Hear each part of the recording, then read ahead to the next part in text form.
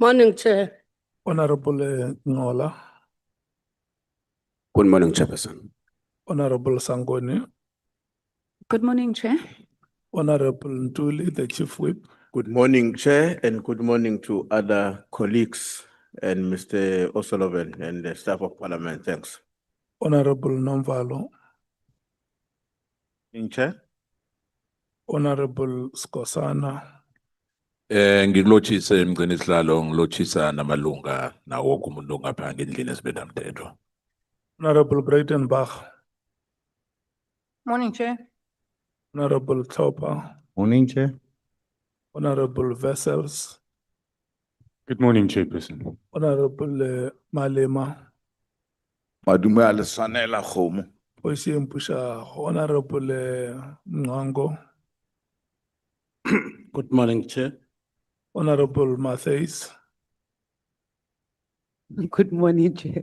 Honorable James, Good morning, Chair. Honorable Pambo, good morning. Thank you very much, Chairperson. Morning, Honorable Mani, Morning, Chair.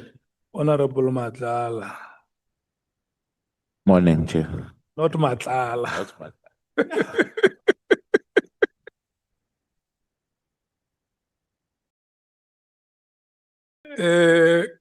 Good morning, Advocate Aronson.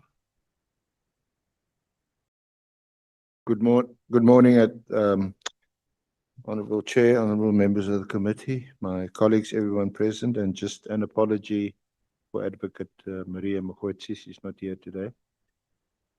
Advocate Mkhize, Good morning, Chair. Good morning, honorable members. Mr. Antilete Jana, good morning.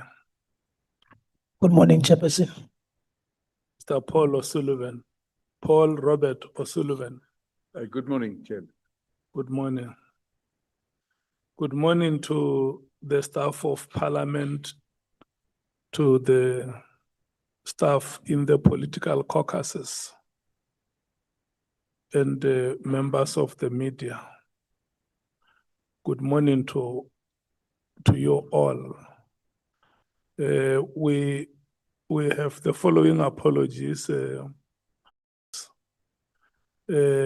Honorable Kola Barnett is going to join us later today. Is that correct, Honorable Breitenbach? Yes, Chair, she'll join as soon as she's able. And Honorable Cameron will be 15 minutes late. Okay. Those are the apologies for. As Honorable- matters stand, Chair, I may need to be excused at around 5:45 tonight, if I can't shift an appointment that I already have. Thank you. Okay. Honorable Skosana.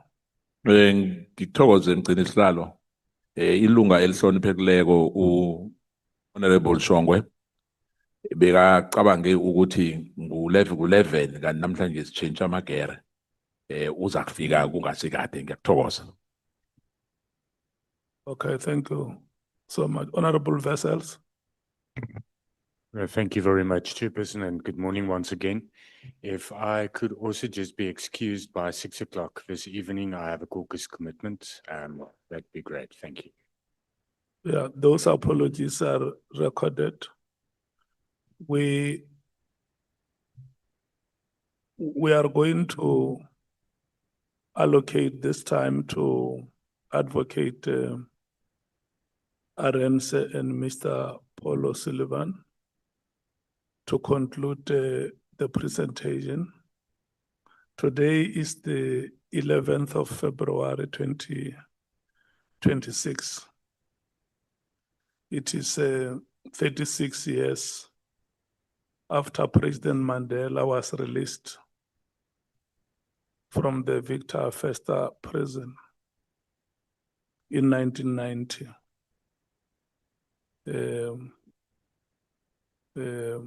Yesterday, I listened to you members when you interacted with Mr. Paul O'Sullivan about the historical context that we have gone through as a country.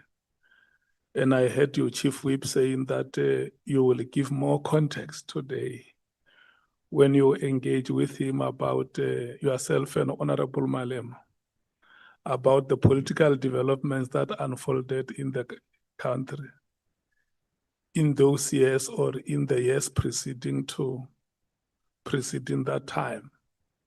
So within that context and in that spirit of building a South Africa that will be good for all of us, I'm going to request your cooperation, all of you.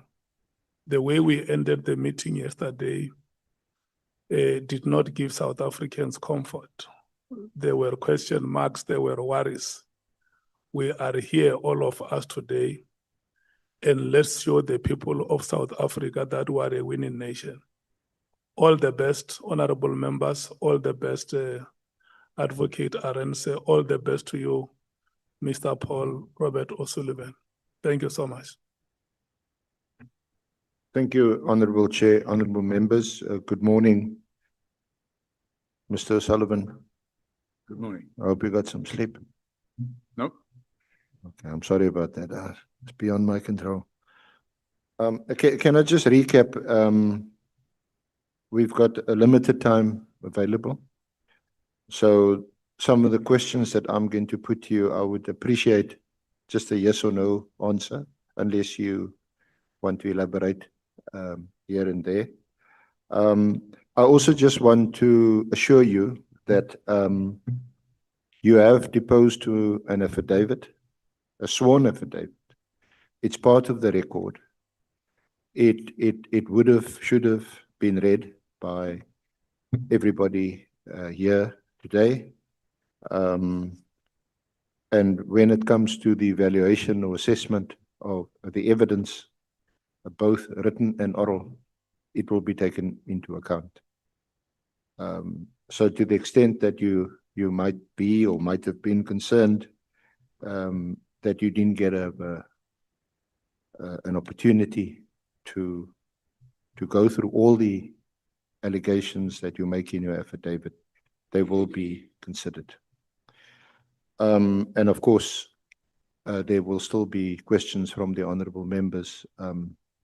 And to the extent that you refer to your affidavit and the annexes, I can't predict that, but you're obviously at liberty to do that. So the topics that we almost certainly won't get through, but there's a whole list, and I'm just referring you and the honorable committee to the index to your statement. There is criminal activity within PKTT, the slush funds, the secret service account, taxpayer-funded trip to Japan for a friend in inverted commas of Khumalo, Mkhwanazi's alleged role in kidnap and torture. Commissioner Masemola is part of the problem, you allege. Allegations of state-sponsored hit squads at work in KZN. You question that adverse effect of Khumalo's conduct on the criminal intelligence, or crime intelligence, sorry. Mkhwanazi's, what you describe as lies to the Commission and Parliament. Mkhwanazi's secret business dealings, outlandish lies you allege by Nkabinde and Pashlani. The criminal syndicate against you, claims of infiltration by you of IPID and other organs of state, some miscellaneous matters. You question or ask the question and you answer the question, who is ultimately to blame for what you describe as mess we are in today, and how can the criminal justice system be fixed? What we want to focus on are really four big topics. General Mkhwanazi's statement on the 6th of July and the aftermath of that, the so-called slush fund, then IPID and SAPS infiltration as alleged, and the spyware grabbers issue, which actually has been addressed by quite a few witnesses. I think the last witness was Brigadier Shlungwani, who was the accounting officer at the time. So perhaps we shouldn't, unless you have anything to add there. So perhaps let me kick off with the for the alleged IPID infiltration and SAPS. Do you know who the current director of IPID is? Executive director, sorry. No, Chairman. Who is the last executive director of IPID that you interacted with? Since 2017, since 2018, I haven't interacted with any executive director of IPID, Chairman. Have you recently, or put another way, when is the last time that you referred any complaints to IPID?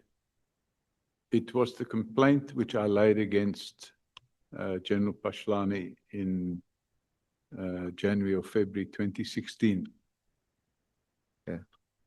And you haven't laid any complaint with IPID since? That's correct. Is it your evidence today under oath that you've had no contact or interaction with IPID since 2016? No, Chairman. I had interactions with them until 2018. Yeah. Now, again, just for the record, you deal with that from paragraph 146 onwards. It's on page 50 through to page 60. Yeah. Correct. And so what's your response shortly of allegations that you have infiltrated IPID? Well, it's a blatant lie. I've not infiltrated IPID. What happened, Chairman, very simply, very shortly, was that I opened the docket against Pashlani in February 2016. For 10 months, IPID flatly refused to investigate that docket. And the reason they flatly refused to investigate it was because IPID was part of the state capture project at that stage. When McBride was reinstated after the Constitutional Court found his suspension unlawful, I immediately had a meeting with him and I said to him, I opened this docket 10 months ago. Nothing has been done about it. We have a corrupt acting commissioner of police. And over the next 2-3 months, we brought IPID up to speed with the investigation that we'd done in the previous 10 months when IPID refused to investigate. And then we left them to get on with it. Yeah. Now, one of the burning issues that has cropped up in our hearings has been the visit by you and members of IPID to the Sable Hills estate, the house of General Pashlani. In what capacity, firstly, did you visit the estate? I think it's a fact you did. I visited the estate first time in February 2016. And I went there to look at a property That's at paragraph 147.1 on page 51. Yeah, I went to look at a property there. And I did that because I had information about the house that had been built. I've been on Google Earth and I had Google Earth history and I downloaded Google Earth history. And that's all contained within my statement, which I gave to IPID in February 2016. And I had the dates of the photographs under each. Okay. But just to get to the point, you visited the estate with some members of IPID. I did that in November 2016 after Robert McBride came back. So under whose direction or authority did you visit the estate with IPID members? So, Chairman, what happened was they asked me to show them what I knew. And I said to them, if you get the building plans, I'll- Who's them? the lead investigator is the late Mandla Mshlangu. Yes, he subsequently was murdered. He was murdered. In fact, they threatened to kill him and me at the same time. And that's in my evidence. Okay, so let's just get back to Sable Estate. So he said, we'd like to meet you at the estate. So we met just down there's like a spa shopping center or something over the street. So we met there, and they had a single cab IPID vehicle. And I said, if we go with this, it means we're going to have to take 2 cars. And I've got a SUV. I said, why don't we go in my SUV and we can all sit in it? Because he wanted me to go and show him the house. And he asked me to go. And he said, you drive the car. I said, no, I'm not the IPID official. You're IPID official. You drive the car. And you show security your badge and whatnot. And then we went in. And then I showed them where the house. So is that what happened? You went in your vehicle?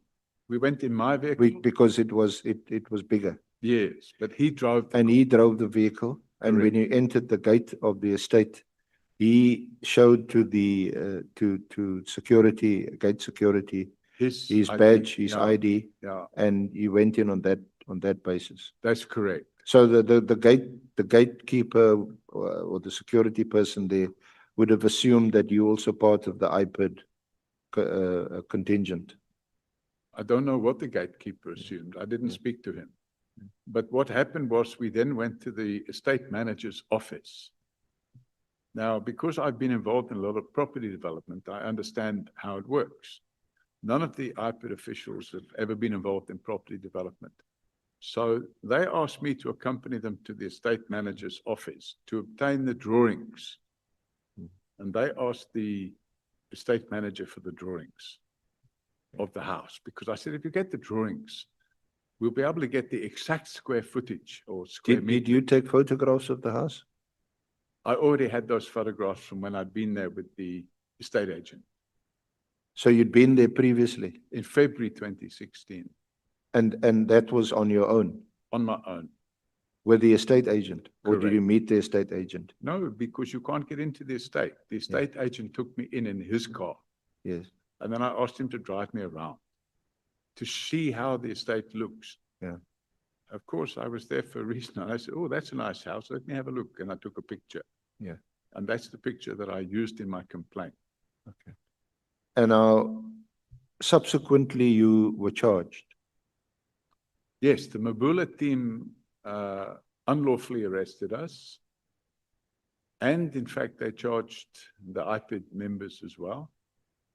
And I think that's very well documented because, in fact, what happened was IPID went to court and obtained a court order to stop the counter investigation being carried out by the Mabula team. And they succeeded. They got an order to that effect.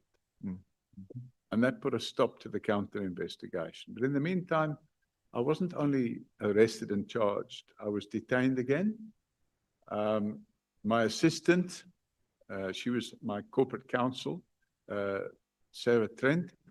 She was arrested and detained for 2 nights in appalling conditions. Yeah. They took her cell phone. One of the members of the Northwest team flew to Israel with her cell phone because she wouldn't give them the PIN code. They flew to Israel with the cell phone and they broke the cell phone open to download the contents of the cell phone, which was all unlawful. How do you know the official flew to Israel? Because they had to prove the contents, how they got the contents of the phone. And they submitted affidavit, what they call a chain of evidence affidavit, in the alleged, you see, when you get... Because we need to close off on this topic. Okay. So when you get a charge sheet, you ask for further particulars, or Correct. your counsel would, Correct. and your counsel would then be entitled Yeah. for the state to demonstrate the chain of evidence, to be Correct. satisfied that it's genuine, authentic, or whatever. And not only that, they submitted the same documentation to the Zondo Commission. Yeah. Because they tried to show the Zondo Commission that they hadn't done So anything did wrong. that document demonstrate that they actually went to Israel? Correct. Who in Israel, or which other organization in Israel why Israel? Because there's a company in Israel which works for Mossad, which is the secret, service Yeah. of Israel. And that company specializes in cracking cell phones.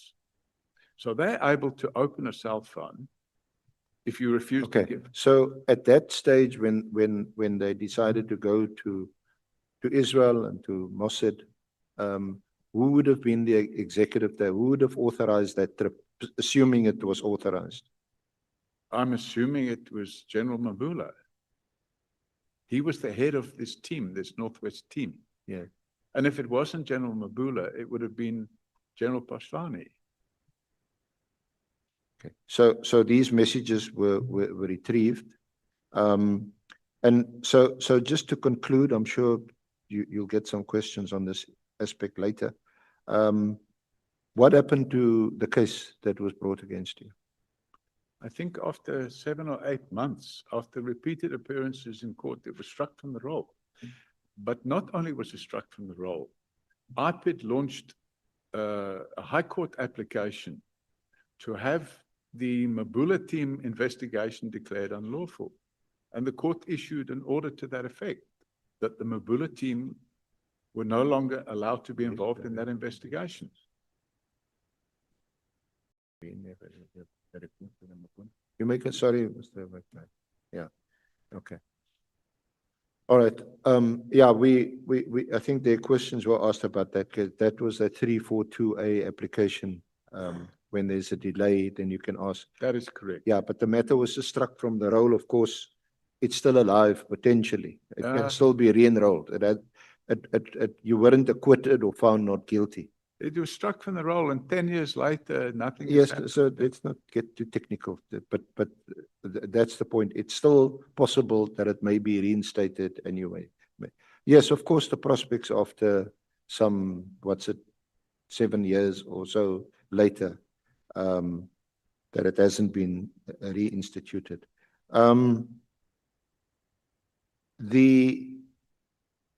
The other aspect relating to IPID I want to raise with you is that 147.9.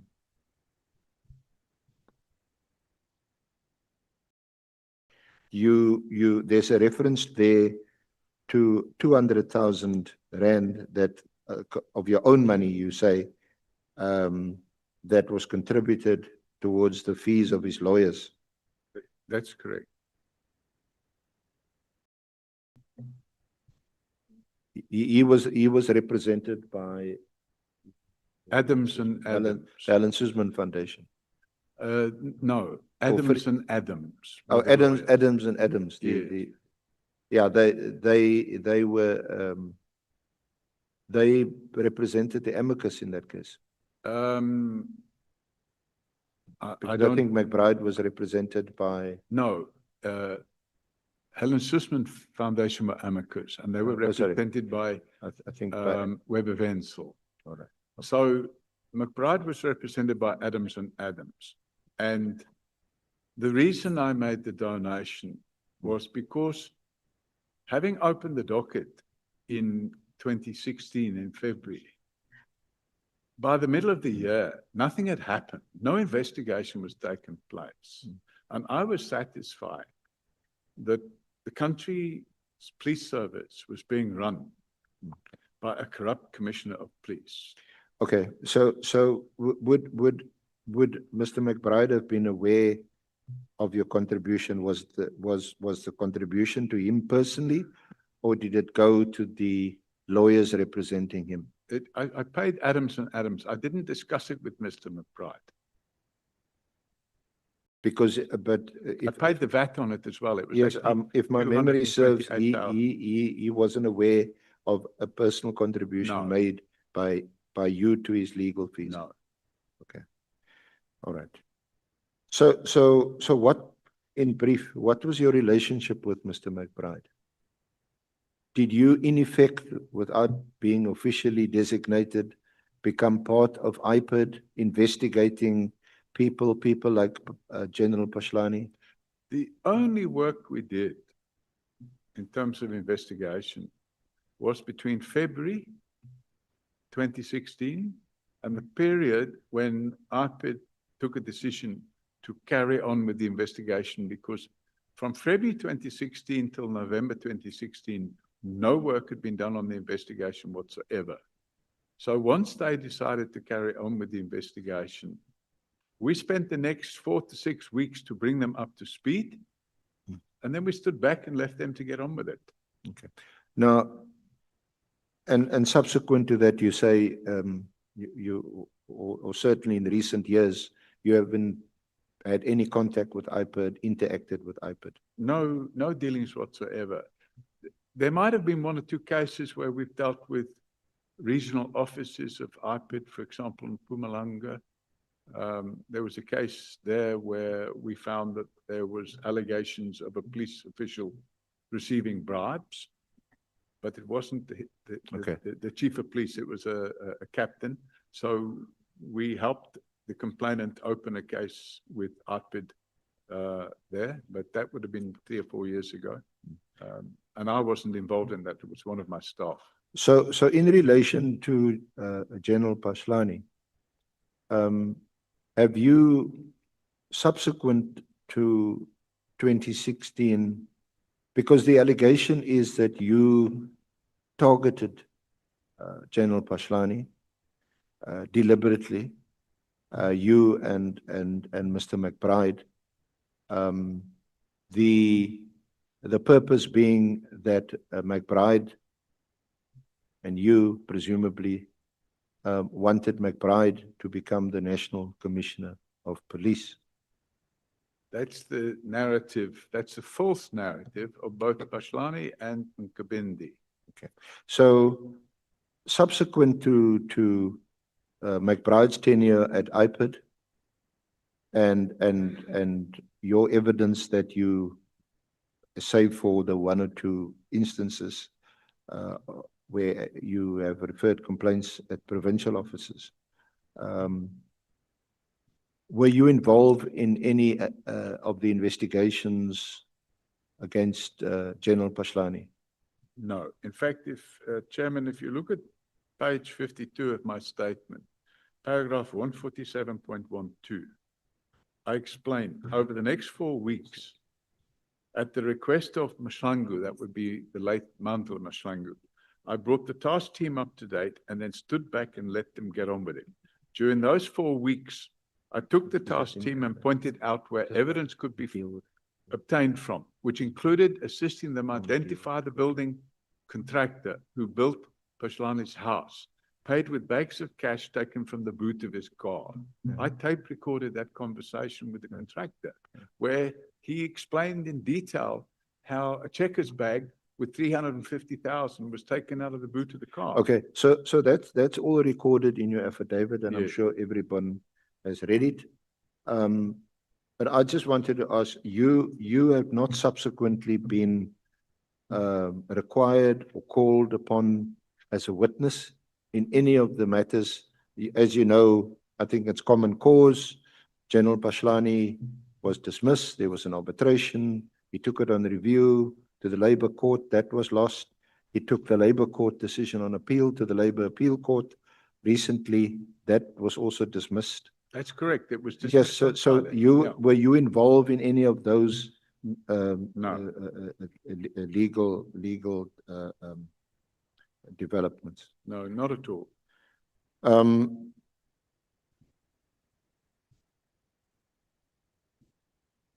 Questions are asked given your as it were appetite to investigate corruption at high levels.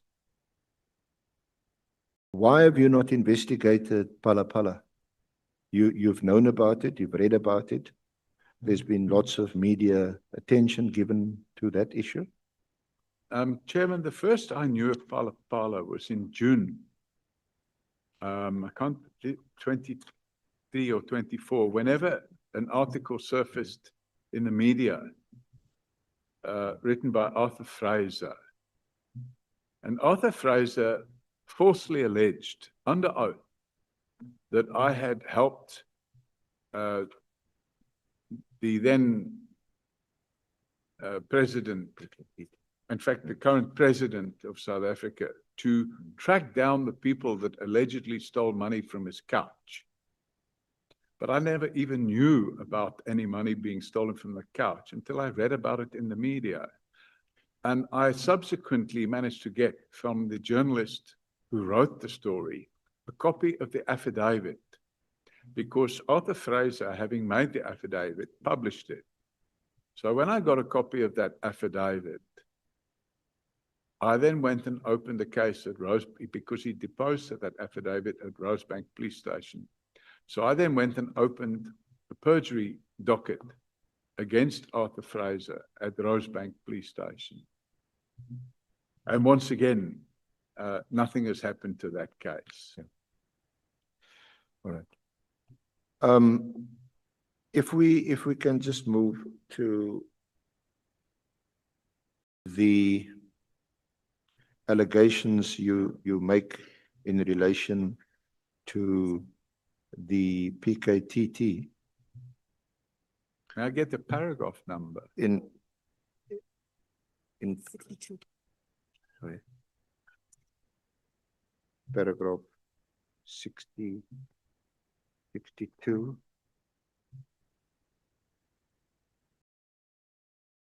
In paragraph 62, you allege, or you say in your affidavit, during his testimony both at Matlanga and at the Ad Hoc Committee of Parliament, Lieutenant General Mkhwanazi remained totally silent about the rampant criminal activity within the PKTT. In that regard, I've been anonymously supplied with the following copies of 4 sworn statements by Sergeant Mkhwana, dated 16 September 2024, Captain, I don't know if it's OOR, dated 30 September 2024, Lieutenant Colonel Khumalo, dated 24 August 2024, and Constable Ndlovu, dated 9 October. And these affidavits are annexed.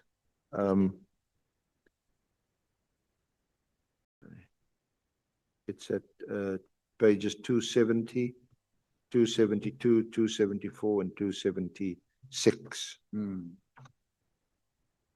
Do you want to highlight, again, it can be taken as read. Do you want to highlight one of those specific affidavits? Well, there's 4 statements there, Chairman. I would say the most compelling statement is the statement of Lieutenant Colonel Khumalo, who admits to having received... Just the page reference? Page 274. 274, okay. Yes. He admits to having received 10,000 rand from a person by the name of Plakis.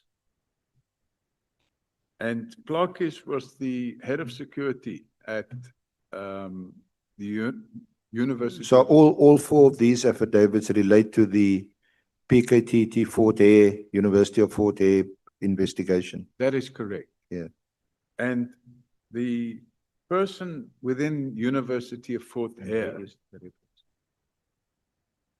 Can continue. The person within University of Fort Hare that the PKTT was liaising with, they had been instructed to liaise with this person, was a person by the name of Plak. And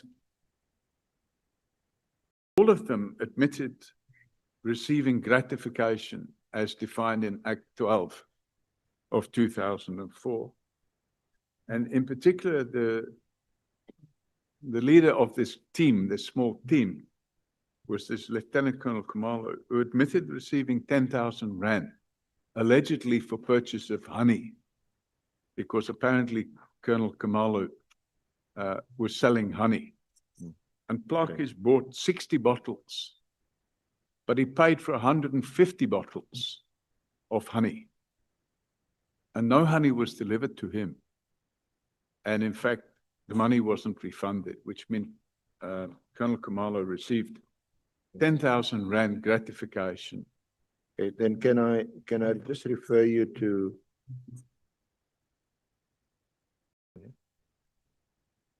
And Plakis was subsequently arrested and charged. He, in fact, was the main suspect. I think that's common knowledge. Can I just refer you to paragraph, it's section J of your affidavit, paragraph 96. Section J, what's Yeah. the page number? It's page 32, allegations of state-sponsored heat squads at work in KZN. And then, Page 32. yeah, you say that that in the week following General Mkhwanazi's media conference, Forensic for Justice were approached by an informer. That's correct. This informer made shocking allegations. As a result, the informer was interviewed over several days and a sworn statement taken from him. To protect the identity of this informer, I've redacted his sworn statement. I've also redacted the transcript of the main interview. You say unredacted versions will be made available to the Commission of Inquiry, and you attach the statement, and it's J638 to 634. So can you go to 638 and 6?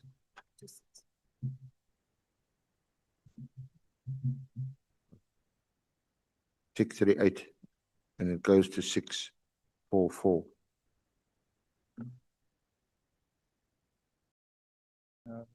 Yes.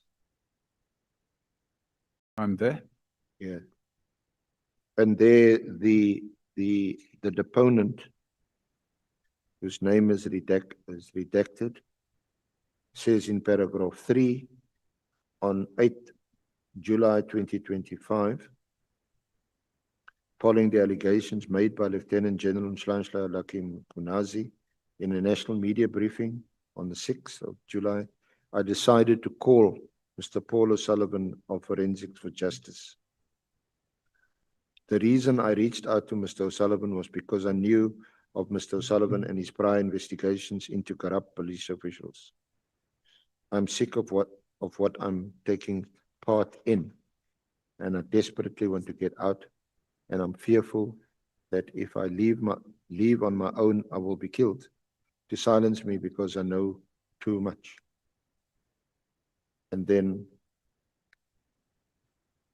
in and around 2019, when I was around the ages deleted, I was approached by a tall black Zulu man who seemed to be in his early 70s, whom I called Baba and Ndlovu, approached me. Ndlovu and Mkhwanazi both reside in Pietermaritzburg. I was informed by Mkhwanazi that Mkhwanazi was looking for a bright young man whom he could train to be what was referred to as an arm of the police service. I understood this to mean that we would be trained to support services to the police. Paragraph 6, I, along with at least 40 other young black males, took part in rigorous training for approximately 7 months. We were told that we would not be paid for our time while training, but we were guaranteed work when the training was over. Paragraph 8, when the training was over, we were all given 50,000 Rand in cash by Mr. Mtetwa and told to return home and await further instructions. A week or two after being back home, I received a phone call from Mtetwa. He told me to collect a package. Upon my arrival, I would meet some man. I never knew his name, but he knew who I was and what I looked like, and he handed me a further 50,000 Rand cash, which was held together by an elastic band. A few weeks later, I received another 20,000 Rand in cash in the same manner. In total, I received after the training was therefore 120,000 rand. Paragraph 9. In and around the end of 2019, early 2020, there was civil unrest in KwaDukuza, KZN, and I received a phone call from Tetwa telling me to go to the same meeting spot. I was collected by prior arrangement by bus, and the driver was the same man who would hand me the cash every time. We were transported to a meeting spot near the Rainbow Chicken Farm in Hammersdale. By the time of our arrival, there were about 19 or 20 of us in the bus. We were all given suit bags with our names on it, with blue SAPS uniform inside them. The SAPS uniform didn't have any ranks on them and nor our names on the pocket, but they look exactly like blue SAPS uniforms. Later on, and in our time with the task team, our SAPS uniforms were given rank badges. None of us were actual police officers or SAPS members. Paragraph 10, the first mission in KwaDukuza was crowd control mission, where we were told to fire rubber bullets at a crowd of people that were protesting. Then I skip a few lines. It was made clear to me and the other members of the task team, our main purpose, according to Mkhwanazi, was to, quote, clean the streets, unquote. I later realized this meant we would be killing criminals instead of arresting them. Paragraph 11, in about mid-2022, there was a mission which I referred to as the West Boys drug bust. We were told that we would be required to do a quote-unquote drug bust. And when we arrived at the location, the so-called drug lab in Umlazi, a shootout ensued between us, who was described by him as an extrajudicial task team, real legitimate police officers, and the suspects. It ended with at least 15 suspects being shot dead. Many times during our missions, no arrests were ever made of any suspects, and a lot of the time the suspect or civilians were shot in the back as if they were running away. We would often, quote unquote, shoot to kill. The next mission in paragraph 12, I'll speak about in around August 2024 in section 8, Umlazi. We were told by Mtetwa there was an abandoned house in section 8, Umlazi, where people were using the abandoned house for a drug syndicate and we needed to get rid of them. I understood this to mean they were dangerous and we needed to eliminate them. When we arrived, we split into two groups and went in kicking the doors front and back and immediately shot everyone inside. Paragraph 13, when we noticed that 6 teenagers had been shot and killed, we knew there would be trouble. Ndlovu phoned Mkhwanazi to come to the scene. Just before Mkhwanazi came to the scene, we were told by Ndlovu that some of us had to leave, and 9mm weapons with dead teenagers and some weapons were left next to their bodies. So it could be said that these kids shot at us. This is the second mission where kids were fatally shot, yet they were unarmed. And Mkhwanazi planted evidence or had evidence planted to cover up what had actually happened. I was not involved in the first incidents. It must have been one of the other groups. I also wish to mention that Mkhwanazi always arrived at these missions with other police officers to basically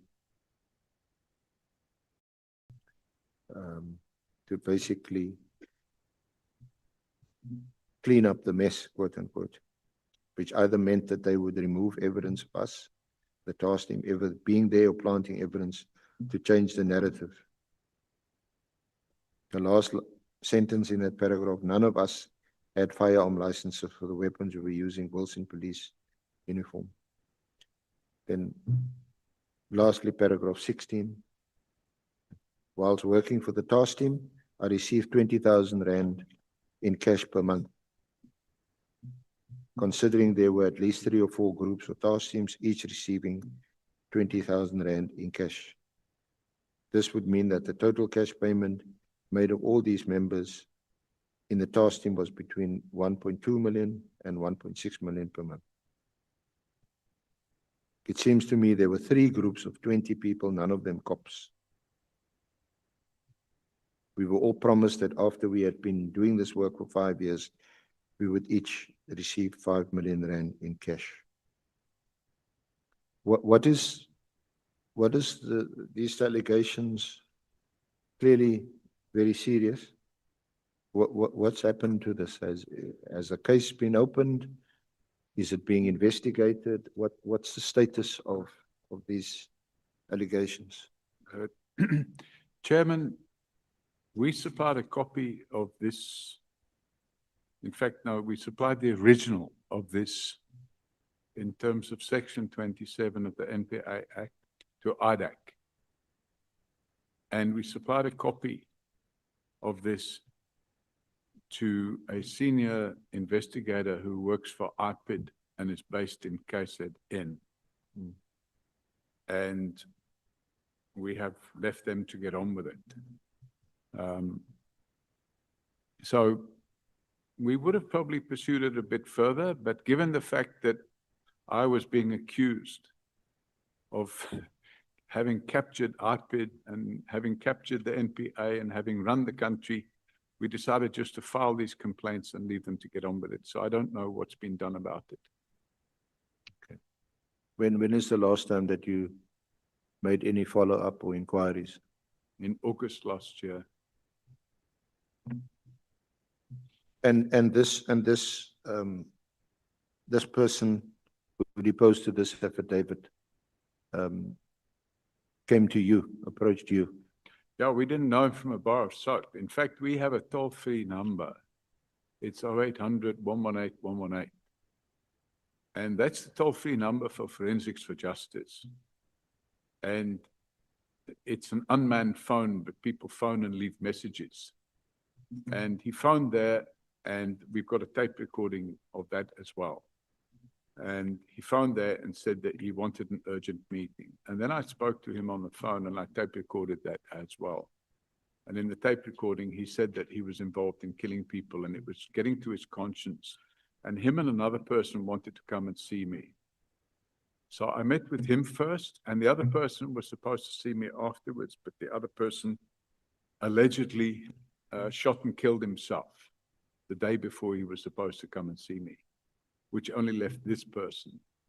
So that's why I've redacted everything that can be used to identify his name. Do you know where this person is or what the whereabouts, given? Yes, we that- do. And we've passed that information on. So unredacted version of this is with IDAC, the original of it.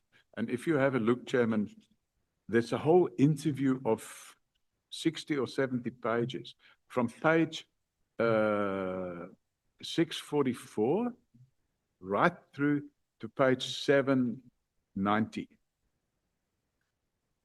is the transcript. It's a redacted transcript because some of the things he says in there clearly of your interview. Yes, and it was like a 4-hour interview over a long period of time. I think we stopped and then we carried on again. And who was with you when you conducted the interview? The person that was with me, that name has been redacted. One of my staff from Forensics for Justice and a person who I call Peter Piper, because I wanted somebody that wasn't involved with Forensics for Justice to be present. Okay. So I just call that person Peter Piper, but that's not his real name.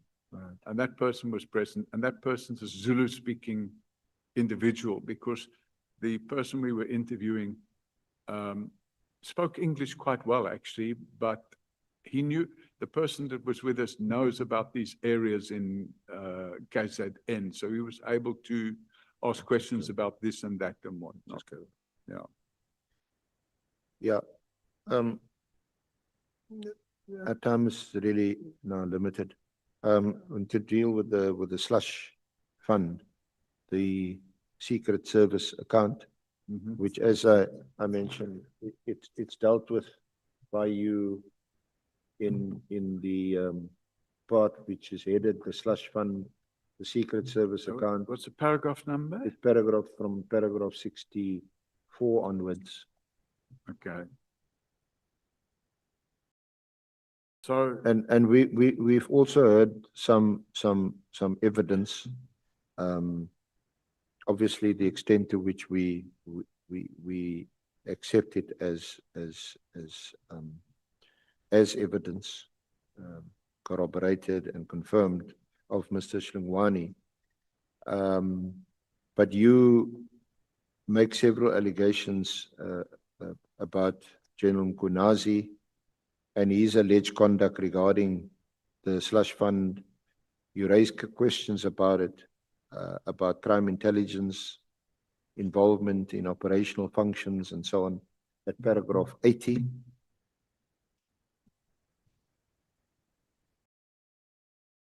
yeah. So, Chairman, during its testimony at the Madlanga Commission and at this ad hoc committee, General Mkhwanazi repeatedly talked about informers that were supplying him with information. Now, it's not the function of somebody that doesn't have security clearance to manage informers. And General Mkhwanazi had no security clearance. Plus, he wasn't working in crime intelligence. It's a function of crime intelligence to manage informers. And that is the purpose of the slush fund. The slush fund, actually, its real name is the Secret Service account. And that money is supposed to be used to pay the informers to get information pertaining to criminal activity. And then if the information is good and it results in arrests, the informers get paid. Now, what I couldn't understand is how General Mkhwanazi was able to claim at the Madlanga Commission and in Parliament that he was managing informers. And I have made the suggestion at paragraph 81, Chairman, that if the committee wants to get to the bottom of the root of all evil in the police, it needs to start with the slush fund.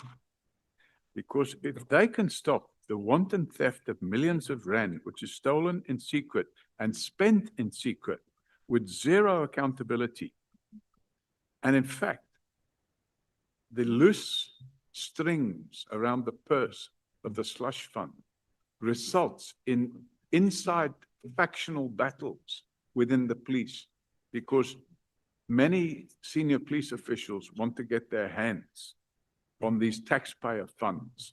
And it's a fact of life that in 2012-2013 financial year, the slush fund budget was 98 million rand a year. In the 13 years since then, it's grown to 600 million rand a year, which is a 500% increase. During the same period, Chairman, we've had inflation of 113%. So we have not seen a concomitant drop in serious crime. In fact, we've seen the opposite. We've seen crime increase in the last 13 years.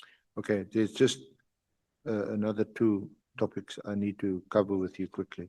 The one is the now infamous, notorious braai that you had at what used to be Kretsch's house. What was that gathering? Did you conspire there? Who was there? Did you conspire there to do anything? To frame anyone? No, Chairman, I was anyone? in fact flying overseas. I was flying to Vienna on the night of that braai. And it was the end of the year. The people that are stated to be at the braai by Nkabindi and General Mokateri. So Cedric Nkabindi was not invited to the braai, but he turned up. The persons that were invited to the braai, and it was just an informal braai of 2 hours, was Robert McBride, General Sabir, who by that stage was no longer in the police. He was, I think, working for the Johannesburg City Council. And there were some of my staff there. And the late Mandla Mashlangu was there, and there was a journalist there, but the journalist was there to talk about a new book that she'd just published about Radovan Krejcir. And that's why we decided to have the braai at Radovan Krejcir's house, because she was launching the book that she'd written about Radovan Krejcir. And I asked the person who owned the house if we could have a braai there, and that's what we did. And what did you discuss? Was it just an end of year braai? Was it just a social gathering, or did you meet for any particular purpose? It was a 2-hour social gathering, and I was quite surprised to see the number of people that turned up, because from IPID there were probably 6 or 7. I invited Mandla Mashlangu, the late Mandla Mashlangu, and I invited Robert McBride. I invited Matthew Sissoko, but he didn't come. And there were 1 or 2 others, but I can't remember their names now, plus Cedric and Kabindi. And actually, if things that happened afterwards hadn't have happened, I wouldn't have even remembered Cedric and Kabindi's name. He alleged that there were people there from AfriForum and the DA. There were nobody there from AfriForum, and there were nobody there from the DA. So all these things were fabricated. He also alleged... Any journalists there? Angelique Serrao. She made a book about, or she published a book then, that same week, about Radovan Krejcir. So, and she gave everybody a copy of the book. So that was now your house. You bought it from Krejcir. No, it wasn't my house. Is it Krejcir's house? No, it was never Radovan Krejcir's house. So I don't really know. Okay. Well, you know, there's a whole fabrication that was Radovan Krejcir's house. It was never Radovan Krejcir's house. The house in question is owned by a company, and the owner of that company, I asked him, can we use the house? Radovan Krejcir used to live there. Oh, I see. Okay. Now,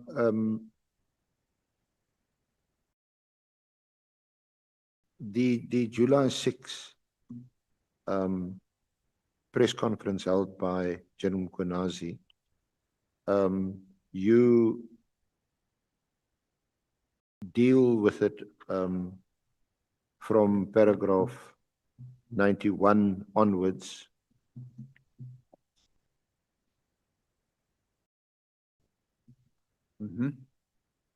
Paragraph 91, on 1 July 2025, following the arrest and appearance in court, where 5 generals and 2 brigadiers, all from crime intelligence, based on complaints laid by myself and others pertaining to nepotistic corruption within crime intelligence, I caused my attorney to write a letter of demand to General Masemola demanding the suspension of these 7 crime intelligence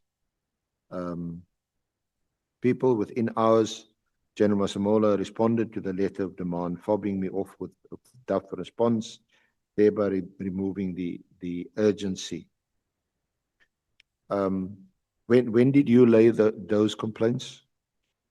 Chairman, I met with the Office for the Inspector General of Intelligence in January of 2025.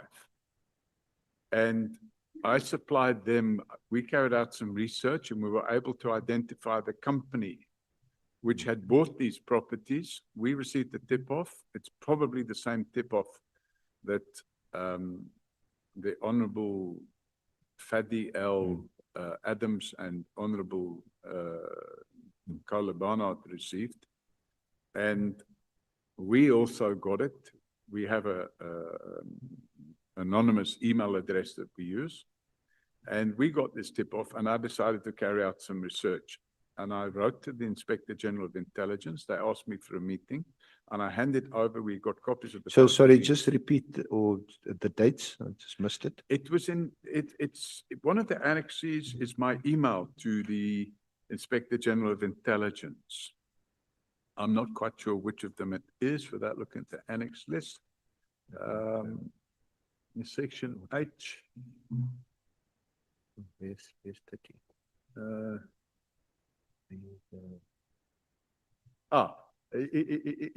It's page 294. So 294 of my submission is the email that I sent to the Inspector General of Intelligence. This was after the meeting, summarizing. And what's the date of that? No. The email is the 16th of February, 2025, but we had the meeting in January. And he asked me to do further research, which I did, and I supplied him with that information. I then sent him an email on the 16th of February. He wrote back on the 3rd of March, and he said, "Thank you for this valuable information. We will be in KZN from 10 to 11th of March, 2025. And after that, I had no further interaction with him, but I supplied him with all that information. And the most critical point that we discovered was the fact that the properties were purchased at the full asking price. In fact, they paid more than the asking price. Okay. So if I can just move on from there, just back to the braai quickly. The person who was there from City of Johannesburg had also mentioned to you the procurement of spyware. Never. No? Never. By Sabia? I never had any discussion with him. I don't have the ability to procure spyware, whatever. No, I'm spyware not is. saying, I'm not putting that to you. I'm saying it had been mentioned to you. No. No, okay. What was your relationship, if any, with Sabia? My relationship with Sabia first came about in respect of Radovan Krejcir, who's a Czech fugitive. He was wanted in the Czech Republic. He was living here unlawfully. He entered the country on fake passports and he should have been deported, but he managed to play the game and stay here. And unfortunately. So when was that, when was your last interaction with General Sabia? So General Sabia then got dismissed from the DPCI. He took it to the Labour Court and he was later reinstated. And after he was reinstated, he became the Deputy National Commissioner, Detective Services. After he became Deputy National Commissioner, Detective Services, we probably had 4 or 5 meetings with him, maybe 6, to hand him copies of dockets which we had opened relating to corrupt police officials and corrupt prosecutors. And he then handed that to subordinates of his, and we then worked with those people, and those police officials were arrested, and so were the prosecutors, and they're currently on trial. And when last was that? That would have been 24, 25. And subsequently, have you had any contact with General Sabia? I have had contact with him, because when this media release took place of General Mkhwanazi on 6th of July in last year, he made allegations about Shadrach Sabia. So I phoned him and I said, "Listen, what's going on there? Yeah. Are you involved in all this? What's going on?" Of course, he denied everything. And I said to him, "Well, I hope you've got your version of events to put forward." And he assured me that he would be putting his events forward. It's been alleged that I'm his friend. I want to just place it on record that I don't know where he lives. I've never been to his house. I've never been to a restaurant for a meal with him. I've never had any dealings. The only time we ever had a meal together was the braai at the house in Bedford View in December 2016. I've had no other interactions with him other than work-related.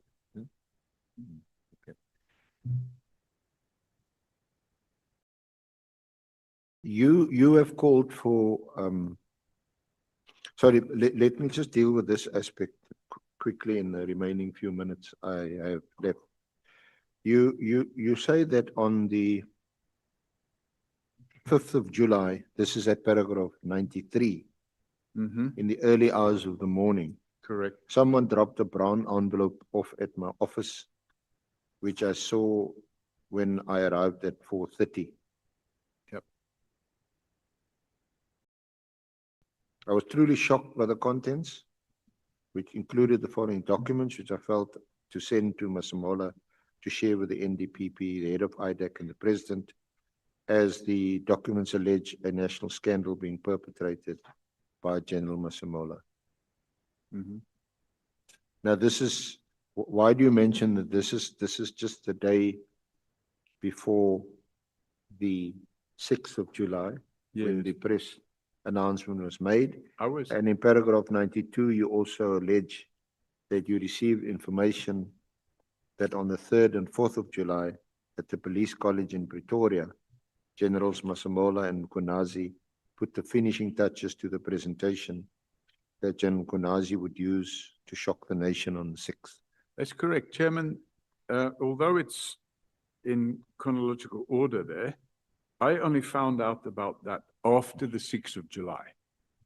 Because after the media conference of General Mkhwanazi, some of the journalists there, he apparently did a presentation on PowerPoint. And some of the journalists there said, "That's a nice presentation. Can we get a copy of it, please?" So he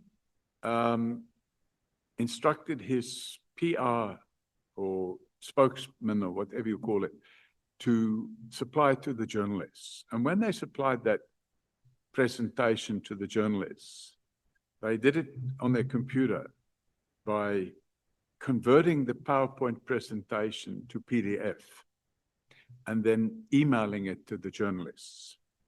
And one of the journalists, because I didn't know about this 6th of July conference until it actually happened. And one of the journalists phoned me and said, "This and this conference took place, blah, blah, blah, blah, blah. What can you comment?" I said, "Well, I haven't seen it. Can you send me something?" And he sent me this presentation.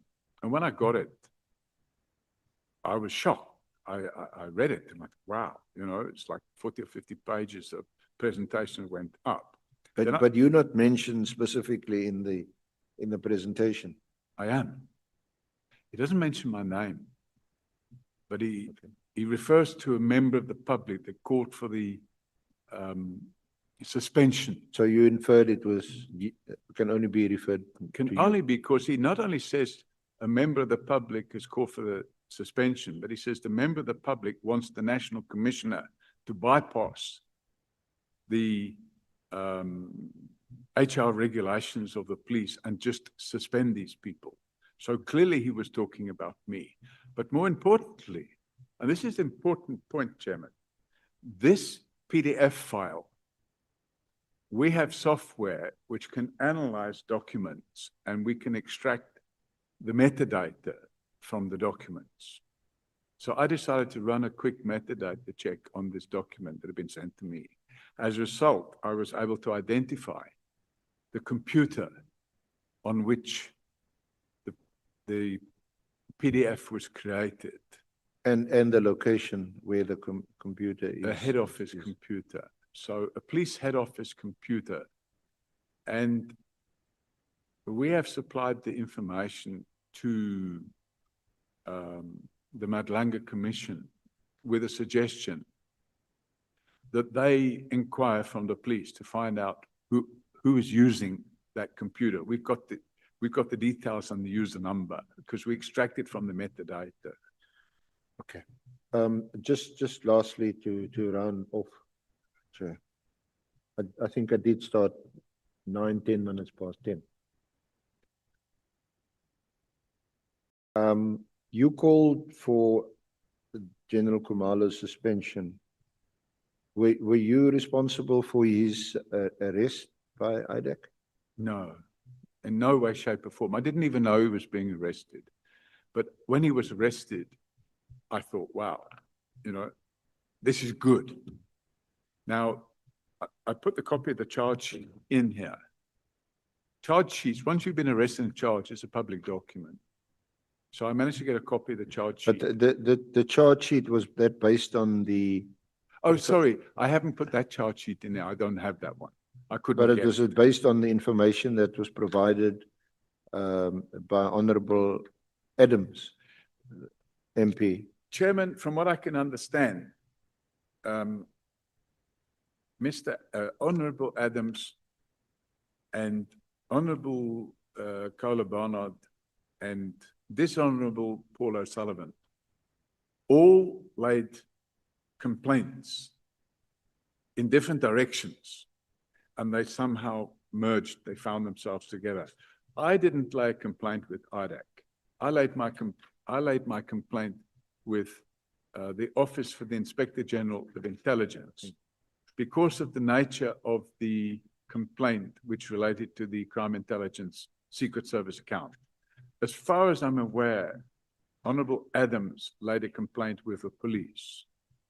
So I think these complaints all ended up with IDAC. And IDAC obviously investigated and chose to make the arrest, but I wasn't involved in any way, shape or form. Thank you. Thank you, Honorable Chair. Perhaps I'll get another opportunity at the end. Maybe my colleague can use that opportunity. Thank you, Mr. Sullivan. Did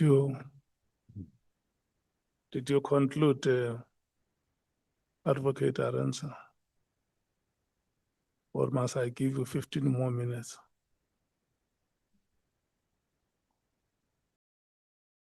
Chair, I've obviously preferred more time. A lot of time, to be fair, was also taken up yesterday. Various points, a number of them valid, but didn't form part of the leading of evidence. But we interacted on it, so quite a few hours was spent on that, and would have preferred more time. But in the short time available, we've covered some of the topics that we wanted to cover. Yeah. Thank you. I can give you until 2:30 to raise any other important matter which you feel must be brought to our attention.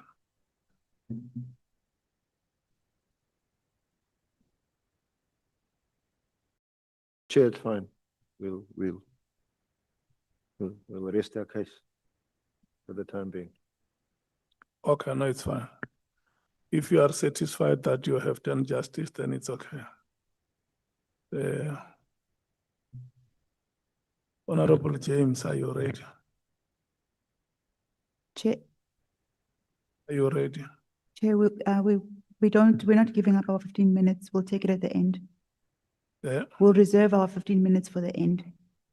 okay. Okay, thank you.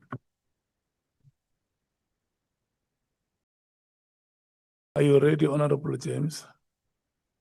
I think so. Yes, Chair. Yeah. I'm allocating 15 minutes to alternates. And then 40 minutes to full members.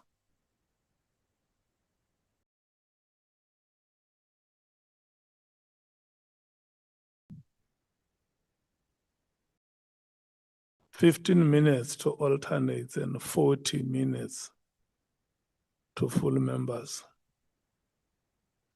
We don't have to discuss Honorable Sokanyile. We have gone past the debate of what an alternate is.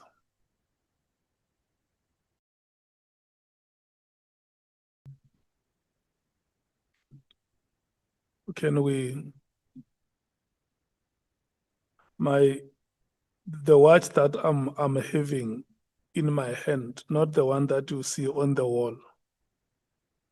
The one that I have now says is 14 minutes past 11. So it means exactly at 29 minutes past 11, your time would have ended, and the next speaker is Sokanyile. 29 minutes past 11. Your microphone must be on. Don't look at the chair, look at your microphone. Yes. Your time starts now, Honorable James. Thank you, Chair. Goeiemorgen, meneer O'Sullivan. As jy Goeiemorgen. okay vandag, ek het gesien jy het bietjie gestretch nou. Is jou rug alright? Ja, ek is lekker. Okay. Baie dankie vir jou testimonie wat jy voor ons gebring het gister.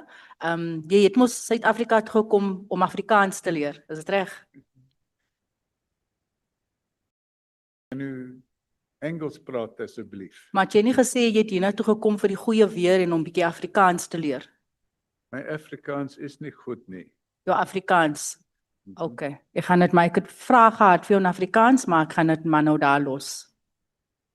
Ons wil net getoets het of jy wel hier gekom het vir die Afrikaans, soos jy ons gesê het gister. So dis duidelik, jy kan nog steeds die Afrikaans praat. Wat sê jy? Okay, dankie. Chair, if you can hear the Africans, at least let's hear the witness responding. He is too far from the mic. May you please get We're, closer, we're forgiven that part of not knowing African. may you please get closer to the microphone and respond in Afrikaans. Perhaps on. we can speak Irish. So that's a minute of my time added. Mr. Paul O'Sullivan, you said yesterday that you came to South Africa because of the good weather and you wanted to learn Afrikaans. We've just proven that you haven't learned any Afrikaans. So, with all due respect, I could at one stage speak Afrikaans fluently. Uh-huh. But the year before last, there was an attempt to murder me. Yeah. And that attempt resulted in a brain injury. Okay. And I have photographs which I can show to demonstrate that, in fact, I was nearly killed. I had a Sorry to hear. broken neck Thank you so much. and a sir. fractured skull. Thank you very much. I want to move to a very important topic and you start with it and I want to fully agree. And in such cases, we need to track the money because where there's money, there's chaos. You mentioned that the slush fund, Secret Service fund, root of all evil, cause of our unhappiness and why we find ourselves here today. Am I correct? No, I didn't say it's why we find ourselves here today. You said it's the root of all evil. Yes, that's correct. That's correct. Let's stay there. I want to turn to crime intelligence slush fund, right? It is also known as the C fund. And in your affidavit, you refer to it as the Secret Service account, right? On paragraph 2265, you state that theft and abuse of this fund have been prevalent for 20 years. Is that Yes, correct? That's Okay. correct. Are you therefore saying since 2006, the slush fund has operated as a vehicle for corruption and theft financed by South African taxpayers? Well, the slush fund is taxpayers' fund. Thank you. Also on page 23, paragraph 66, you identify the extreme secrecy that surrounds and governs the slush fund as one of the fund's primary weaknesses. That correct? You're saying the What secrecy, page number, sorry? page 23, paragraph 66. Correct. You yes. identify the extreme secrecy that surrounds and governs this fund as one of the fund's primary weaknesses. Correct? Which paragraph is that? 66. Yes, sorry, that's on the previous page, 22. Is it your testimony that this veil of secrecy has enabled and encouraged ongoing abuse of the slush fund for illegal activities? Without a doubt. Without a doubt, right? On page 25, you describe the slush fund as a manna from heaven for criminals. Please explain what is meant by this phrase. Manna from heaven. Yeah, It means a gift. a gift. Yes. Okay. You've also repeatedly stated that, you know, you've done a lot of work, a lot of goodwill for South Africa, and you've never really benefited from any of it, That's correct. right? You have stated that you have not received any payments, not rewards or gratification for the so-called forensic work you undertook on page, this you mentioned on page 64, paragraph 175 of your affidavit. Correct?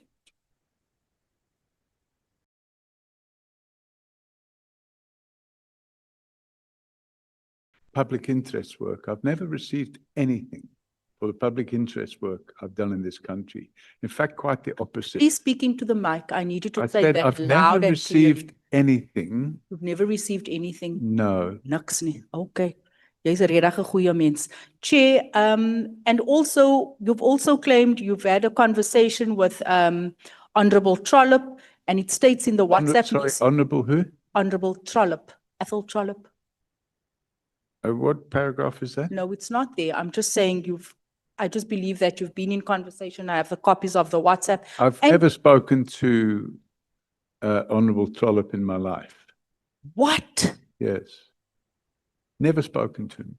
I sent him WhatsApp messages, Yes. but I've never spoken to him in my life. Never.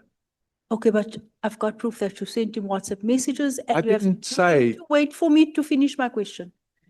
And in your WhatsApp messages there, you've also said that you've never received any funds or gratification. correct. Okay.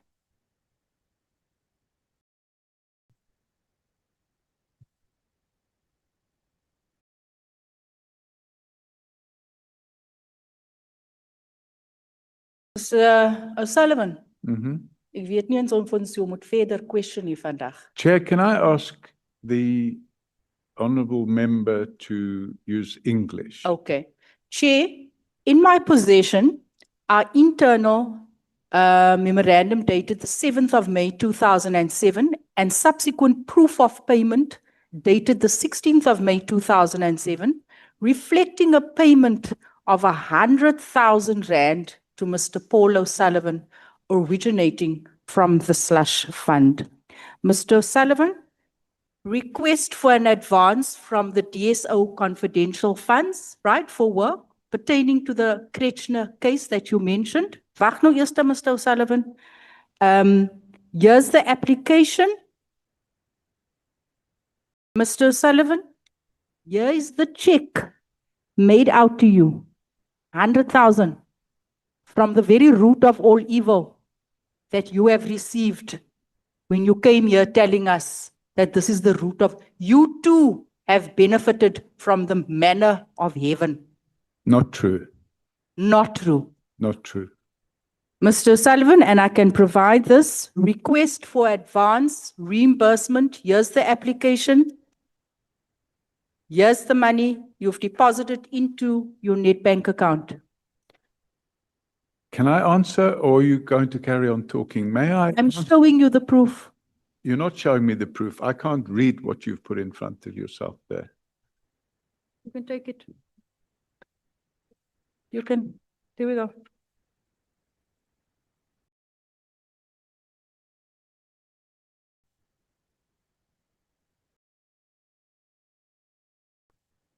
Then you also make copies for honorable members too.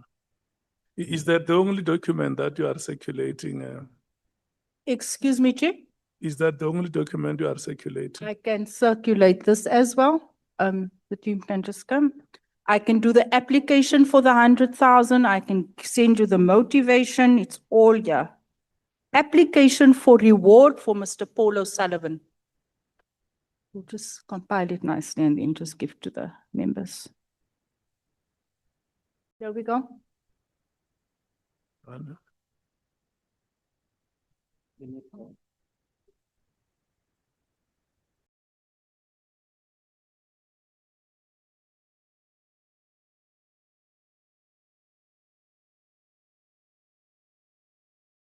Chair, this is taking up my time. I think, and my time is almost up. Yeah, you should have arranged with Bonani before the meeting. Yeah, I should have arranged with him. But nevertheless, I want to conclude that you have repeatedly stated that you did not receive any money, Mr. Paul O'Sullivan.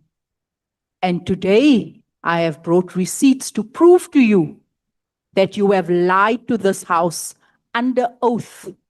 And because you have lied to this house under oath, and we do have the evidence, as Action SA, after this meeting, we will be opening up and laying criminal charges against you. I leave it at that. Thank you, Chair. Sorry, Chair, am I allowed to respond, or am I just going to sit here and listen to the lies being peddled by the honourable member. It's me. Listen to me. She has raised matters with you, and she has also given you what she says is proof. So now, like we promised you yesterday, now it's your time to speak to the document that she has put before you, Thank you, Chairman. and any other answer that you may want to give from what she has said. Thank you, Chairman. So, this payment of 100,000 rand did not come from the Crime Intelligence Slush Fund. It came from the DSO's C Fund. And it's not in 2007. It was in 2006. And it was a refund for monies that I spent. Sorry, Chairman, if I have to sit here and have somebody making body language faces at me while I'm giving an explanation, I will then have to turn and look at you and not the honourable member. You only spent 22,500. It's on the application form. Chairman, You said you did not receive any funds ever. Honorable James, may we please allow the witness, give him chance to respond to your questions. thank you, Chairman. It's a refund of expenses I've incurred at the request of the DSO, which was then called the Scorpions, for two things.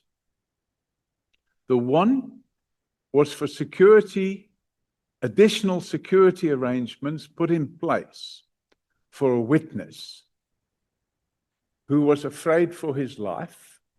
And this is in connection with the Scorpions investigation, the DSO, carried out in respect of the late Jackie Salebi. And they agreed to refund me the monies I spent, which also included the use of my aircraft. And they, not me, they chose to refund it in this format. And in fact, the amount of money I spent was in excess of R500,000, of which they contributed 100,000 rand. And it wasn't paid from the Crime Intelligence Slush Fund. It was paid from the NPA account. So the honourable member is wrong when she says that I lied when I denied receiving monies from the slush fund. Yeah, I don't want you or any other member to use the word lies or wrong. We can choose to use the word inaccurate. Maybe before, still on this question, the reimbursements that you received, was there a prior agreement before was there a prior agreement between yourself and the DSO that you were going to investigate, or this is going to be the role? Chairman, I have my own aircraft. If you asked me a question. If you can allow me to Okay, continue. sorry, I thought you finished. The thing is, I speak very slow so that you get every word that I want to say. Any prior agreement that we are now going to start investigations on the affairs of Mr. Salebi or the alleged corruption against Mr. Salebi. We are the DSO. This is the capacity we have. These are our limitations. We are now going to source external services from Mr. Paul O'Sullivan. This is how far he can go, and this is how much we will pay him after the work has been done. Was there that kind of an agreement? The agreement, it was an oral agreement, Chairman, and the agreement was that they would assist with the expenses I was incurring And it wasn't just in respect of Jackie Celebi. I don't know what the project was about, but they had a drug project that they were busy with, where they were tracking people that were transporting drugs. And I took 2 members of the DSO in my plane. I supplied a radio to members of the DSO in cars on the ground, and we flew over and we watched and followed a car going from different places to different places. And I wasn't involved in that project. I just allowed them to use my plane. Who were those 2 members that were in your craft? The one was Advocate Gerinel. I don't remember the name of the other person because I didn't know it. But he came with Advocate Gerinel. Okay. And then you say that the agreement was oral. Oral agreement. They needed my urgent assistance. And in addition to that, Chairman, there was an attempt to murder one of the witnesses in the Jackie Celebi matter. And who was the person who approved these payments that were made to you? I am assuming it was Advocate Gerinel. I don't know who approved it. Honorable James, yeah, okay. Chair, Mr. Sullivan, in your testimony, you have said that you have never received any funds, no reimbursement, nothing. Dololo. Haven't said That's I've what you received said, reimbursement. paragraph 175. It's there, Chairman, right? You said that you have never received.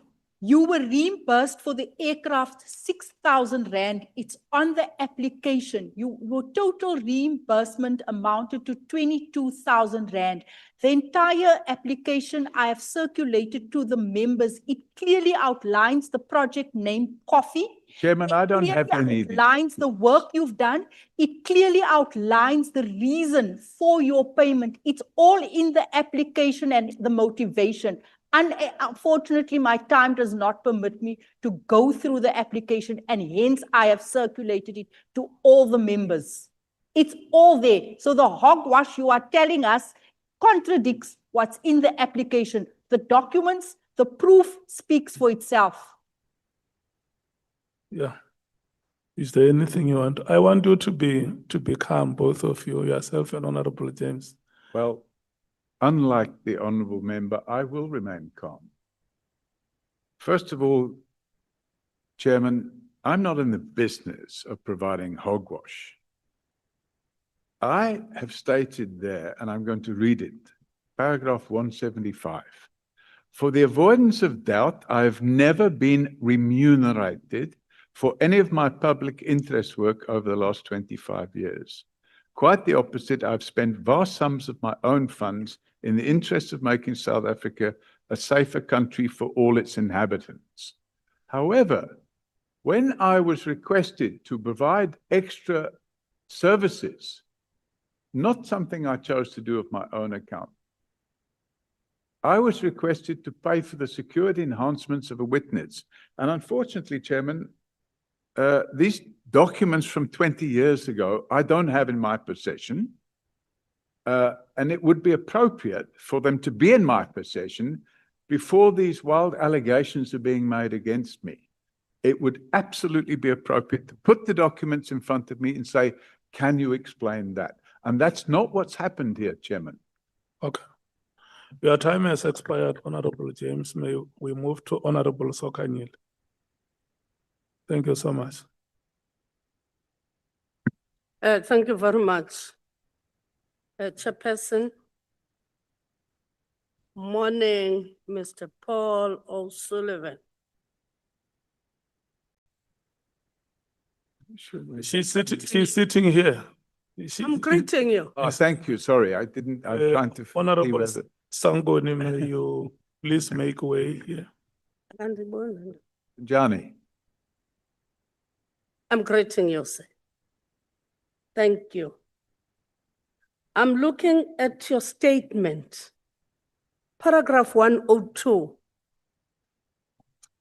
You are talking about monies that were intended for CIG informants that were removed from the system, and you are accusing General Khumalo that they were removed during his time.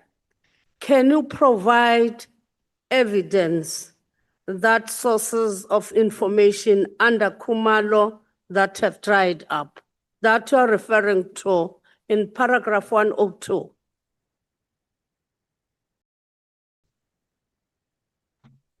Can you be quick, because 15 minutes of my Chairman, time will go. I'm looking for the reference to the document. It's K 810, 811, and 821.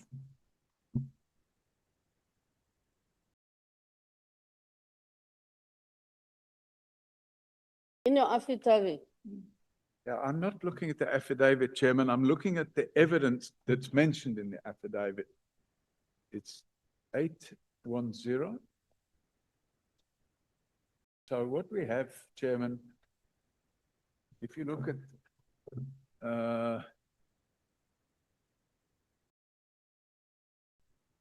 My time is going, sir. if we look at page, you asked, Madam, if I could supply with evidence. So I want to refer to page 792. 792 is a transcript of a telephone call I had on the 22nd of September, 2025, from a confidential informant who was employed in crime intelligence. And his complaint, he reached out to me. I didn't know this person from a bar of soap. And he reached out to me. Is this informant from Mpumalanga, That's what it says. the one that you are talking about in 803, in Annexure K 791? Is it the one? That's correct. Pages 792, 793 is all the transcript of the discussion I had with him. And then I asked him to send me documentation, which he subsequently sent. And that documentation is attached. And that documentation starts at page 811. Okay. And the documentation is a list of people that were employed No, it's fine. in crime intelligence. Okay. And then there's an application for, sorry, Chairman, I have a big problem here. I'm asked an open question and I'm trying to give. No, I'm saying that, can you stop it there? So that I ask another question. Chairman, I think what we need here is some guidance. I'm asked a question and I'm being stopped before I've completed answering my question. My time will go. I want another question. Chairman, I've been asked a question and I'm being stopped before I've answered the question. And I believe the reason I'm being stopped is because the honorable member doesn't want to hear my answer. So I'm being told, here's your question. No, stop. I don't want to hear it. I will give you another, because there is a follow-up question to what you are going to say. Chairman. Because on what is written on your telephonical conversation with the informant, you are saying that the informants must go to General Smear. You don't want him talking to General Mkhwanazi, General Masemula, General Khumalo, because after appearance of General Masemula, they are all going to jail, the three. You are planning about that. He must give you that information so that after Masemula on that day, coming out of the Madlanga Commission, you are taking them all to jail. He must talk to Smear Why do you have an informant to talk to someone else, not to talk to the people at the helm of SAPS? For instance, in the crime intelligence is General Khumalo, and then General Masemola is the National Commissioner. Can I check with you? Why do you refer your informant to General Spear in your conversation, telephonical conversation? Chairman, Yeah, you can respond to the questions that have been I posed. haven't finished responding to the first question, Chairman. Yeah, And the reality of the situation is, Combine all of them. yeah, I'll combine all of them. Thank you. Quick, I think what you, summarized form. Mr. Paul Robert O'Sullivan, each and every member is allocated time. 15 minutes. They may not have the time like you had with the evidence leader yesterday to make a presentation. So when you respond to their questions, just be mindful of the time that the member is allocated to, so that the member does not ask one question and their time expires. So I'm going to be as quick as I can. If you look at page 810, it's an explanatory note about all of the documentation. And it says the transcription, this is the 20-minute call with the informer who is employed at Crime Intelligence in Mpumalanga. It is mostly self-explanatory and alludes to micromanagement by Khumalo. The complainant in this case is a member of Crime Intelligence, and he's complaining about General Khumalo. And the honourable member is asking why I didn't instruct him to go and complain to General Khumalo. To Spear. Pardon? You are saying that he must go to General Spear. Why? Because General Sabir at the time was the Deputy National Commissioner of Police. Should I have told him to go and speak to General Khumalo, he would have probably been suspended by now because he was complaining about General Khumalo. Just leave it. Let's leave that, because you are saying that the General Masemola, the Chairman. National Commissioner, General Khumalo, I have a problem. I'm General not finished Mkhwanazi, answering and I'm being all of them, they're going to jail. General.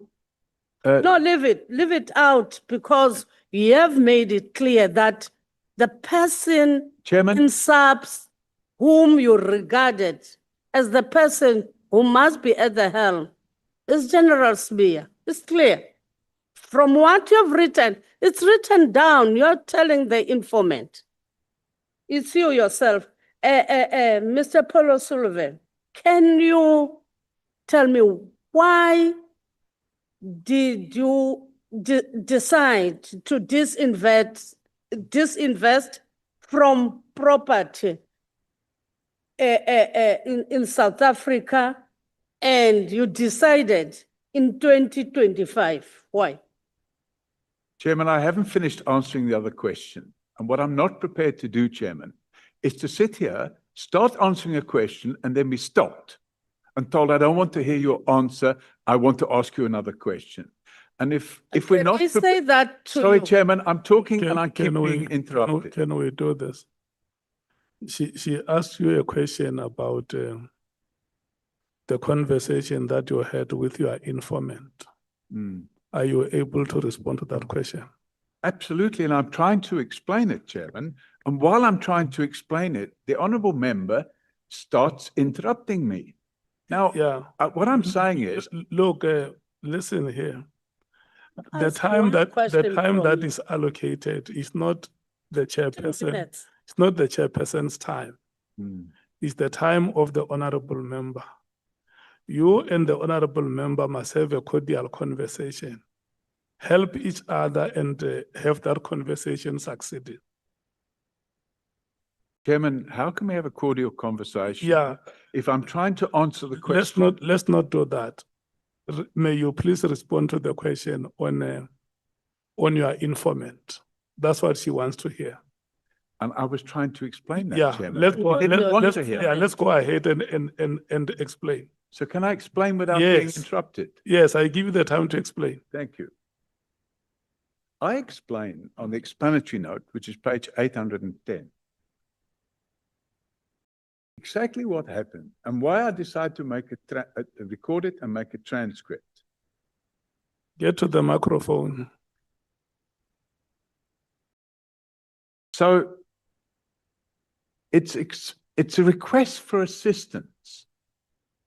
It's not a request for assistance I have solicited. It's a request for assistance that a person has unilaterally decided to reach out to me. Before that person contacted me, I didn't know him at all. I knew nothing about them. He explains that he was busy with an investigation involving theft of 74 million rand from a community property association. And they chose to bypass Khumalo. He chose to bypass Khumalo and go and speak to General Sibiya. It wasn't me that told him. I didn't even know he'd been to speak to General Sibiya. So if there's an allegation that I told him, go speak, he'd already spoken to General Sibiya.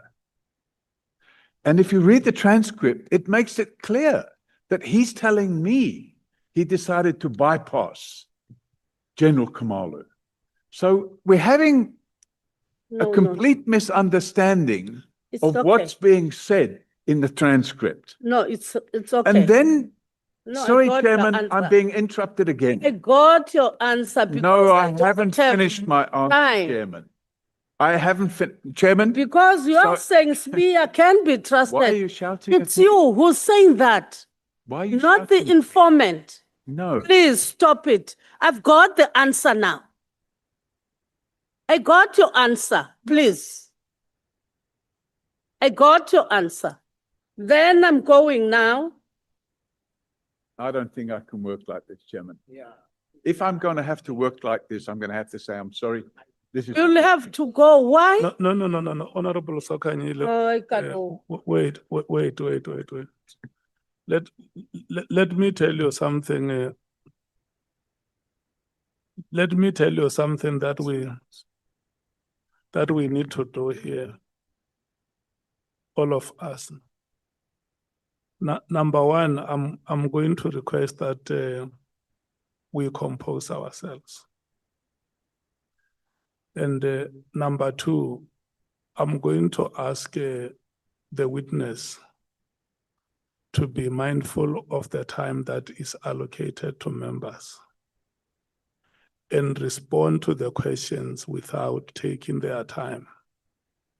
And Mr. Paul O'Sullivan, what I'm going to request to you, it's an honest attitude on how you respond to questions, so that behind that attitude, there must never be a threat that if something like this happens, this is not how I'm going to continue, because I want to explain and I'm not being given time to explain. There are some questions which will need a yes or no answer. Were you in a conversation with this informant? Yes. Is it true that you told him to go and talk to Sibiya? Yes or no? And then if there is any context behind that you may want to explain, you can do that, but without eating on the time of the member. But you know, if we have a conversation where from time to time you want to appeal to the chair, to say, you see, Chairperson, this is how I'm being treated, and I can't continue like this. I don't think that is going to help us. Have a conversation with the member. The member is allocated time. There is a set of questions that the member wants to have them answered within the limited time allocation. And at the beginning of every slot, I tell the member what time has been allocated to them. That's what we do. So we must not create an excuse to pull out of the conversation by not answering questions. When we started here, I reminded all of us that today is Mandela's Day.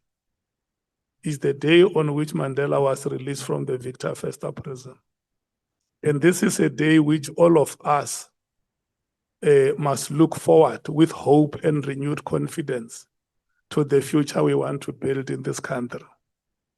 Like you have said that you have very much loved this country, you wanted to be a citizen of this country, and you wanted to be integrated and socialized with the life of this country. Can we do exactly that? Honorable Sokanyile. Thank you, Chairperson. Because I want to repeat You ask your question, allow him to respond. Thank you. I'll also read what I'm Chairman. saying. I haven't finished answering the question. Yeah, that's exactly what I'm saying. I'll start where I've ended. No, Honorable Sokanyile. Let him respond to that question. Thank you, Chairman. Then how many minutes? Chairman, my submission to Parliament, and you can deduct this from the honourable member's time if it's necessary. My submission to Parliament includes over 1,000 pages of evidence. And it's necessary, if I'm going to be asked questions about the evidence that's included, that I have an opportunity to look at the relevant pages of that 1,000 pages so that I can answer the question properly. Because otherwise I'm going to be put in a position where I'll have to say, I'm sorry, I don't have time to answer that question.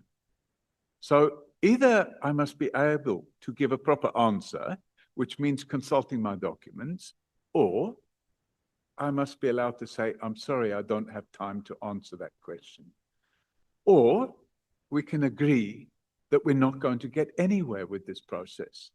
And as chairman, I respectfully request you to ensure that when a question is asked, I will undertake to provide the answer as quickly as possible, but not in a way where I'm asking or answering the question and I'm told, no, I've heard enough. I don't want to hear anymore. And that's really the reality. Explaining the process. So, Chairman, the allegation is I'm asked to explain why I told him to went to the Sabia. In fact, if you look at page 799 and 800, this is the crime intelligence official that's doing the talking. My name is Paul, you can see it there. So he's talking CI, we're talking about millions. Now I think it's billions already. I personally went to the Hawks office in Pretoria, the forensic department, and I had a meeting with some of the generals there presenting this case, and they were happy. Oh, this is a good case, we're going to make a difference, blah, blah, blah. Because I already knew, this is now the informant telling me, not me saying it, because I knew already Khumalo was corrupt. So I didn't want to go via him, but I went to the forensic department and I said, And then when we're back, I did all the applications I was supposed to put in and I sent them there. And the applications went to, who's this guy now? This guy, this Sabir. Is it Sabir, that one is in charge of forensic and stuff? And I said, Sabir is the, what do you call it? DivCom detectives. Yeah, the one that is fighting with Khumalo and Masamula. And then he says, who is Mkhwanazi fighting with a lot? He's saying it, not me. Is it Sabia? I said, yeah. Sabia, Mkhwanazi, and Kamalo and Masemola, they're all fighting with Sabia. Then he says, yes, Sabia. Now, someone told me that Sabia and Kamalo, they are fighting. So then he says, so I went to the forensic department because Sabia is in charge of the forensic department. So it's not me telling him, don't go to Kamalo, go to Sabia. He took the decision to go to Sabia. Yeah, thank you. If I can be allowed to answer in this way, Yeah. we're going to move along much quicker. Yeah, you have, the answer is provided now. Let's allow the member. The two of you must look at each other in the eyes and have the conversation. No, I'm looking at him. You know, I'm just asking a question because it's written. You are reading other lines, leaving out a line that you are saying Sibia can be trusted because he is against Masemola. I'm not there. I got your answer and I got your attitude that you don't want General Masemola, General Khumalo, and General Mkhwanazi. You are saying Sibia can be trusted. You are saying that to the informant. Where am I? Also, no. I'm going to another question now. My 15 minutes are going. I'll give you all those lines that are it's from your mouth. Let me go to another question. Why did you suddenly disinvest in property development here in South Africa, especially in 2025? Actually, it was in 2020. Just in a summarized form. Actually, it was in 2024 I started the process. And the reason, Chairman, was because of two factors. The first factor is the July riots that took place in KZN and the damage to the economy of 100 billion rand. And the second factor is the inability of Eskom, due to corruption, to constantly supply electricity. And those two factors caused a marked decrease in the value of property in South Africa. So in 2025, I sold assets and I moved the money offshore for the simple reason that keeping the money onshore was costing more in the long run. And on the properties that I disposed of, I probably lost somewhere in the region of about 10 million rand. So that's why I disinvested. But in your statement, you are talking about COVID-19 and talking about Masemola, Khumalo, using the slush fund to get properties, whereas you, wara. No, that's what I'm saying. And it's Chairman, written in that's a misunderstanding. I know nothing about those things. That's a misunderstanding. Here you have given it to us as this committee. Just leave it out. You didn't know that you are going to read that. Surely. You know, to me, coming here in South Africa, under the pretense of saying that you are coming for property development, now I'm looking at you with other eyes, coming here to say that we are coming for property development, but you looked at the whole, at the loophole in our SAPS, and then you entered, whereby you made yourself the Messiah, and you have removed many generals in our SAPS under the pretense that you are assisting South Africa to fight crime through your companies. Because if you can go to what is written, your discussions with Sarah Jane Trent, it leaves a lot to be desired. But let me go straight to another. Chair, what is the question there? Is it a statement or a Asking question? question. During the appearance of Yeah, Mr. Kabinde here. She has not asked a question. No, it's not a She question. was just making a I'm statement. just ventilating. Allow her to finish and then you will come and speak. Just ventilating. I can see that. Yeah. You know, Mr. Kabinde, when he was here in the committee, he read out a text being threatened by you. Why did you do that? I You didn't. didn't want Mr. Kabinde to talk to us. Why? What were you afraid of?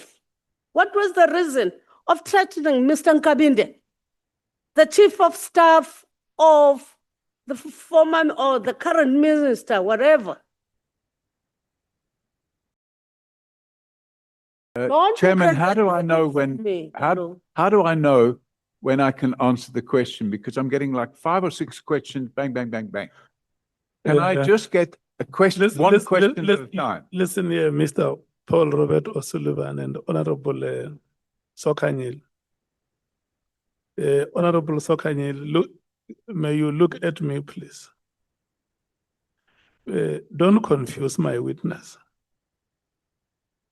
Don't. If you want to ask him a question and look at him to respond. If you want to make a follow-up, make that follow-up. Because I can tell you, you confused him with that long statement. Yeah, Sorry. you have said so many things. What is the question? Do you want to ask him about the SMS that he sent Kabinde, or do you want to ask him about his involvement at IPIT? I'm saying that Mr. Kabinde was here in this committee. He read out a message that you threatened him. When he was here, he had to read out that message, afraid of you. Why did you threaten Mr. Kabinde when he was in front of us? That's the question. I'm putting a background in what I'm saying so that you are clear what I'm asking for. Don't look at me, just answer me. I'm waiting for you to finish. I finished. Okay, so I think, Honourable Member, if you can say, I've now finished answering my question, I will know that you're finished. I'll do that. In the first place, I didn't threaten him. I told him that it was a criminal offence to lie under oath, and you can go to prison for that. And I said to him, you're a lying crook and you belong in prison. Because what happened to me, I received a WhatsApp. I wasn't watching. If someone does Hey, that Chairman, to you, Can I when you are finish sitting answering the there. question?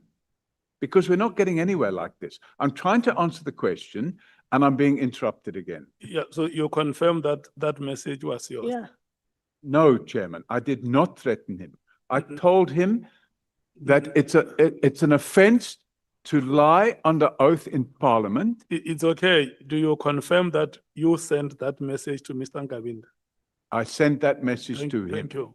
but I wasn't watching him. Repeat the message. What did it say? I'll have to find it. Actually, Why are you lying under oath? Why crook? wait. You are If left, someone- you are okay. left, No, it's you are fine. left with 2 minutes to No, continue. it's fine. You, This is what I said to him. I sent him a copy.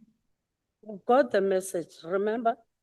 Chairman, I'm asking you. The time of the member has expired. May you Right. please stop speaking? Let's do like this, honorable members, so that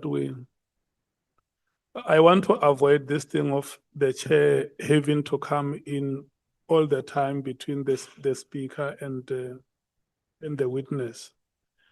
Because I can tell you, we have a long list of honorable members on the queue. And we have to manage our time in such a way that each of the honorable members is going to be afforded time with the witness, especially now that we are going into the long slots of 40 minutes. Can I request we do that? Honorable Sangon, who is taking the first 40 minutes from the ANC? It shall be Honorable Ngola Chair, thank you. Can I warn both of you, Honorable Ngola and Mr. Paul O'Sullivan, before you start, that you are allocated 40 minutes and that you must have a cordial conversation. I'm not saying members must not be robust. Members must come to you bone crunching because there are allegations that have been made, but they must give you time to respond to the questions that they raise. Robust and bone crunching. Can we proceed? Thank you, Chair. Let's quickly pick up from where Honorable Sokanyile left. Let's go straight to the message. You are reading the message. Read the message.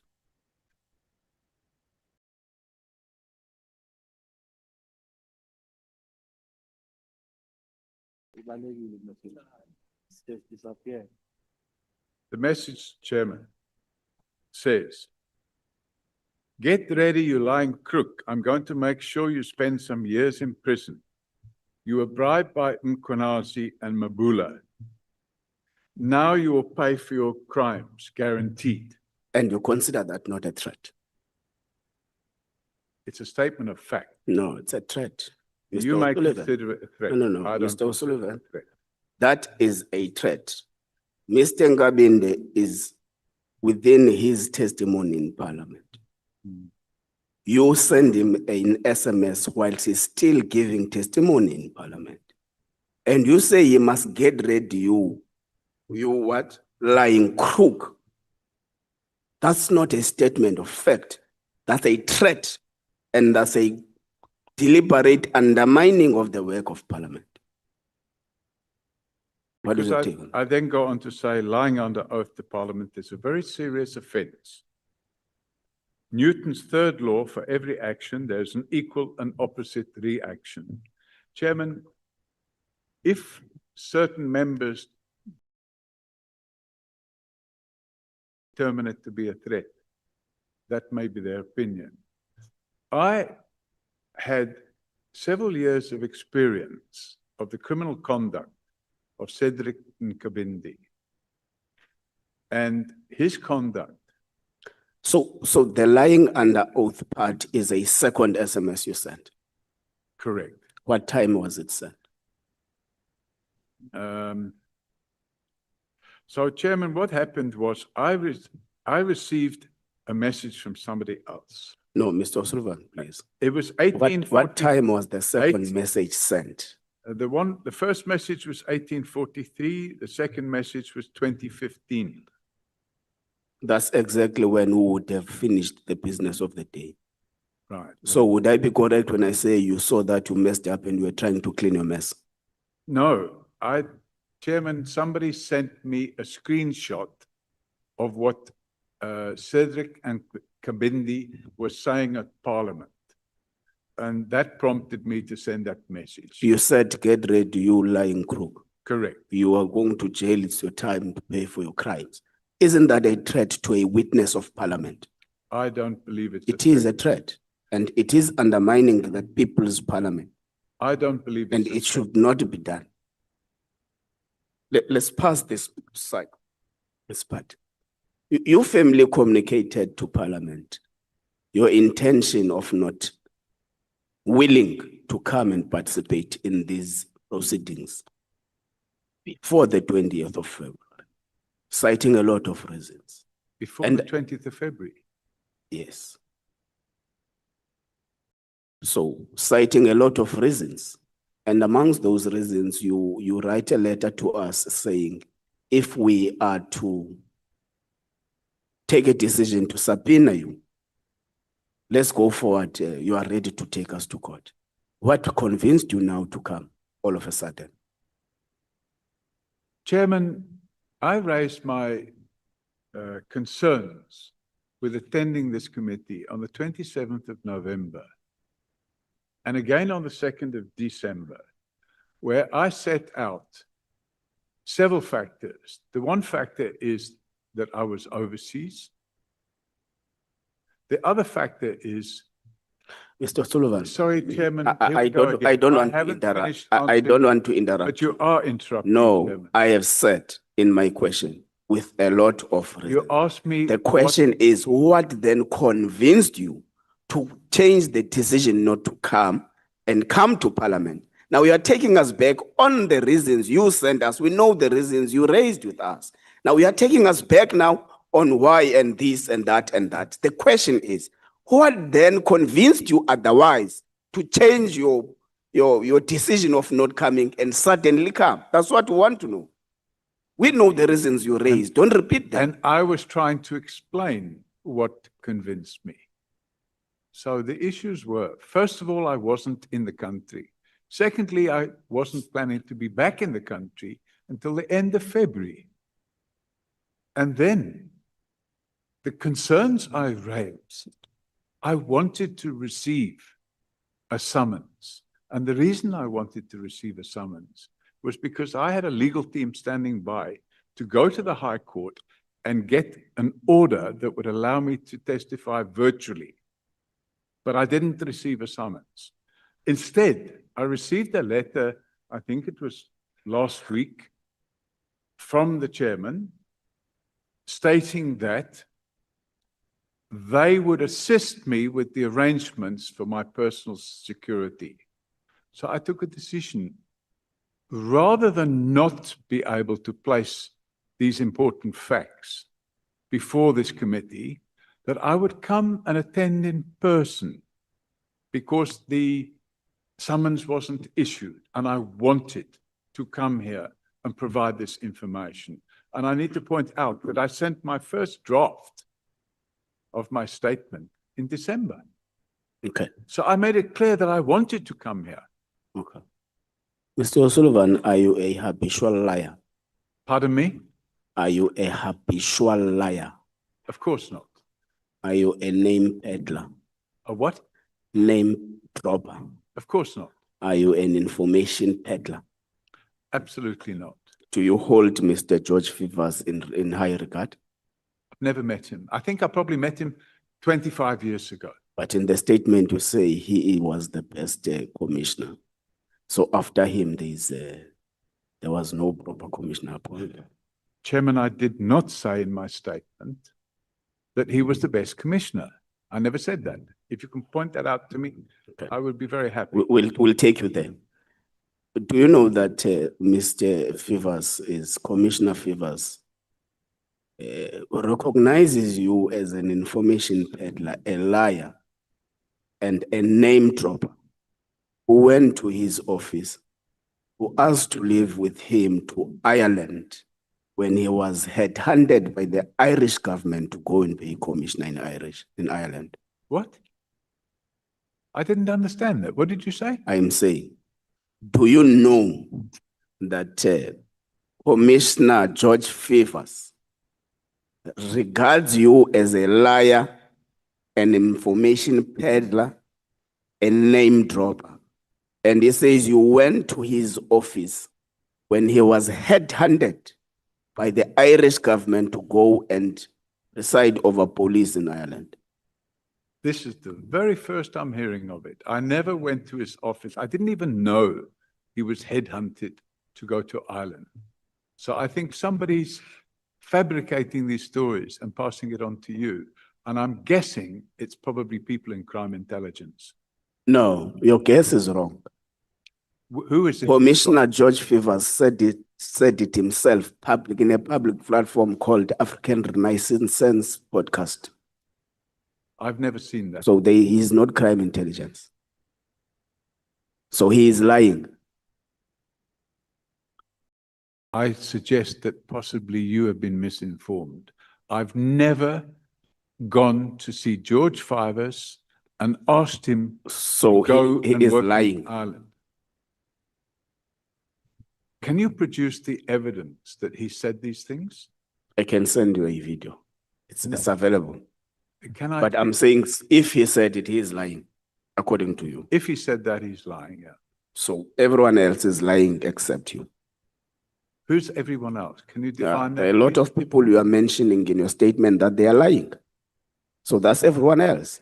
That includes Masemula, that includes Kumalo, that includes Mkhwanazi, it includes everyone else. So everyone else in South Africa in the world is lying except Mr. Paul O'Sullivan. You making that statement. We can pass it, it's fine. So there is an accusation against you that you captured IPID through Mr. Robert McBride in an attempt to do your own things within the security, the justice, the criminal justice system, of course, focusing on SAPS. Now, you confirm here that you would have assisted Mr. Robert McBride to get his job back. You went to an extent of popping out unprovoked 200,000 rands to pay for his legal fees. Mr. McBride came here under oath and said he has actually used some of your information, if not most of your information, in conducting investigations at IPID. Do you think that any rank and file citizen of South Africa can believe that you have not captured IPID at this rate?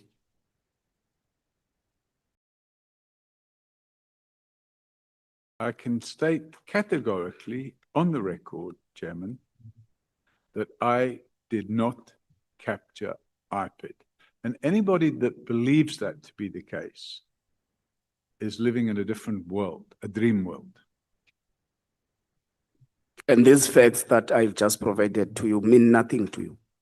Which facts? The facts that under oath, Mr. McBride said he has used a lot of information to conduct investigations at IPID. You have under oath confirmed in this parliament that you have paid Mr. McBride legal fees to get him reinstated at IPID. You said it. So are you saying these facts, two particular facts I'm talking about, mean nothing to you? Is that what you are saying? I don't understand what you mean by it means nothing to me. The reality of the situation. No, you're saying anyone who believes that you have captured IPID is dreaming. So I'm saying I'm putting facts before you that were actually accused under oath. So we were saying these facts are dreaming. Is these facts, two facts, a dream to you? So if you have a situation, Chairman, where the criminal justice system is captured by criminals, and a person such as myself, and I wasn't alone, by the way, there were others, decides to come and assist in uncapturing the criminal justice system, are all of those people now to be accused of capturing the criminal justice system? Because that's your analogy of it. And the reality of the situation is quite simple. In 2015 or 2016, I can't remember the year now, Robert McBride was unlawfully suspended. And after he was unlawfully suspended, a number of people got together, not as part of a strategy or anything like that. I found out that the Helen Suzman Foundation wanted to join as an amicus in an application that was being brought to set aside his suspension. I also found out that he had hired attorneys, a company called Adams & Adams, a very reputable firm in Pretoria. And I contacted the partner of that firm and I asked him, would it be acceptable to make a contribution towards the legal fees? I didn't ask for anything in return. What I wanted to see was McBride back in his job. I wanted to see Nclemesa out of his job, and I wanted What do you stand to benefit when he's back at his job? Pardon? What do you stand to benefit when he's back at his job? What do I stand what? Benefit when he I is don't back stand at to his job. benefit anything. It's what the country stands to benefit. Because what had happened, I had opened a criminal docket against the then acting commissioner of police. And instead of carrying out an investigation, IPID shelved it, and they shared a copy of it with General Pashlani. And General Pashlani then arranged for other police officials to come and unlawfully arrest me, drag me off a plane, assault me, torture me, and then start a process to arrest me and charge me on no fewer than, and I had to go to court on 6 different trials. And I spent 88 days in trial and 140 And days out of preparing. that 6 different trials, how many were withdrawn? 3 were withdrawn. I was acquitted on 3. Okay, let's proceed on this fact, on this aspect. Is it correct that the British military intelligence works closely with the MI5 for domestic operation and with MI6 for foreign operations? Now I think they do. Okay. But 40 years ago, I don't think they did. So you are not aware that at the time you were there, the MI5 and MI6 was working with the British military intelligence? 40 years ago, they weren't. Okay. So you are a property developer in UK in 1985. You suddenly become a tourist in South Africa and the Africa at large. You identify an interest of property development. As a former military agent of Britain, you enter the public service through being a reservist. When you have actually acquired citizenship within a very short space of time. In 1995, you were given your citizenship. In 1997, you were training people as a reservist. Now, you entered through some unexplained properly ways of being at the airport and stuff. You get into the country. You open a forensic company, forensic investigation company. You also open an NGO, Justice which is one of the features actually foreign intelligence infiltrates foreign countries. So with this explanation of your history and your trajectory in South Africa, would you blame anyone who accuses you of being a foreign spy? That is the narrative of the corrupt. But do you blame them given these facts I'm putting before you? Yes, I do. That's Okay. the narrative of the corrupt generals in crime intelligence and the police service. And it's not a new narrative. It was first started by the late Jackie Celebi. It was peddled again by General Pashlani, and it's been peddled recently again by General Pashlani and by his comrade Cedric Nkabindi, and it was peddled again in this house by General Mkhwanazi. So there's this strategy to discredit the good work I've done in this country over the last 36 years. Okay. Who paid for who funded your property development business in South Africa? I did. You did? Yeah. But your company was still new, was established in 1985 in the UK. No, Chairman. So are you saying there's you the most- amassed necessary profit to restart a property development business in a foreign country? Before I came to live here, Chairman, I'd made property investments here. And those property investments were made with cash from the UK because I was busy with property developments there and I made a profit. Okay. And in 1989, when I applied for permanent residence, I was granted approval, and that approval enabled me to bring in funds for further investment, and that's what I did. Okay. Should we not ask Honorable James to bring us more proof of payments? Pardon? No, let's leave it. It was on a lighter note. It's sarcasm. No, it's not. It's not. I was just asking if we can ask Honorable James to bring more proof of payments. So Maybe I should lend him my aircraft to go and fetch them. we will also check if the aircraft actually belongs to you. Yeah, we will check that. Yeah, you Yeah. can do that. Yeah. So IPID investigators are appointed in accordance to IPID Act, Section 22. What business were you doing at Pahlane's house with IPID officials? I think I explained that in some detail, but I'm happy to explain it again.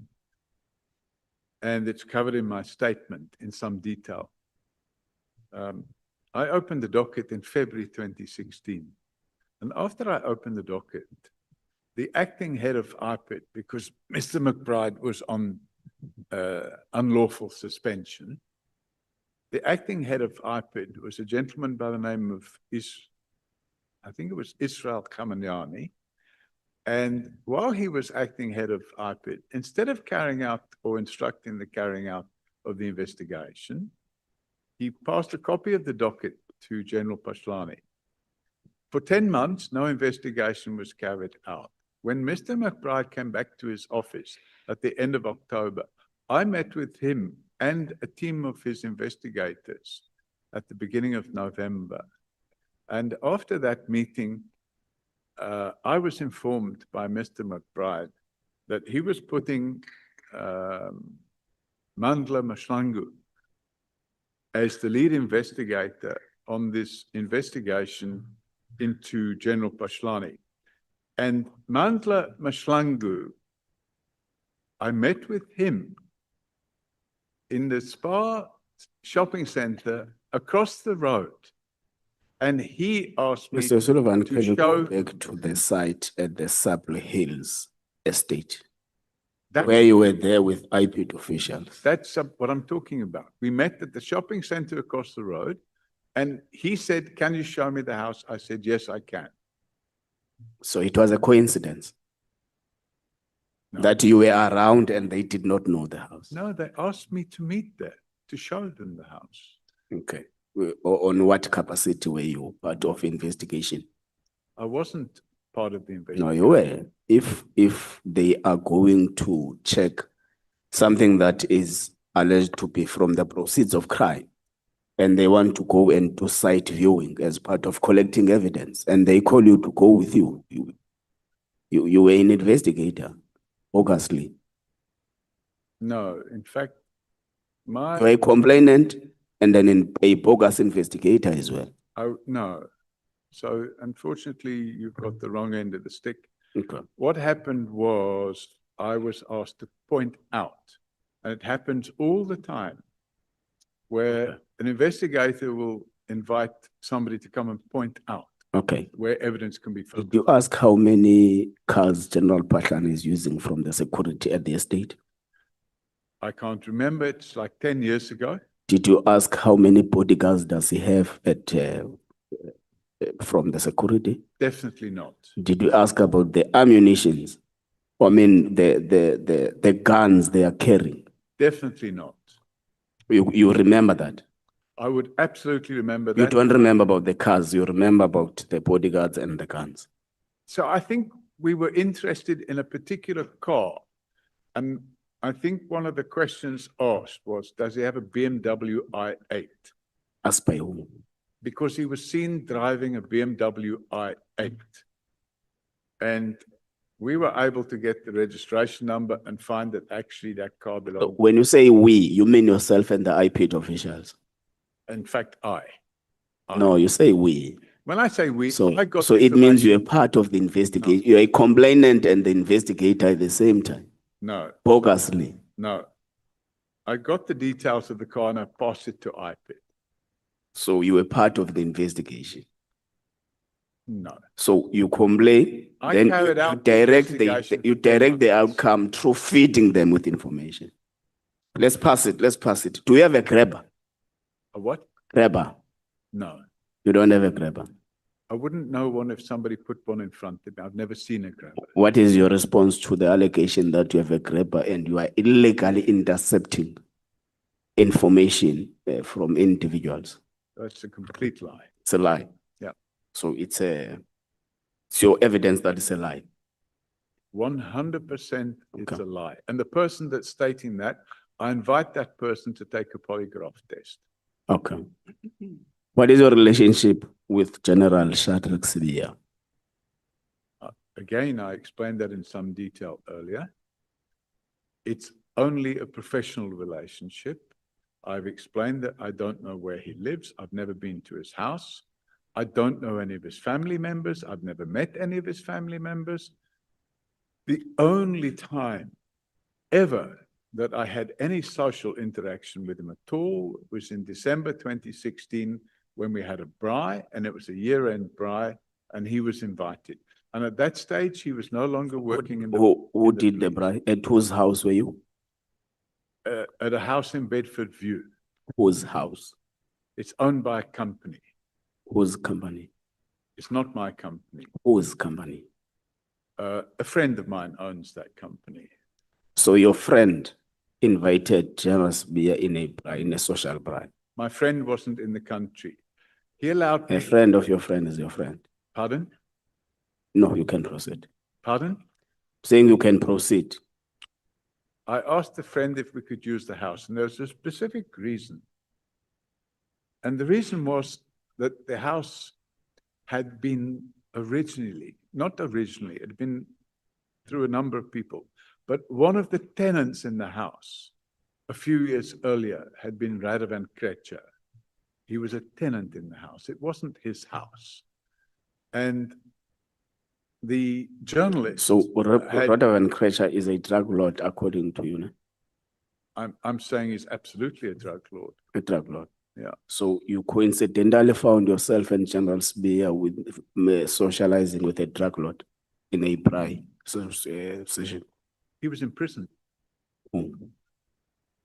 He had lived in the house 10 years earlier. So he was no longer in the house. He was in prison. Okay. In fact, he was in prison on charges which I laid against him. Okay. That's fine. Let's how many years have you been a forensic investigator? Well, we can say 25 years. 25. And amongst other things you've been investigating are close to the operations of the criminal justice system, SAPS and all that. No, so we investigate fraud. Yeah. We investigate, that's my firm, we investigate various offenses, mostly corporate fraud.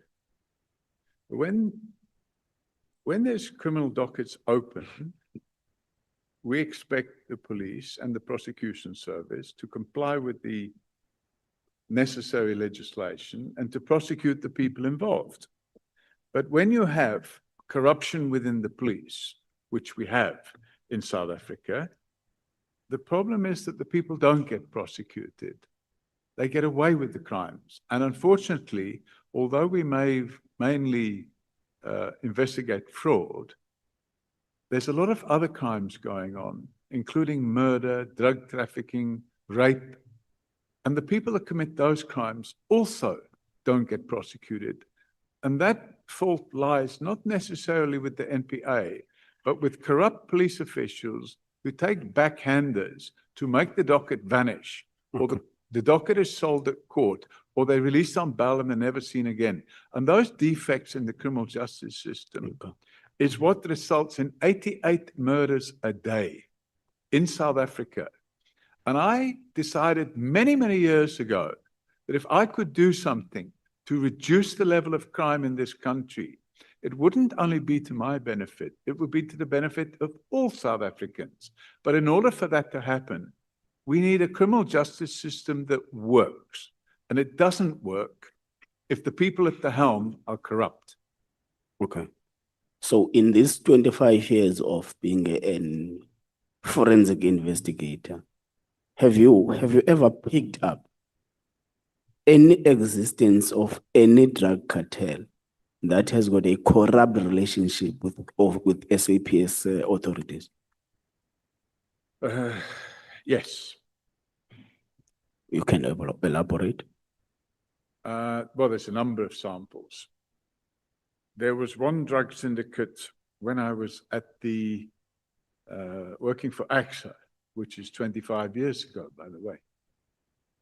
We were able to get video footage of drug mules arriving from places like Brazil And instead of passing through the customs area where they could be liable to being searched, instead of passing through the customs area, when they arrived into the country, they were met by police officials.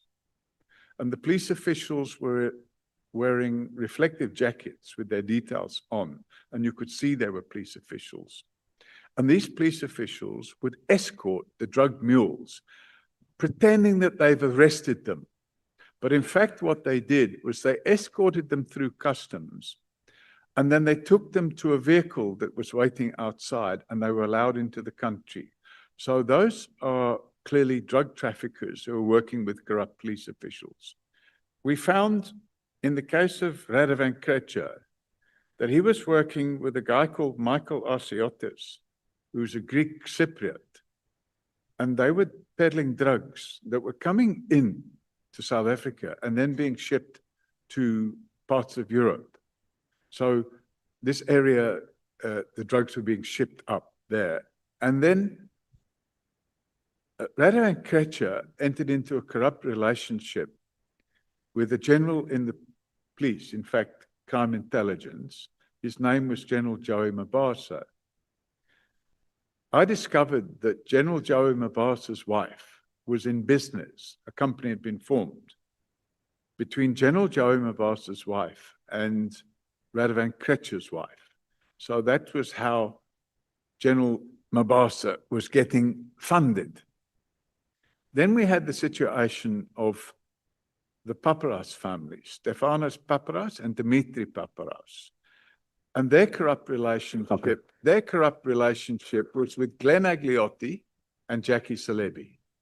Okay, I think those scenarios are enough. You have actually met what I was expecting. Now, you speak about also the fluctuating budgeting of both the PKTT and the crime intelligence. Sorry, the fluctuating what? Budget.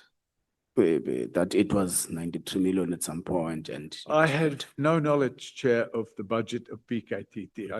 In fact, I didn't even know of the existence of PKTT until the 6th of July last year. Okay, so you have no comment whether it was appropriate at this stage to disband it or not?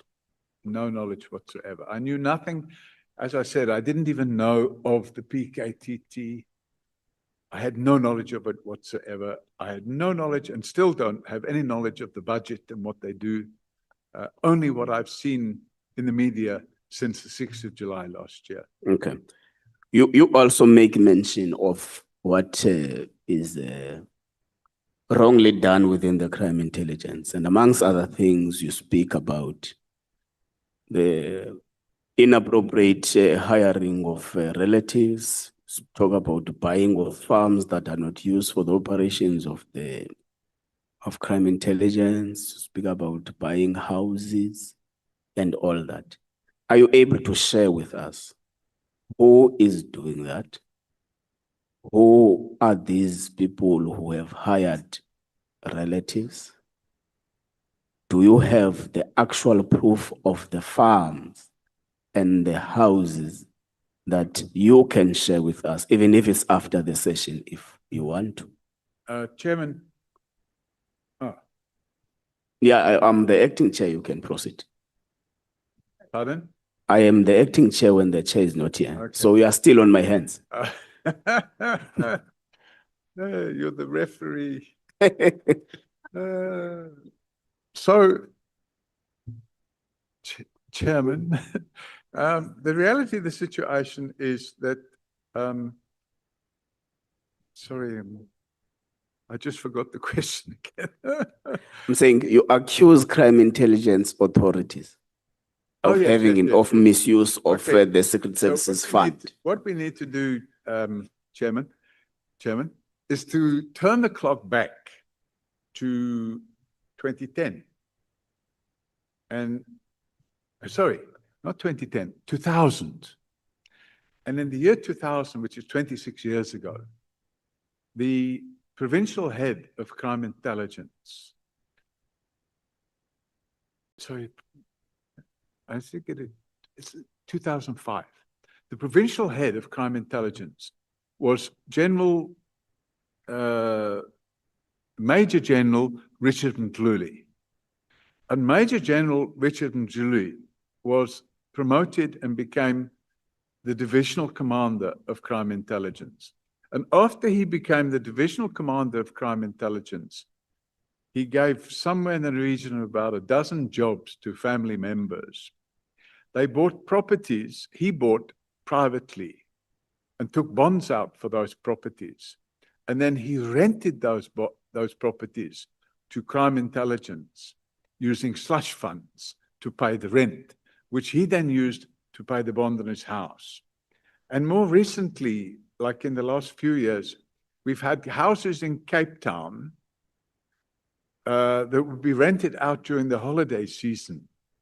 Instead of using them as safe houses, they would be rented out so that cash could be paid for rent to holidaymakers, and the rent money would be received by them. So a lot of misuse of funds. And if we go back to 2012, when General Masemola was the acting head of crime intelligence, and General Mkhwanazi was the acting commissioner of police, in 2012, 35 million rand was spent on purchase of luxury vehicles, one of which was a Mercedes M350, which was supplied to the then Minister of Police.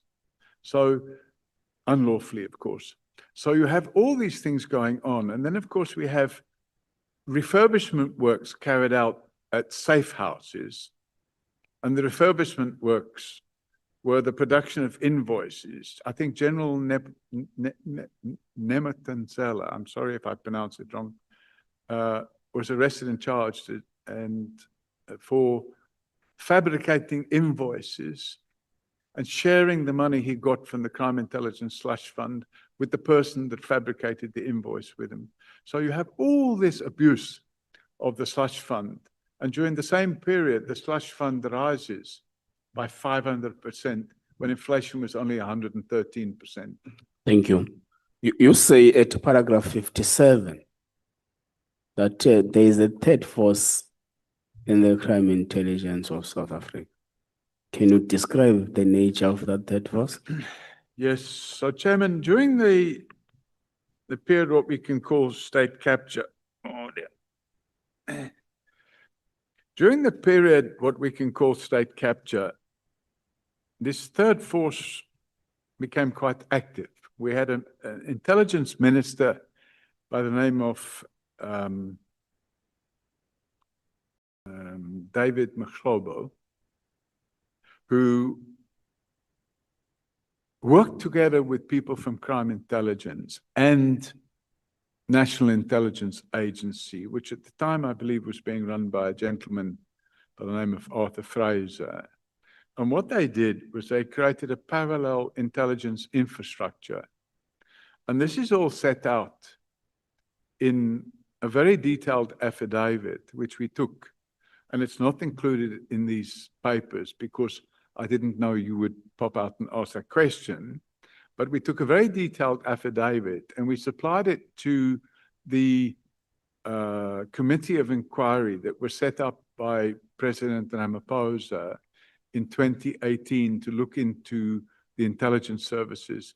And in there, it explained how the phones of political opponents were being tapped. And if we look at the example of Richard, and that was now the National Intelligence Agency and crime intelligence doing that. And if we look at the example of crime intelligence officials putting documents together, what we could say were manufactured using AI and creating false evidence and laying down false evidence trails and paying public funds. We believe, in fact, I now have the details of the person involved, who's running a social media campaign and it's being paid out of crime intelligence slush funds. And I expect we'll be finalizing that investigation within the next week or two, and we'll be providing that information in terms of Section 27 of the NPA Act to IDAC. Can we please request you to provide the ad hoc committee with that information as well? Pardon me? Can we employ you to also provide the ad hoc committee with that information? The When you're done. investigation is still ongoing, but we have the information and we're still investigating it. Okay, you say in paragraph 113 that General Mkhwanazi bought a company from a convicted fraudster. That's correct. Can you identify to us who's this convicted fraudster? Yes, if you just bear with me a second. Which paragraph? 113, I thought you 113. said 130.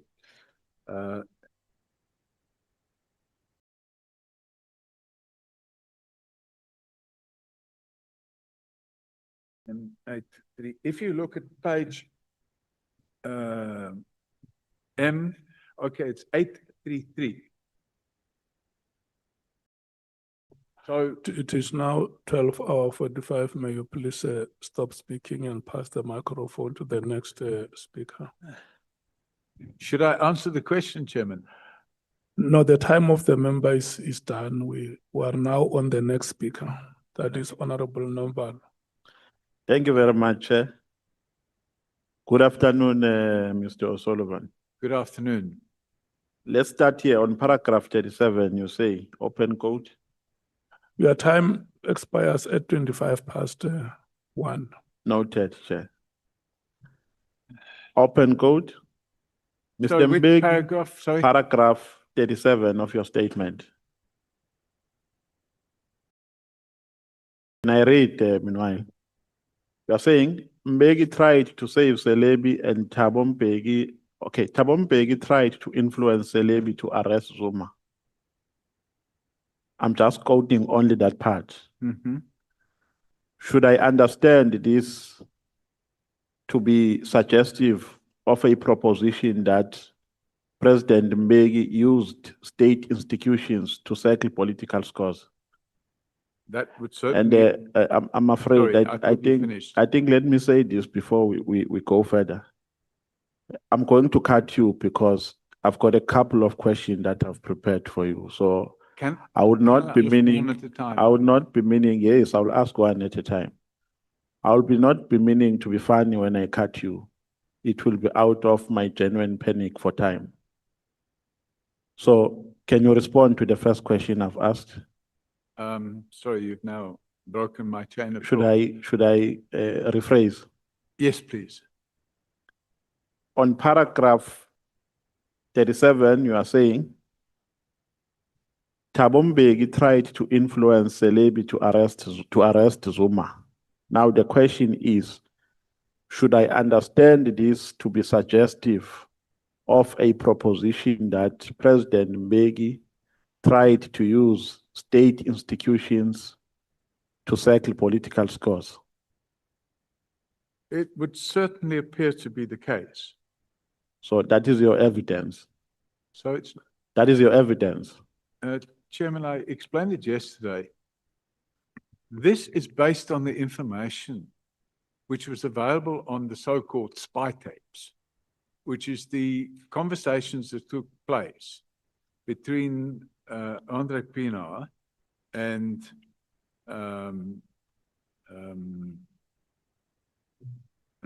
I can't. No, it's fine if you forget. Let's Leonard- move to. Okay, let's. Leonard McCarthy. I think I've gotten what I wanted. Let's move to the next question. Do you know Afroforum? I do. Do you have a relationship with Afroforum? Absolutely, I do. I'm a member of AfriForum.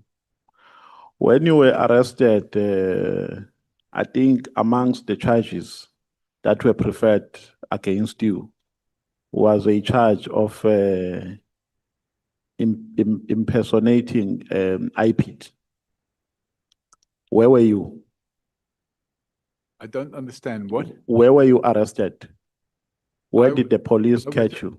I was arrested in Littleton. Where? Littleton. Is that your residence? No, I'd been to visit attorneys. Were you not arrested in Afroforum offices? Their offices just happened to be next door to the offices of the attorney. That's a coincidence. I had come out of the offices of the attorney. So you were not within the precinct of Afroforum? No, I hadn't a meeting with AfriForum. My meeting was with my attorney. When you appear on the media, they say you are a forensic expert. Do you agree with them when they name you as such? I consider myself to be an expert. What does it take for one to be an expert?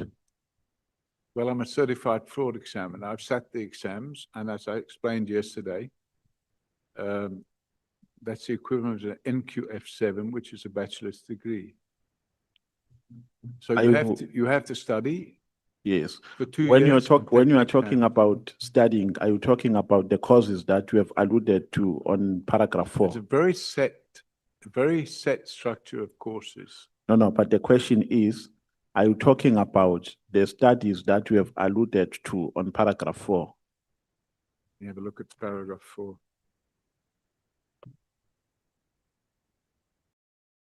Certified fraud examiner, that's 4.2. Yes. Yes. And that's all. Yes. And So that makes you to be a forensic expert. in respect of fraud. So you've got forensic experts that specialize in ballistics. You have forensic experts that specialize in medical. Okay. Let me test the authenticity. Pardon? Let me test the authenticity of what you are saying. How do you conduct your forensic work? So, Chairman, to answer that question, we're going to be here for about 2 or 3 hours. Let me try to simplify it like this, or let me break it down like this. Do you work with private citizens? Do you do investigations for them? If I come to your office and say, I want you to investigate this particular matter for me, do you take such instructions? Chairman, we have a number of corporate clients who come to us with fraud investigations, and we're experts, and we carry out those fraud investigations. Do you take instructions from individuals? We do from time to time. So what is the process? I come to your office, how much do I pay on day one? Do I pay for consultation? No, the first consultation you don't pay for. First of all, we want to know the nature of the investigation. Yes. Then we have to take a decision whether it's an investigation that we will charge for or whether it's an investigation that we will do pro bono. Now, let me fast forward. If maybe I come to you and say, I need you to do an investigation about a murder of my girlfriend or of my wife, do you take such instructions? We sometimes do. And how do you charge? We charge by the hour. You charge per hour? Depending on the resources that we use. So it's not me that does all So that. which document guides your fees? It depends. At the time, it's an hourly rate. So we have a rate that we charge per hour. Yeah, but I'm talking about a legal document. Yes, we have a mandate. That guides your fees. We have a mandate that you don't take them from your head. No. There must be a document. Yes. Yes. I'm agreeing with you. So what's the name of that document? A mandate. Okay. Do you know a family? This family is a family of Itumeleng Tsenase, who was brutally murdered in May 2019. The family, okay, he was brutally murdered in Midrand. You know that family? It seems to ring a bell. Is it a lady that was strangled? Yes, strangled to death. Do you know that family? I can't remember the case, but it seems to ring a bell, yes. Do you have their file in your office? On every case that we have, we keep the files. We keep them for 6 years. How much did you take from that family? I don't know. I'd have to look at the file. I know. I know. You took 115,000 rand. That's the deposit. Yes. Yes. You took that 115,000 rand. You promised to investigate the murder of their child. You never even produced a single progress report to them. Why did you do that?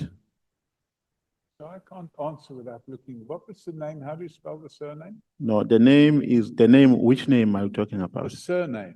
The surname is Tsenase. It's Tsenase.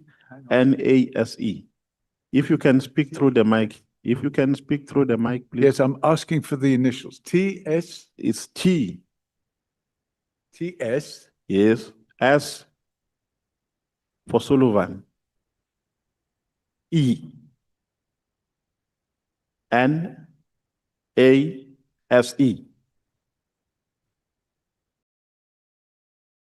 What are you looking for, Mr. O'Sullivan? I'm looking to see if it's on my computer. No, because I'm talking about a payment that was made by the family. If you want proof thereof, I can give you the POP. They paid you 115,000. Well have, but you've asked me about the matter. I would like to see. About? You've asked me. I can tell you exactly what it's about. The lady's name was Rose Tenasi. No. Please don't. It wasn't Rose Tenasi. No, don't be all over the place, please. Here, a person under which you open the file is Rose Ntabiseng Tsenase. That's what I'm just said. Who is a sister to Itumeleng Tsenase. And you took an amount of 115,000. You promised to investigate their matter.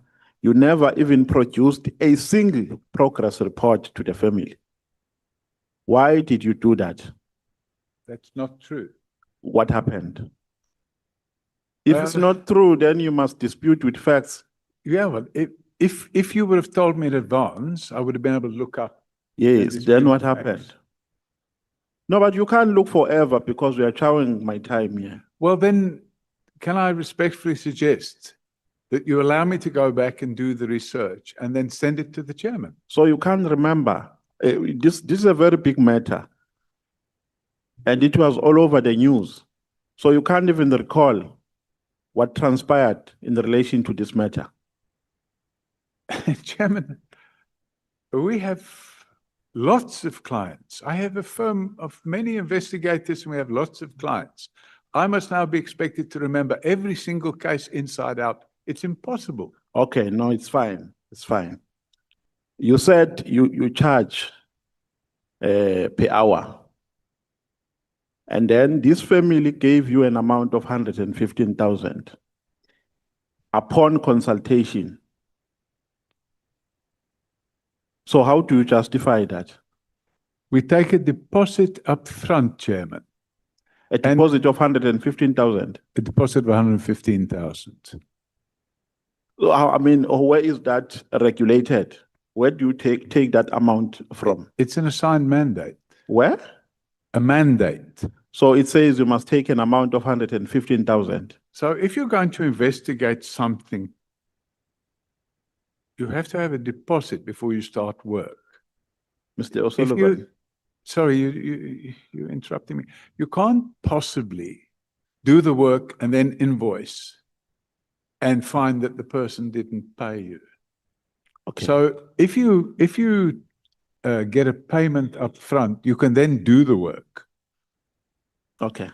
Now, do you find it appropriate to take an amount of 115,000 from a family, from a desperate family like this one, and promise to investigate murder of their child and not revert to them? Do you find that to be ethical? That's not what happened, Chair. No, I'm not saying it happened. If that happened, Let's leave that because you are saying you want to refresh your memory. I'm looking at my But email I'm saying now, generally speaking, do do you find it appropriate to take an amount of 150,000, and 15,000 from a desperate family and promise to investigate the murder of their child and not tender them with even single progress report? Is that appropriate? That's not what happened. No, is that appropriate? Is that appropriate? If it happened, it would not be appropriate. And I won't be wrong if I say that is extortion. No, That is extortion. it's not what happened. No, but that is extortion. Chairman, I have the emails here.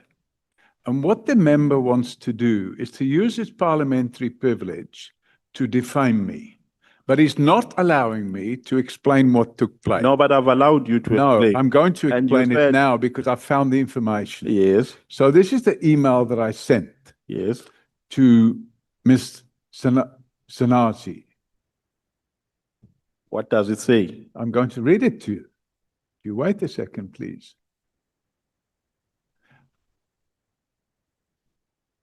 Mr. Yes, yes, yes.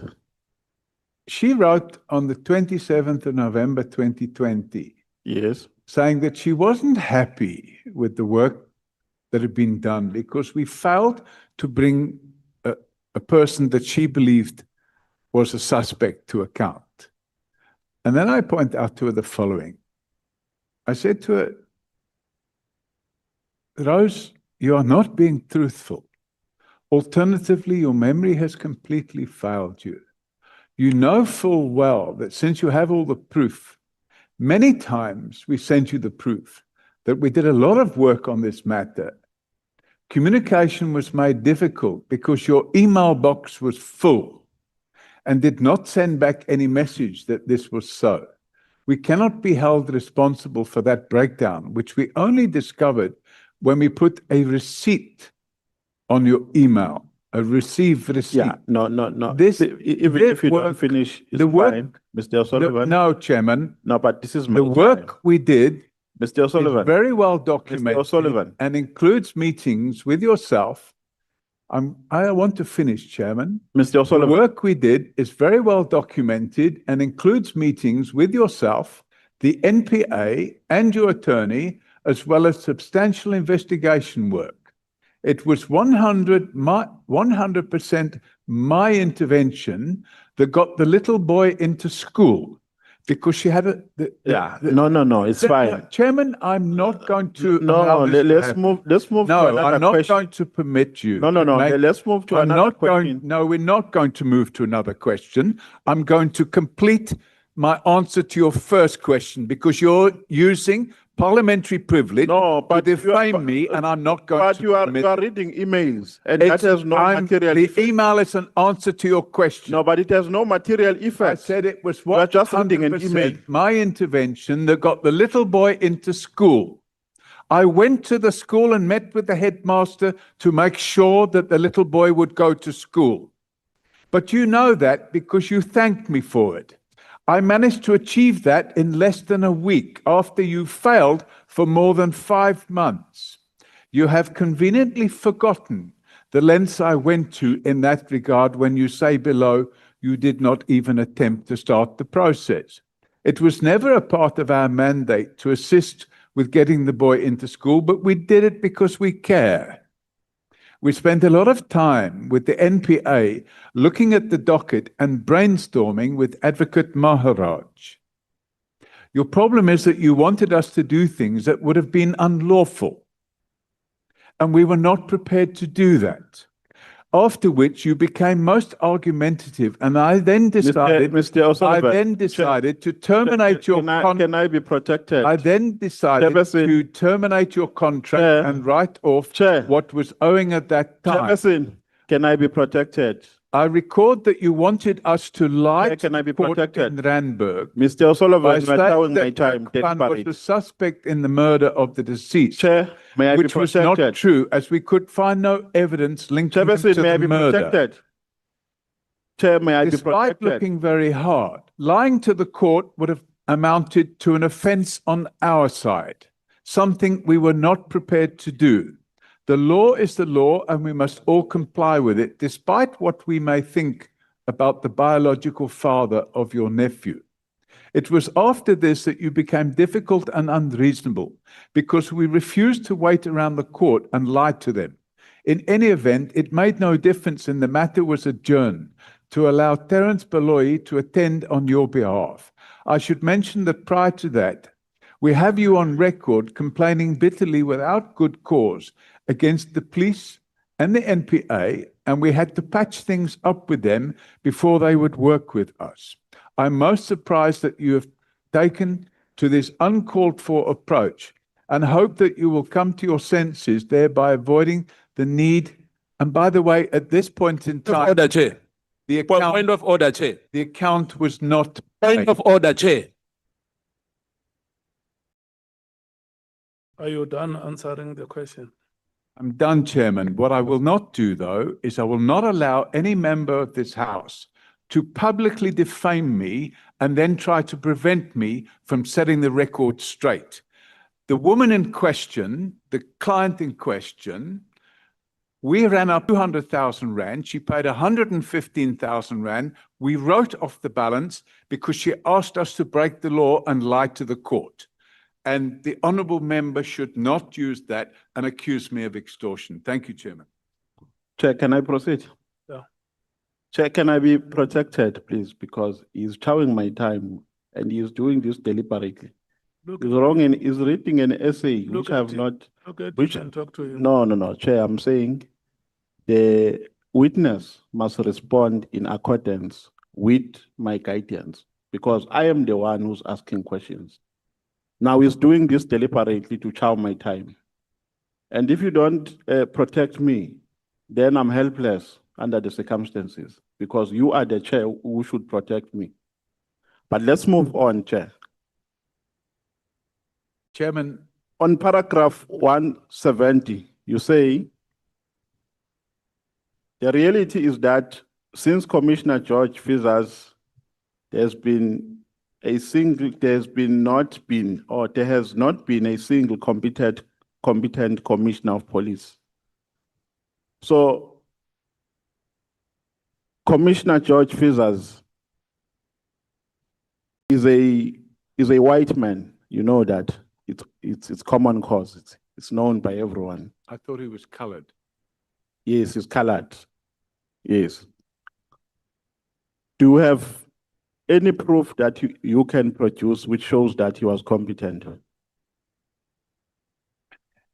The reason I used Commissioner George Fivers, Chairman, is because the next commissioner after George Fivers, I'm not saying here that Commissioner George Fivers was competent. I'm saying since Commissioner George Fivers, because the next commissioner after George Fivers was Jackie Slebby, Chairman.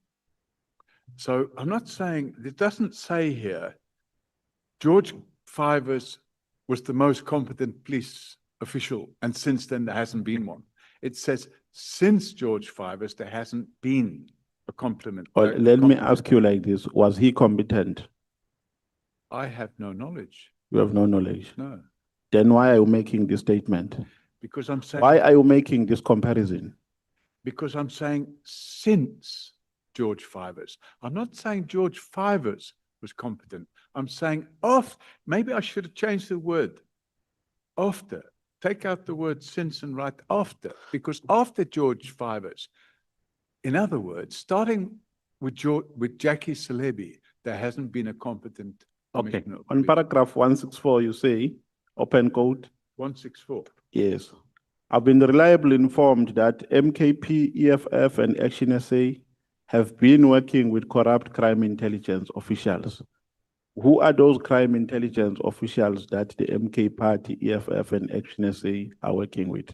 If I had their names, I'd put them on the floor right now. But I don't have their names, Chairman. But I have been reliably informed, and the proof is right here in this House. Okay. When you have people producing documents which they are in unlawful possession of, by way of example, Act 70 of 2002 makes it very clear that if you are in possession of downloads from somebody, and I'm using this as an example. If you are in possession of downloads of somebody's cellular phone without their consent, you've committed a criminal offense. And by the way, it carries a 10-year prison sentence. And we know for a fact that the people that had those downloads were the people connected to Pashlane and crime intelligence. So the reality is that these documents are being dished around in that fashion. So it's an allegation, and I stand by it. Yeah, no, it's fine. Even if it's an allegation, here we're doing an investigation.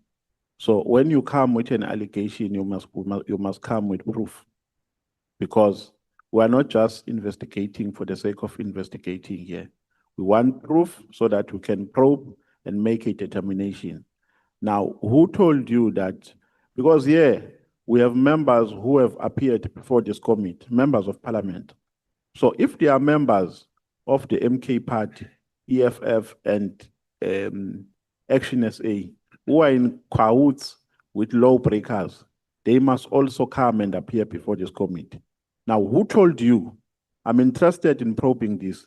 Who told you that the MK party, EFF, and Action SA are working with corrupt crime intelligence officials? Bring that name so that we can take this thing further. Confidential informant.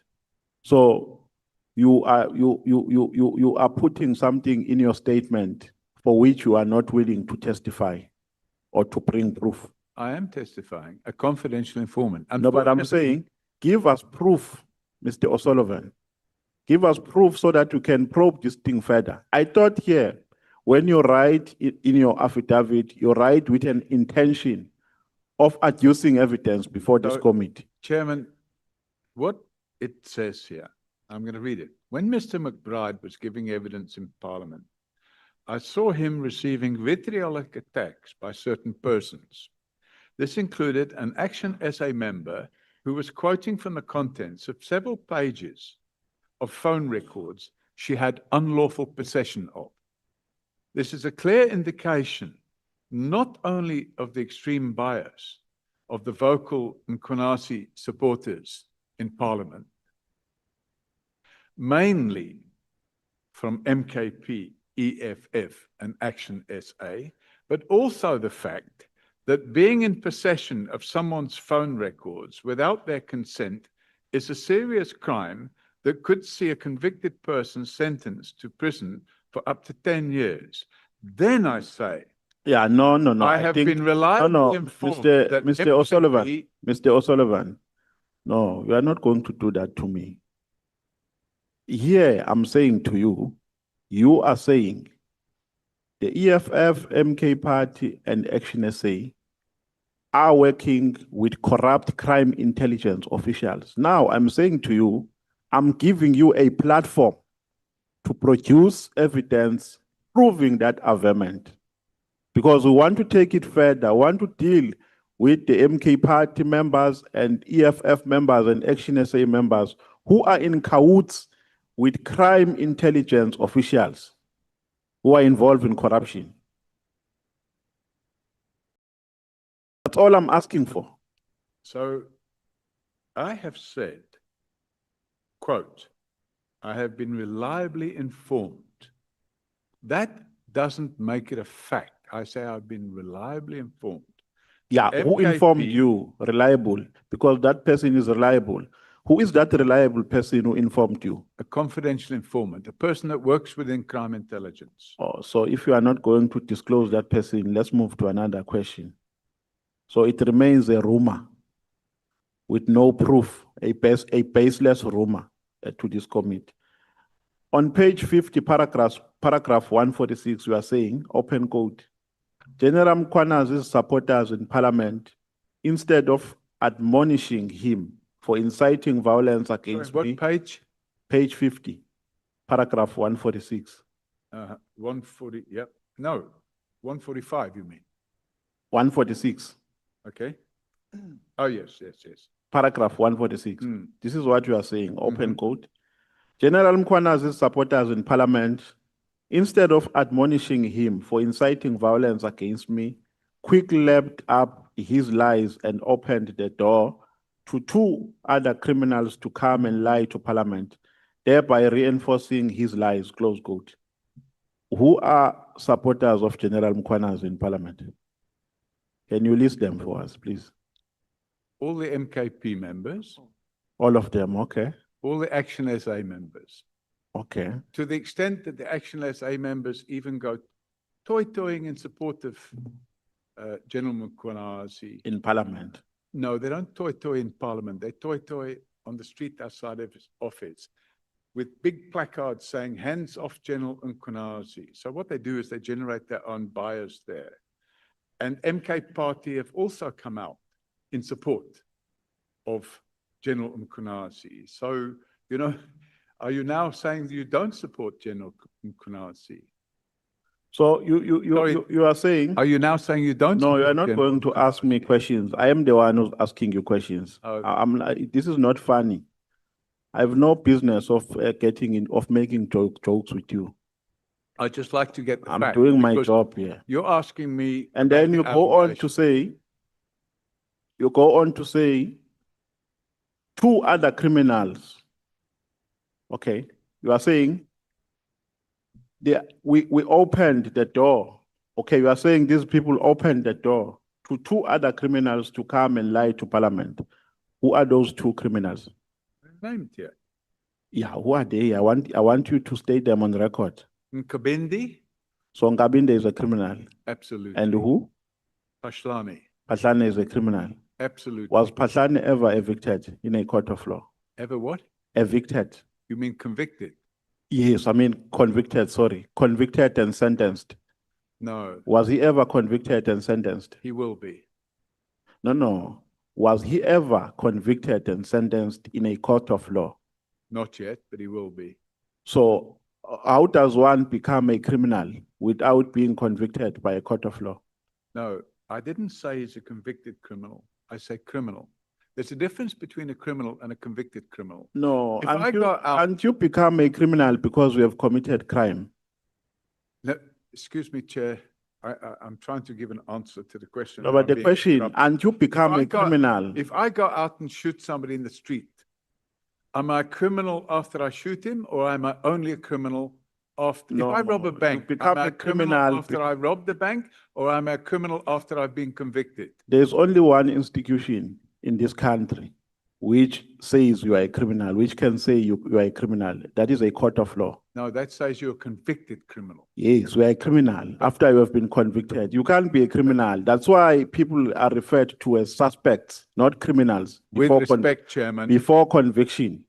So where do you get the audacity to call people criminals when they have not been convicted in a court of law? If I've seen the evidence, and I've seen that evidence, if they want to sue me for defamation, let them go ahead and do it. And by the way, I've been saying for the last 11 years that Pashlani is a criminal, and not once has I received a lawyer's letter asking me to retract that So statement. these people who are making allegations against you have a right, and they are correct when they call you a criminal, because they are also in possession of a certain evidence. If they've got evidence that I've committed a crime, why don't they come and put it in front of you? No. They've come, some of them. Are they correct when they say Paul O'Sullivan is a hardcore criminal? Because they are in possession of evidence as well. So unfortunately, Chairman, this committee allowed these criminals to come here and accuse me of being a criminal, but don't apply the same test that they now want to apply to me. So you allow them to sit there, and I'm going to quote exactly what you allowed. Yeah, no, even if you don't quote, because I'm running out of time. But so On paragraph the reality is 92, the on reality paragraph is 92, that other people can come call me a criminal. on and you don't paragraph question it. 92, let's move to another question. On paragraph 92, page 31, you are saying, open quote, according to information I've received on the 3rd of July 2025 and 4th of July 2025 at the police college in Pretoria West, Masemula and Mkhwanazi put the finishing touches to the presentation that Mkhwanazi would use to shock the nation on the 6th of July, 2025. Who told you this? A confidential informant. So all this information, Mr. McBride. I said, according to information I've received. No. I'm saying to you, the majority of the information you have tendered in your affidavit is based on people who are confidential. You can't disclose it here. You can't disclose those people here. If I disclose it here, if I gave the name of the person that supplied that information here, publicly or privately, that person would either be murdered or he would suffer some form of detriment. So and if you think the criminal justice system is so good that all witnesses are safe, I respectfully request you to read the newspaper. How do we test then the authenticity of what you are telling us when you do not want to share the sources? Because the sources should be used by this committee as proof. Because under normal circumstances, the sources should be also writing affidavits to say, really, this is what happened. Because now you rely on hearsay evidence, and it's difficult for us to test that hearsay evidence. Yeah, unfortunately, that is the problem we have in South Africa today, that many witnesses will be murdered if they give evidence. And if I talk, for example, about the Matlanga Commission, we no longer have a witness D and we no longer have a witness F. And it's a matter of time before witness A, B, C, E are not around either. The reality of the situation is that there's so much corruption in the criminal justice system, and there's so many criminals with badges. If it's not stopped, this country will go into a decline that it will never recover from. Let's move to another question. Again, I'm not getting any answer on this one. On paragraph 85 and paragraph 42. Sorry, one paragraph at a time. Paragraph 85. On paragraph 85, you are making an allegation there that Khumalo, in fact, not Khumalo, Madondo went to Japan to a workshop. And you further allege that Madondo has a romantic relationship with Khumalo. Do you have proof showing that they have a romantic relationship, Madondo and Khumalo? The person that supplied the information to us, which is at pages 297 and 298, and 299, and 300, and 301, and 302, and 303, the person that supplied that information. So you have proof. Sorry, that's all. No. I'm saying I'm not saying the person that supplied the information about the trip to Japan. No. I'm talking about the romantic relationship. Yes, but I'm trying to answer you. You have proof. You have proof. The person that supplied the information. Do you have proof? That is my question. Do you have proof? I'm trying to answer you. Do you have proof? Yes or no? That's what I'm looking for. The person that supplied the information about. Do you have proof? That's my question. Do you have proof? The person that supplied the trip information to Japan gave us information that the two of them. So you have proof? No, I don't have the evidence. Okay, let's go to another question. If you don't have proof, let's go to another question. On paragraph 39, you are making another allegation. 42. You are saying. Which paragraph? Paragraph 42. You are calling the late Tutumieni a President Zuma's mistress. Correct. What do you mean when you say he's a mistress of President Zuma? Well, I suppose if you have a conjugal relationship with somebody and they're not married, I would. So they have a relationship. They had a relationship. Yes. What kind of a relationship did they have? Well, a conjugal relationship. Do you have proof? Well, the son is the living proof. Do you have proof? Or they have a son? They have, yeah. Do you have a DNA test results? No, I don't have the DNA test. So do you have proof that President Zuma had a relationship with the late Tutumieni? Dudu Mayeni admitted it in a conversation with another person. So you have proof. And that person's name is Talenti Maye. So you have proof. Proof. Yes. Not enough proof, but enough to put in front of this committee. Mr. O'Sullivan, South Africa is a patriarchal society. Do you know that? What? It's a patriarchal society. Do you know that? What's Do you find it appropriate for you to characterize men here with baseless allegations of romantic relationships, women? Chairman, it's common cause in the public domain that Talenti Mayeni No, is but I'm Jacob saying Zuma's son. you are making a characterization here of women. You are characterizing them by romantic relationships for which you do not have proof. Do you find that appropriate? In this respect, yes, because it relates to. So you find it appropriate to say a woman is so and so's mistress without proof thereof? That is appropriate.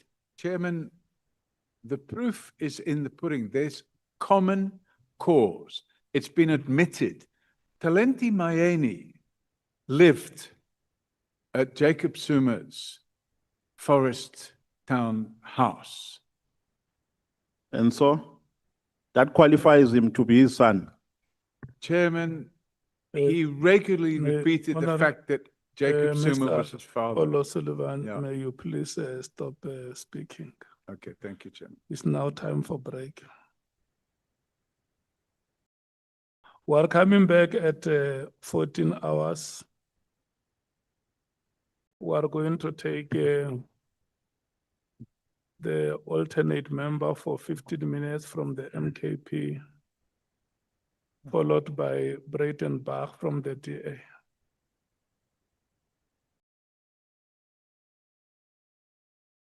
The four speakers will be Shongwe, Breitenbach, Honorable Thopa, Honorable Malema, and then Honorable Mwango.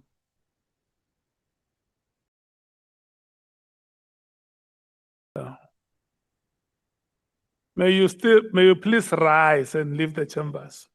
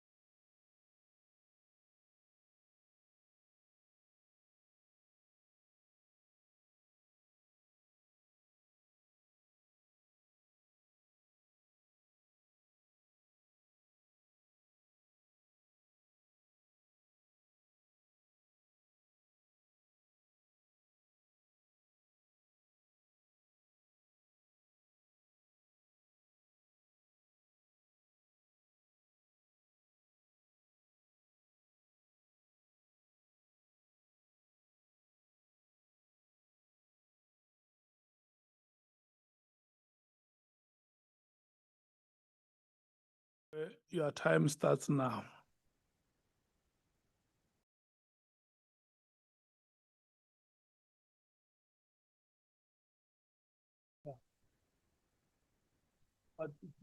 Focus on 11 now. Usondele last xoxa. Kuze ngathi ngamdlulela inamba. Wathi umoya mfocus on 11 wena. Kunentombi othandana nayo. Hello mama. Uphila unjani? Ngiyaphila.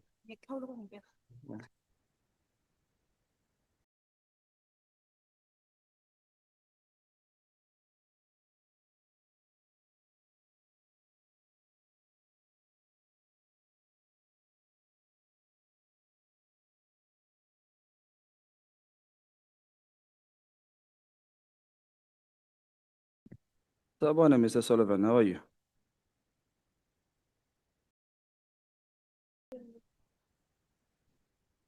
Are you good?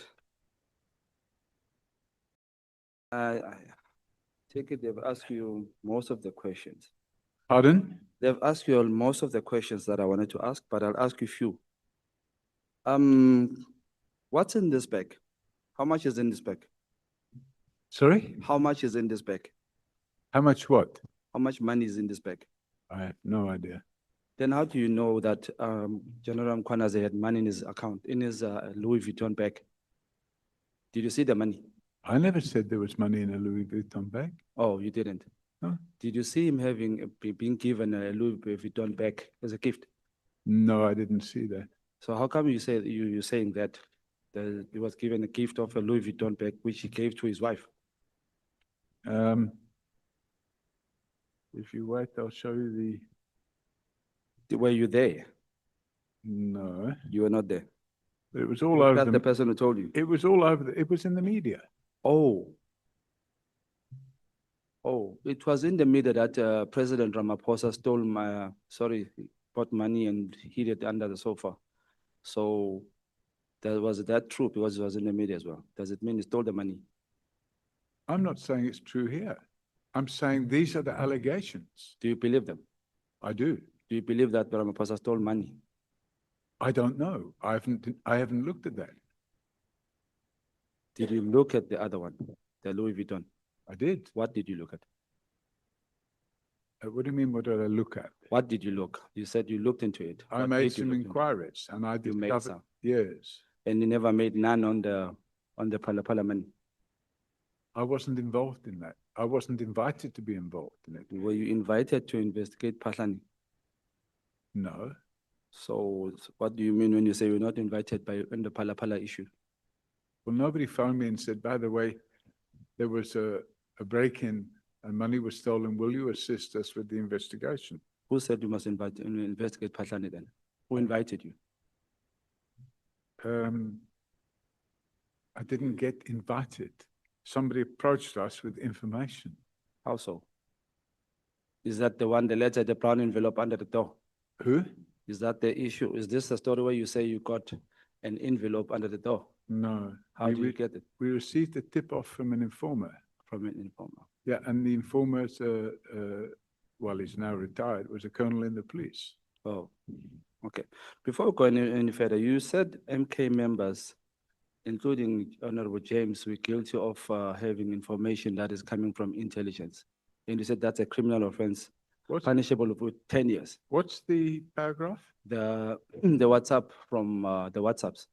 Yeah, but what's the paragraph number? No, I'm asking what you said. You said MKP members. Yeah, but if you can direct me to the paragraph number, I'd appreciate that because No, you said it here. I was listening to you. I was reading what was No, in you my said it. statement. You said it.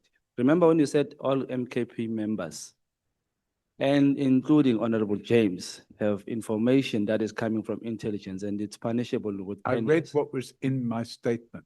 Okay. So if you can direct me back to the paragraph number, otherwise we're going to have to stop while I go looking for that paragraph number. Okay, while they look for it, let me remind you, you said that we are guilty of that. So I want to ask you, you just said to Honorable Nomvalo. Where is this? You got information from reliable reliable, what did you say? Sources, yes. Within the intelligence. Were you telling the truth or were you lying? I was telling the truth. So isn't that the same thing you are accusing us of? What accusation? Getting information that was not supposed to be in our hands. The WhatsApp information. You can't pretend that you forgot. You know exactly what I'm talking about. Well, let me find the paragraph. You know what, tell me that. I don't think I said, The chair. I don't think I said that you were in possession of that You said information. MK, you said, okay, Honorable James then. Yes. Yeah, Are we yeah, referring yeah. to Well, Honorable James or are we referring to MKP? What's the difference? You know, I'm finding similarities between you and Brown Mkhwanazi. You can be the white Brown Mkhwanazi. Pardon? It's fine, leave it there. Chair said I must not say you are a liar. Chair, please reconstruct this sentence for me. Are you a liar or a slow learner? Because you say you were in an accident, and in this accident, you forget things. You forgot your Afrikaans. You forgot your entire fluent Afrikaans. Okay, But let me explain to you something. Yes.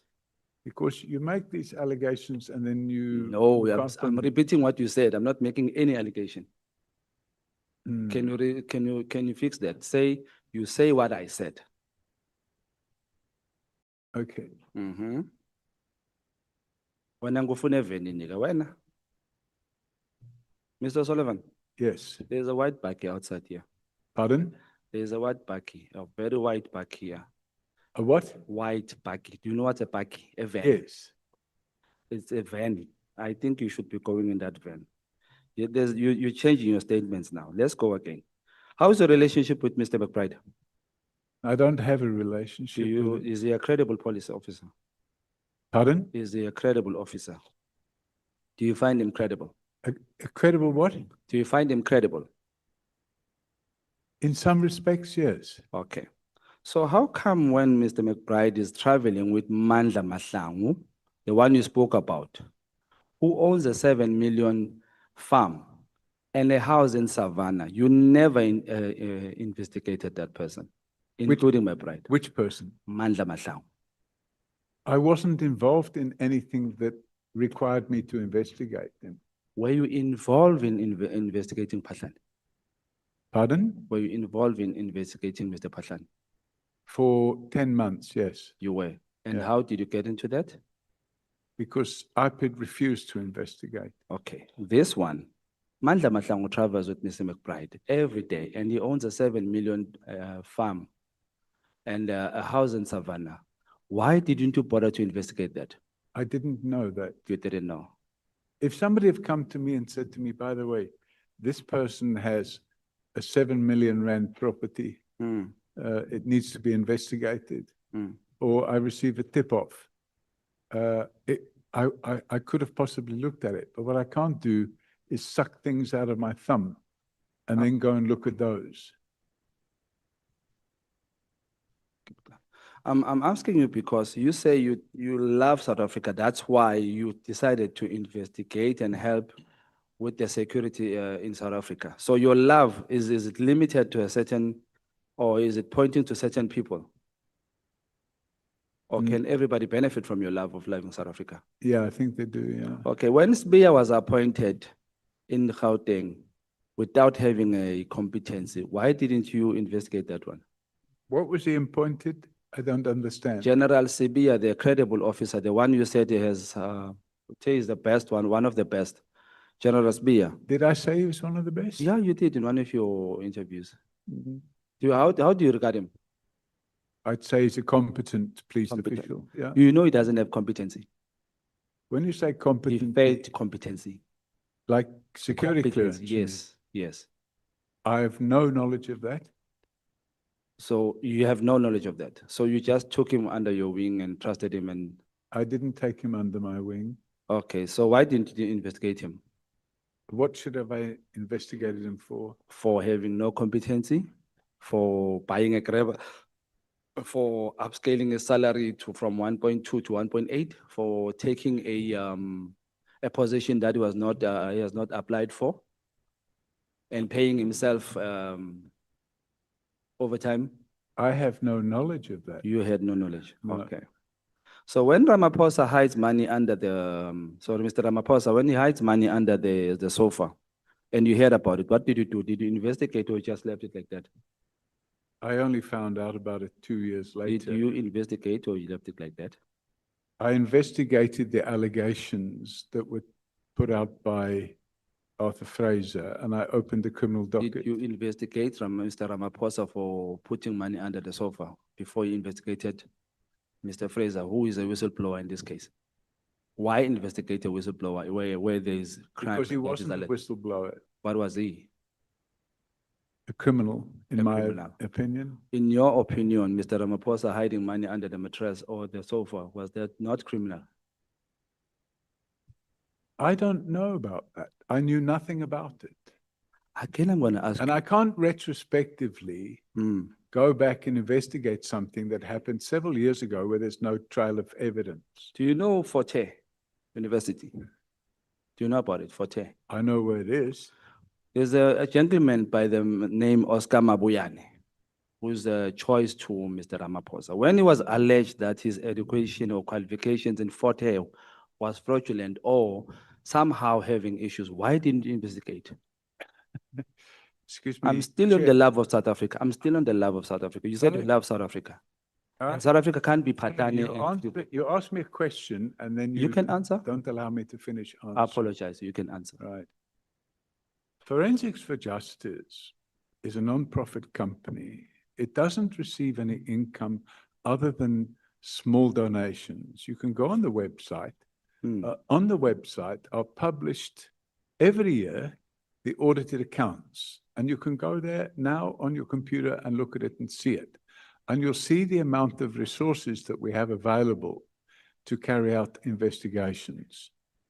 Now, if we were to investigate every allegation against every public official in South Africa, we would need probably 2 or 3 billion rand a year and lots of investigators. We just don't have that. So to sit there and ask me why you didn't investigate that, why you didn't investigate that, why you didn't investigate that, it's just impossible. We have to select the cases where people approach us and say, we've got this information. Nobody came I to have us. 3 minutes, Mr. Solomon. Sorry for that. I But I'm apologize. just saying, nobody came to us and told us, this Professor, what did you say, Mabula? Oscar Mabuyane, he's a premier in Eastern Cape. Okay, nobody came to us and said, Are you this going to investigate since I'm telling you now? nobody came to us. I'm coming to you now. Are you going to investigate? Well, if you go on our hotline, you can file, It's gonna take and then too it will long. be Luckily about, here, can you, for the love of South Africa that you have, can you investigate that? we don't take all. Okay, let me ask this one. I'm a South African and I need to learn something from you since you love us. How do I convince a judge or how do I get a judge to give me a court hearing at 12 a.m. and give me a conviction that I can't be arrested within, unless I'm given a note that says within 48 hours I have to be notified? How do I convince a judge to do that for me at 12 a.m.? What's 12 a.m.? Can you define that? Time. At midnight. That didn't happen. How? You got a document that says you can't be arrested and you must be notified within 48 hours. And you got that at night, at midnight. Okay, Is so that if not you- true? If you have a look, Chairman, this relates to section P. Is it true or not true? No, Did it happen? It's not true. It never happened. You don't have such a document. I have such, What but it time was wasn't that court obtained at midnight. What time was that court convened? At what time did you get that? It was a normal court day. During the day? Yes. If I have it on record that you are lying, can you hand yourself straight to the police station?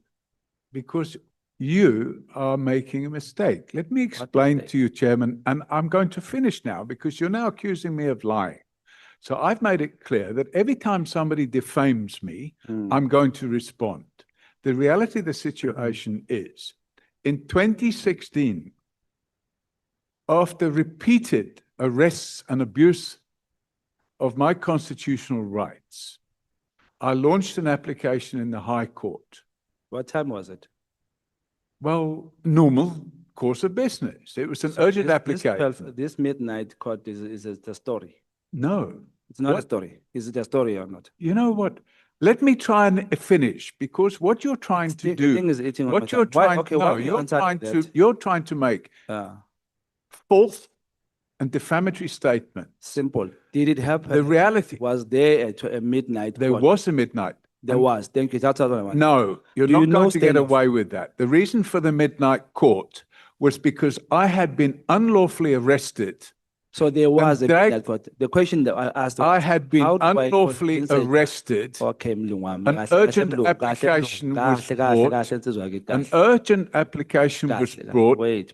in the Kahle. urgent court in Pretoria Can I ask after I had been unlawfully arrested Wait, lo, baba. by Kahle, dirty kahle, cops baba. reporting to Pashlani. And they dragged me away. I understand your anger with Pasha. The I'm question not is not angry that. with you. I'm This is the stating the question. truth. And what I'm not How going to do you allow get a is judge? for you. How do I convince a judge to give me a court hearing at midnight, 12 midnight?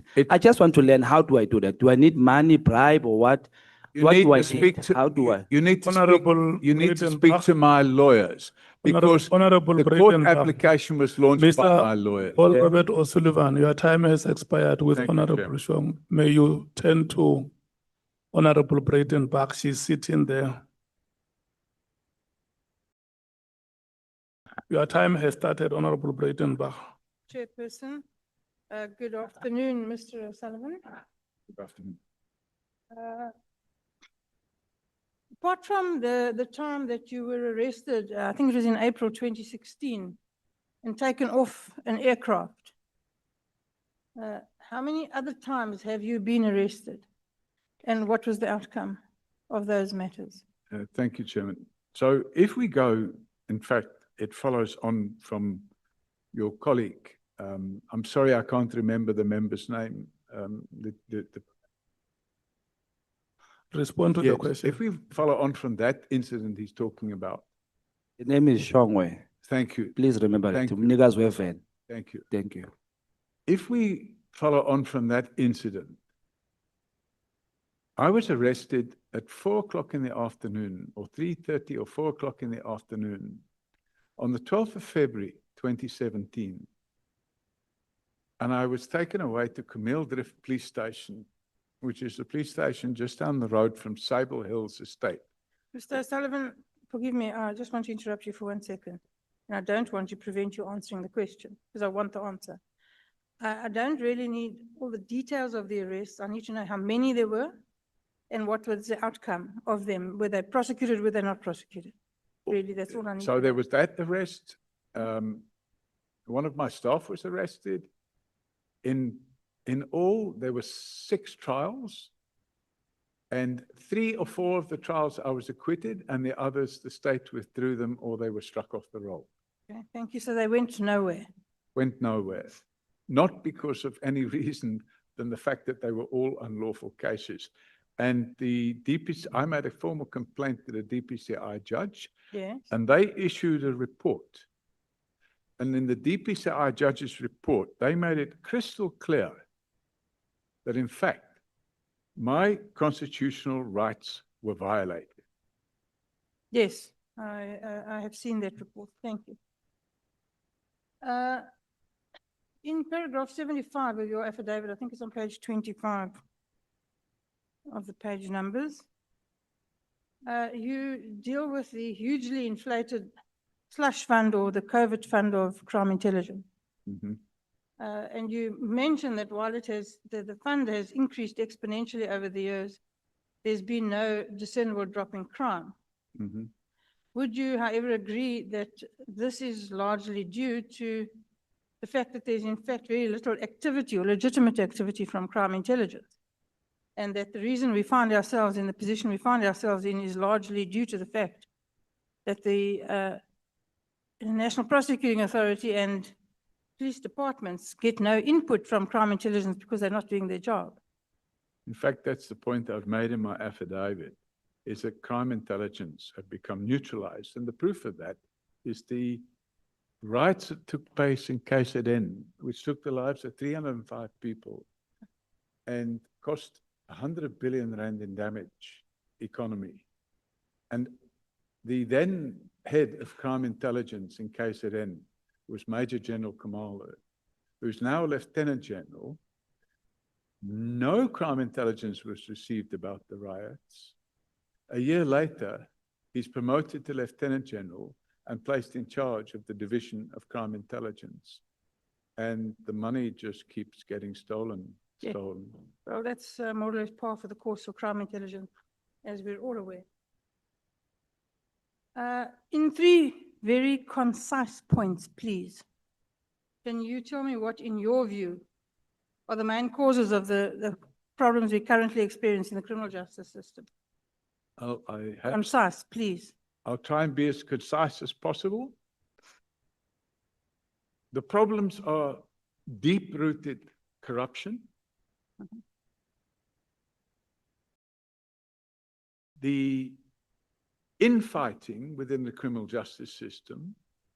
At the root of that is the Crime Intelligence Slush Fund, and the failure or refusal of successive crime intelligence heads and successive crime intelligence finance officers to be held accountable for the use of the crime intelligence funds has resulted in the reality that crime intelligence has become neutralized and it's no longer serving its purpose. Okay, I'd like to go to the document that Honorable James handed to you. Do you have it? It is a photostat copy of what purports to be a deposit slip for Nedbank. Yes. And another smaller document. I'm not I sure don't what have it is. the other document. I only got this. Oh, no, this is all I need. It's all I'm going to refer to. So you're a certified fraud examiner. Correct. And I take it then that I may assume that you're somewhat of an expert on documents. Can be sometimes. Okay. Depends on the nature of the document. Well, let's have a look at this one. This is a photocopy. Yes, well, of course, that's the first thing. It's a photocopy of a photocopy. It's not even a photocopy. So its provenance is in doubt, and its veracity, the weight of evidence that it carries is not great in the normal course of events. Well, yes, you're quite right. But So would you have a look at that document there? It says a total of cash, postal, and money orders. Pardon me? It says there a total of cash, postal, and money orders, and then it says 100,000 rand, right just under the date. Oh, yes, yes. You see it? Yes, Then there's a Nedbank stamp on it, yes. and then in the total block it says 1 million rand. Yeah, I think that's not correct. Well, it can't be. It must either be 100,000 or 1 million. It can't be both. Yeah, exactly. It's a problem. And you see that depositor's name and/or reference is AN other. Correct. Oh, so a bit of a joke. Absolutely. Yeah. So I don't know where the document comes from, and I assume it emanates from the DSO files somewhere, because this date refers to DSO operations. But there's the deposit slip in itself is, in my view, deeply problematic. From my experience as a prosecutor, I would have had an issue with this document. Yeah, I've never seen the deposit slip until today. So I'm not sure of its evidentiary value. You were involved in a matter regarding a number of articles published by Amabungani. You will recall that it was alleged that Amabungani was in possession of documents that had been allegedly stolen by one van Niekerk. Correct. Yeah. I'm aware of that now. And you testified on behalf of, I think, the Moti organization. They're clients of ours. Yes, that the documents had in fact been stolen. In fact, the person that stole the documents is now on trial. Yes. For stealing those documents, and a court order was granted that the documents must be returned, and the accused is currently in contempt of that court order. Well, no, that court order was overturned at some point by Judge van Nieuwenhuizen and said they must be kept in the offshore location where they were kept and not altered or damaged in any way. That was the result of that. Judge Holland Muter issued the order to say return them, and then it was overturned. No, the order that they must be returned was taken on appeal, and the appeal was withdrawn, and that order is now valid. I see. And you say that Mr. van Niekerk is on trial? Correct. And what is the position with that trial, do you know? I think discovery took place in December. And to my knowledge, the trial should be starting either in March or April. But in that affidavit, which is the point I want to get to, is you in your affidavit discussed the issues of the metadata and how that would demonstrate that the documents were in fact stolen. Correct. Now, are you yourself an expert on analyzing documents to the extent that you can sensibly discuss the issues of metadata? We have the software that enables us to download. No. Are you sufficiently an expert to do that? I consider I've done it for more than 15 or 20 years, so I have the experience. There is no specific qualification that says this is the qualification you need. No, of course not, Mr. O'Sullivan, but I have been a prosecutor in 1 or 2 trials. And in order to demonstrate expertise, you need to demonstrate a long period of proficiency and qualifications and expertise, and to discuss issues of metadata. In my view, you need to be, sorry, Angela, could you just sit back, please? To discuss issues of metadata and what it means confidently in an affidavit, you would have to be an expert. I'm asking you if you are an expert. No, but I referred to a metadata report that had been done By someone else? Yes. Yes, but you'll agree with me that if you're not an expert, you can't do that. No, we just referred to that metadata report. So that's a little dodgy to then include in your affidavit a view based on someone else's view. That's not really acceptable. Well, it might be considered that. It was certainly found that way by Judge van Nieuwenhuizen, you will recall. I don't know about this, Judge van Nieuwenhuizen.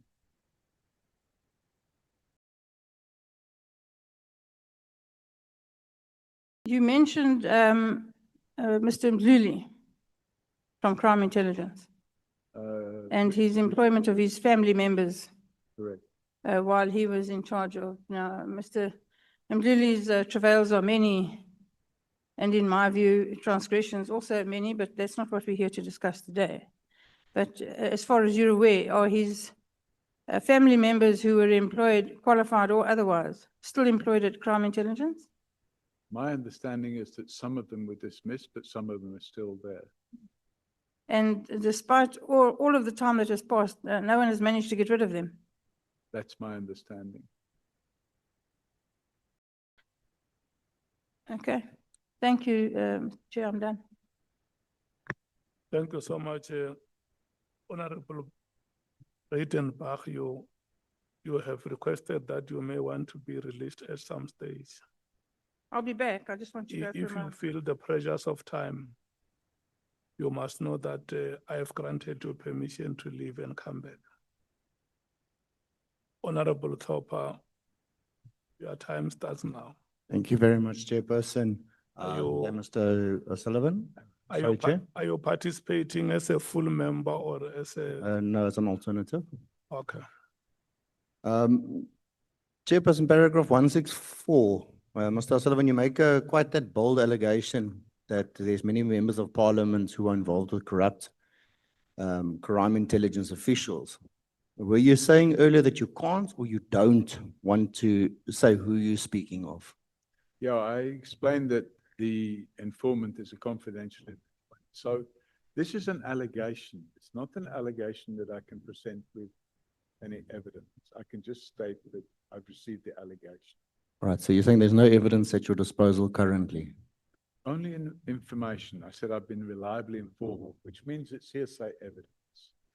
Thank you. In paragraph 152, you speak of General Palane's interference with witnesses by interviewing them yourself or that he was interviewing them himself or he had other people interview them. Is this correct? That's correct. The documents in question were submitted at the High Court. Thank you. In paragraph 147.17, you then stated there that the salesman, I believe it's the salesman of the expensive sound system, was identified and interviewed by yourself. Is that correct? Sorry, what's the paragraph number? 147.17. Yes, he'd be interviewed, but he wouldn't give me a sworn statement. But you interviewed him yourself. Yes, because when it became apparent, And then am I correct in to say that you were the complainant in that case?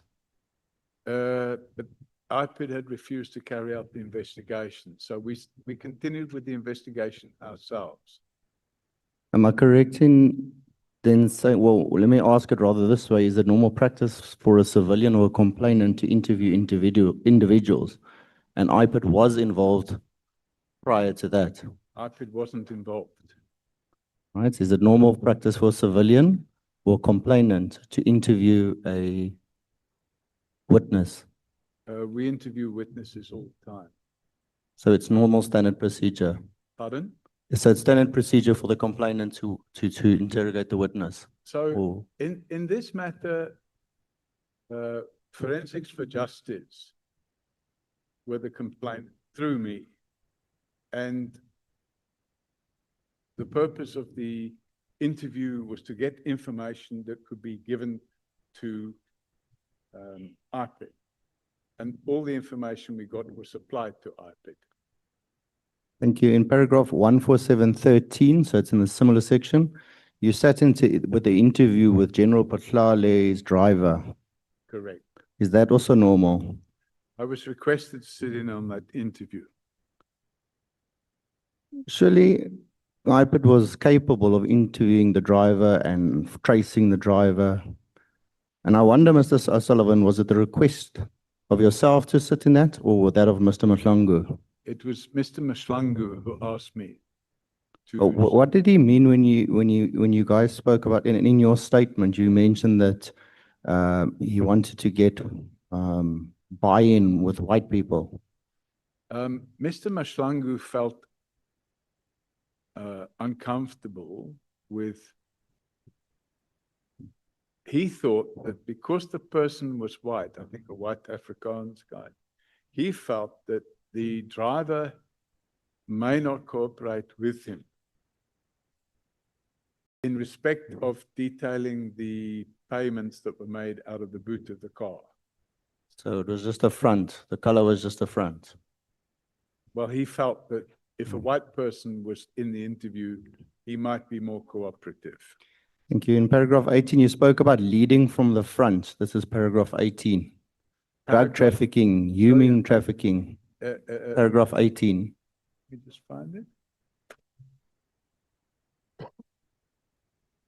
You spoke about leading in the front, from the front, drug trafficking, human trafficking, etc.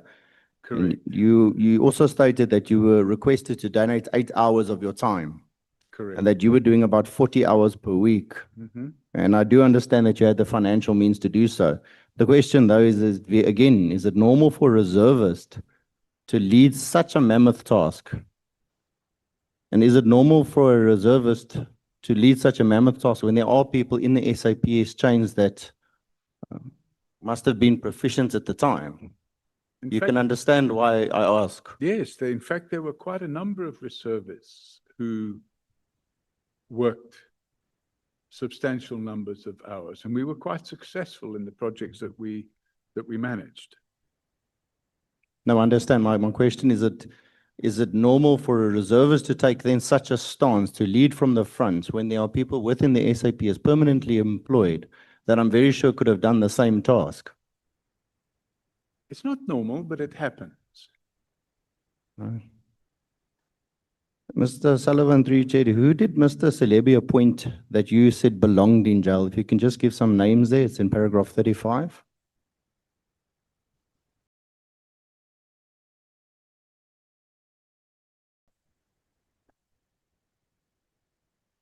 Well, the one person was in jail, that was Richard Mkhwanazi.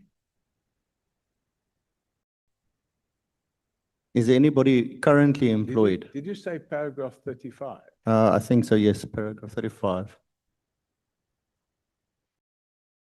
No, I can't see it then, paragraph 35. I could have a wrong paragraph number by accident, but it is where you speak of, I can't even get this one open now. Where you spoke of Celebi appointing people that belong in jail. I mean, If you can direct me to the paragraph. So that I I'll can come see back it. to that one, just for time constraints. I think paragraph 37, it seems that you're saying that the once former President Zuma became the president of the ANC. I think it was in the December 2007. It is the ANC under his leadership that called for the closure of the Scorpions as they were effective against corruption. Is my understanding correct? I'm not sure I understand what your understanding is. It was under President Zuma's leadership of the ANC that the Scorpions were closed. Yes, I believe And that. they were effective at the time because they were going for politicians and high level. What paragraph are we talking about? 37?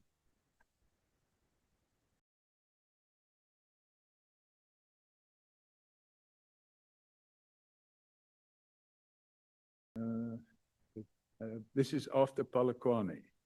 Yes, it's at the end of the paragraph. The conference called for the ANC policy to disband the Scorpions. I think that's common cause. And the disbanding of, my understanding is that the disbanding of the Scorpions was intended to curtail high-profile corruption investigations. And if you look at the Glenister judgment, it's quite clear that that application was intended to either save the Scorpions or to have something that stood independent from the police. And that's what led to the changes in Section 17 of the Police Service Act and the creation of the DPCI. Thank you, Mr. Sullivan. It might be common cause for some of us, but many people don't know all these. This is why I'm asking these questions. Is it correct that within 2 years, the Scorpions were totally disbanded? That's from 2007. And this was the mark of the start of the significant corruption we see today. Is that correct? What paragraph are we on now? It's straight after that paragraph. You just said within 2 years, the Scorpions were totally disbanded. Yeah, I think it was 2.5 years. Would I be correct to assume, because as you allude to the witnesses, Mr. Salebi and Mr. Mbeki, who tried to help him, former President Zuma was a catalyst to what we see today as one of the major reasons that we're sitting here. It's in the same paragraph. Yes, that whole paragraph speaks about that. Paragraph 37, line 4. Yes. What is the question? I said, would I be correct to assume that when you allude to this section, you speak about the relationship between Mr. Salebi, Mr. Mbeki, who had tried to help him, and former President Zuma? Was it a catalyst to what we see today as the major reasons that we are sitting here? I think it could be part of it, but I can't say it's all of it. I think one have to look at the defective aspects of crime intelligence and the abuse of the slush fund. Yeah, I'm just saying, was it a catalyst? I think it could have been. Thank you. In paragraph 147, Mr. Sullivan, you stated that you were tortured for 3 days. Who tortured you? Where did this take place? And do you have any evidence, photos of anything of this? So torture marks? If you take a look at the act that deals with torture, it's all set out in the complaint I made at the time. So, thanks. If you look at the definition of torture, and I'm just going to call it up quickly, you will see exactly what the definition of torture is. Mr. Sullivan, sorry, I've got very little time from a full member. So just, do you have anything, any proof of a torture of a physical nature? Let me rather put it that way to you. There's different types of torture. It wasn't physical. Okay, how were you tortured? You can just give me the reason how you were tortured, Mr. Sullivan. Okay, Act 13 of 2013 sets out quite clearly what torture is. And it states quite clearly, torture has a meaning assigned to it in Section 3. And it's defined as, the purpose of this act, torture means any act by which severe pain or suffering whether physical or mental, is intentionally inflicted on a person for such purpose as to either obtain information, punish him or her for an act he or she or any other person has committed, or intimidate or coerce him. Thank you, Mr. Sullivan. I understand. I'm asking, how were you tortured then? If you can explain to me. Okay, so I was taken and placed in a cell with rats running around and sewage on the floor with nowhere to sit. And I was repeatedly told that I'd be in prison for the rest of my life. I will be charged with treason. And that process went on for 3 days and nights. And I wasn't allowed to sleep.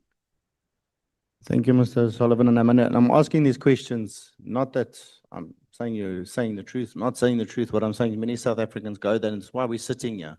Because I think many South Africans sit in cells that are dirty, sewage on the floor. And that's exactly what we do as oversight. And we need to better on that. In the same paragraph that you spoke about this, you also spoke about your phones were tapped. Who was responsible for tapping your phone, and do you have any proof of that? Crime intelligence. And there's a sworn statement that's not included here. But there's a sworn statement by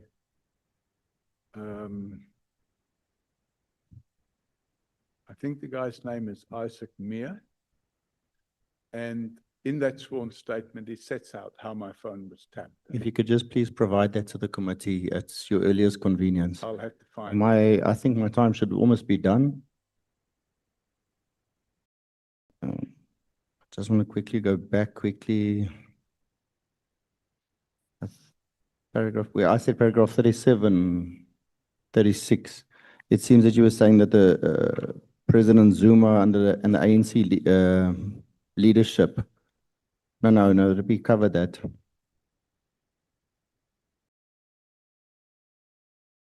Pardon, which paragraph? I think it was paragraph 36.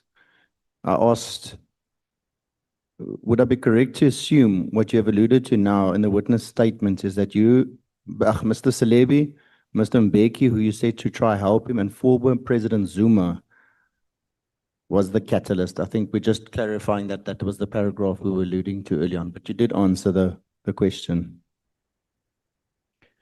Paragraph 150, you mentioned you received death threats. You wrote to General Palani to inform him, because you believed he was making the threats, and you copied President Ramaphosa.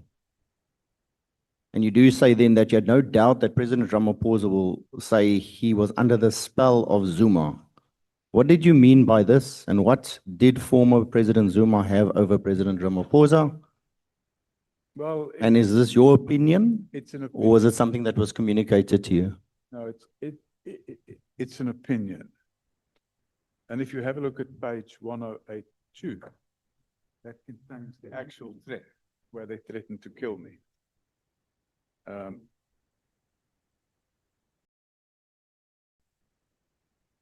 1082.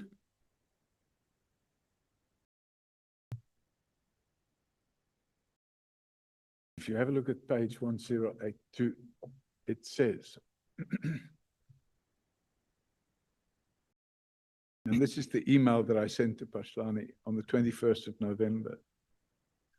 And I've copied and pasted the threat in there. And it says, "Hello, Chief, this is a warning to you.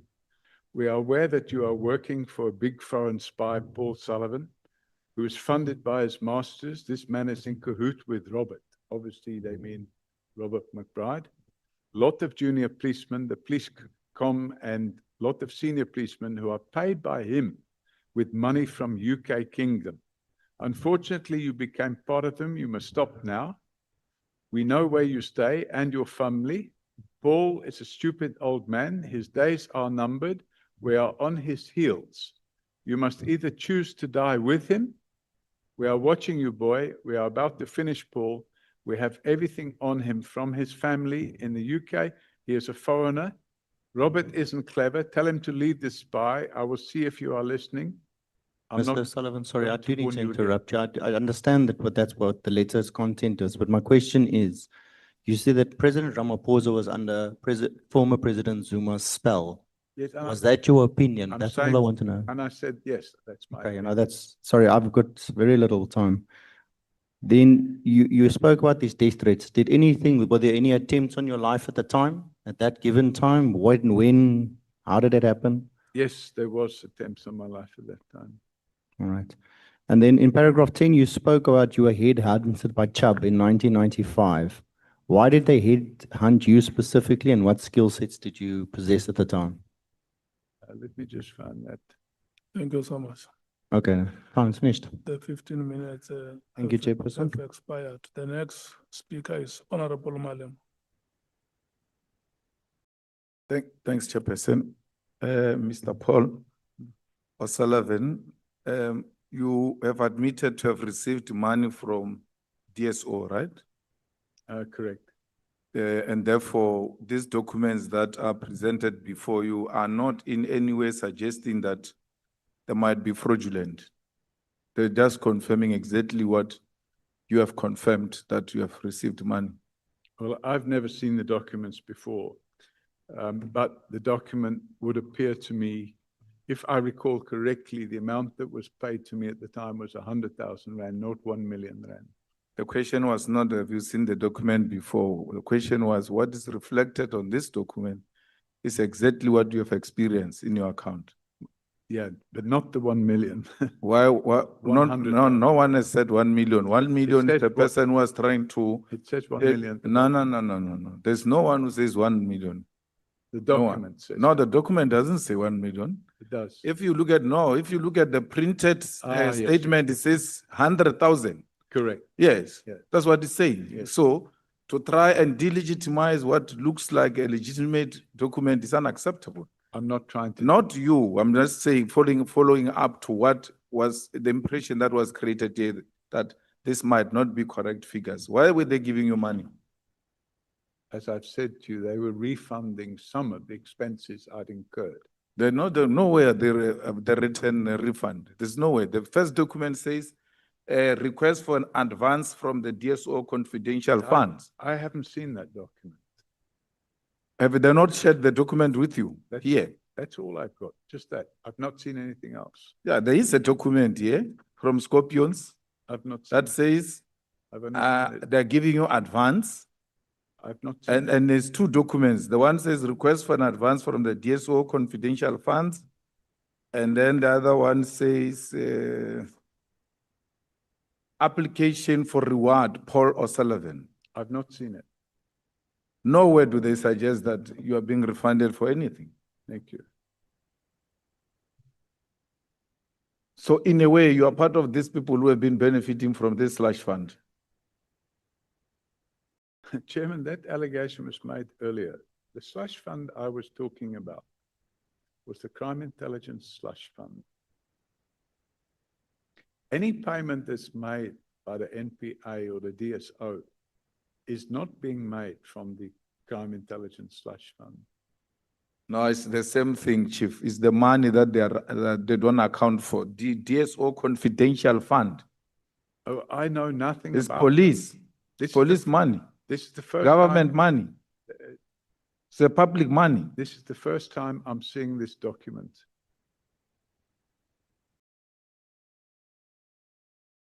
And in fact, what they did internally, I don't know about it. I just know that they made a contribution to some of the massive expenses I'd incurred in respect of investigations that I carried out in relation to the two projects. The one was called Project Coffee, and the other one was called Project Bad Guys. Yeah, it's written here, Project Bad Guys, brackets, coffee. Yeah, there were Coffee leg. two projects. And it related to international drug smuggling syndicate with tentacles around the world.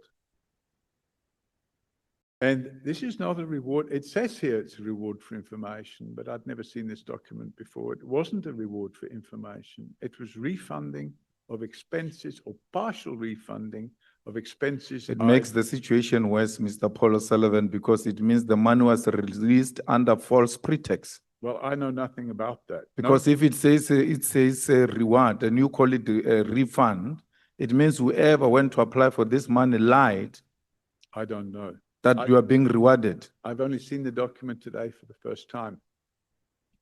But it lists a number of names and people that went to prison.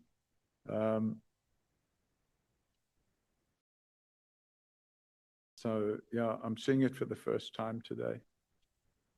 Okay, let's leave that one. At least we confirm that you have received the money. We're just not finding each other about why you received the money.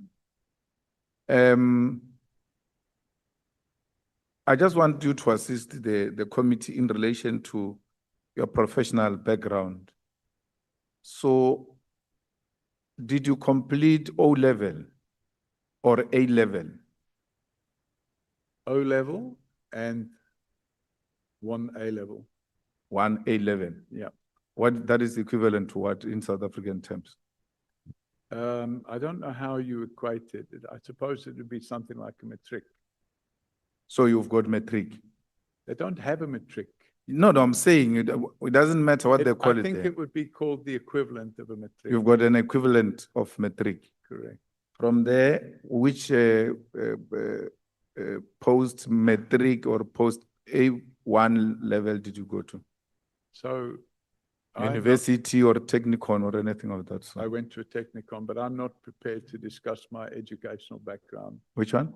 I said I went to a technicon, but I'm not prepared to discuss my educational background. I made that clear. And No, the you're going reason- to have to discuss your educational background because you took our money. We hired you No, you at didn't. AXA. I At didn't- AXA. No. take That's the our money.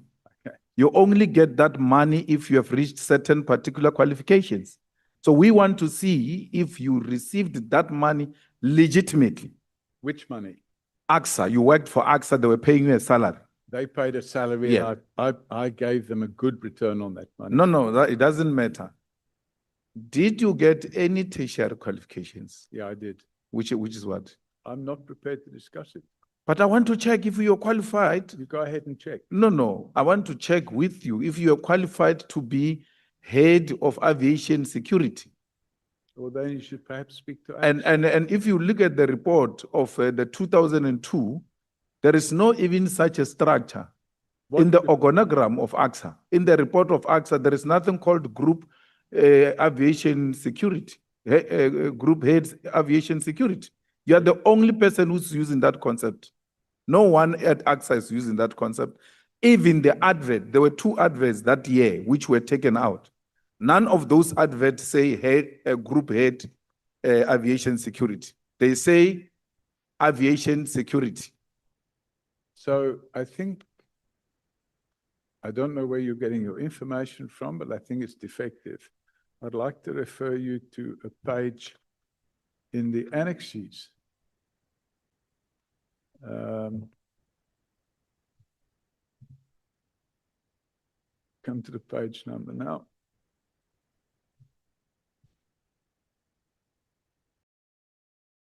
I'd like you to refer to page 62.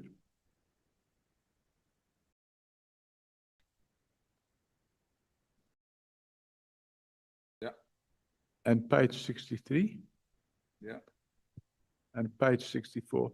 So on page 62, it's addressed to Mr. Paul O'Sullivan, Director, Executive Group Security. Page 63, it's addressed to Mr. Paul O'Sullivan, Group Executive Security. On the business news or engineering news article, which is page 64, if you look at the second paragraph or the third paragraph on the left-hand side, it says, according to AXA Group Executive Aviation Security, Paul O'Sullivan, this is substantially more than was likely to be allocated had the 2001 terrorism attacks not occurred. And it talks about 150 or 140 million rand budget to improve security.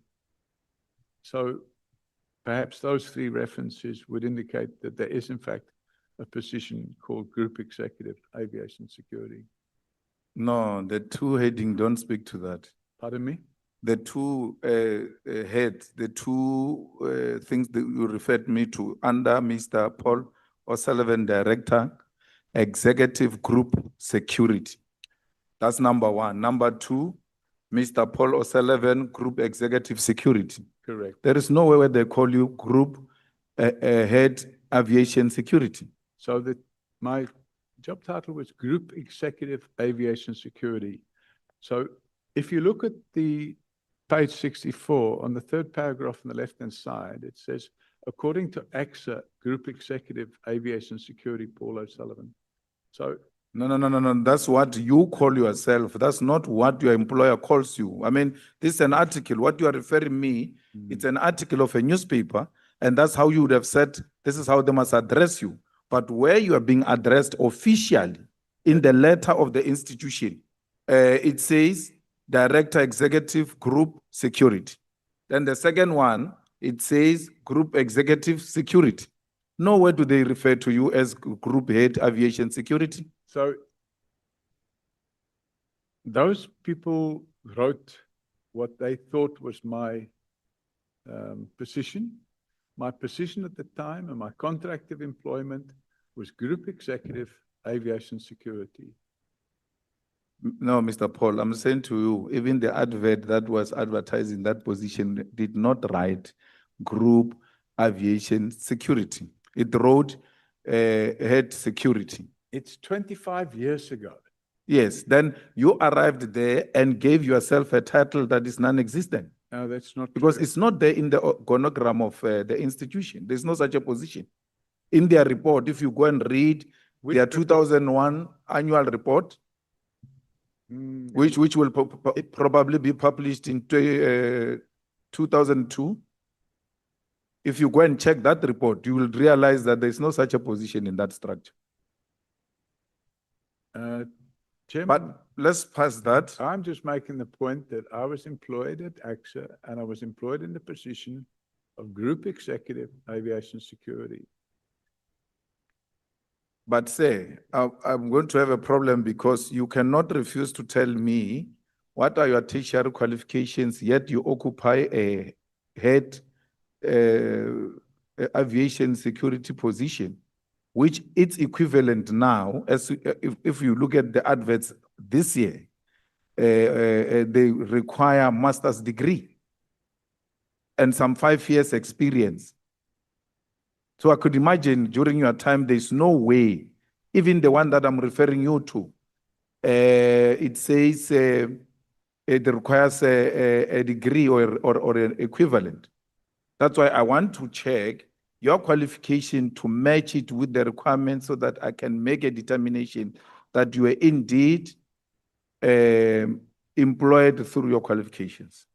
And am I correct in thinking, Chairman, that that's in the terms of reference of this committee to look into the qualifications of a civilian that has nothing to do with it?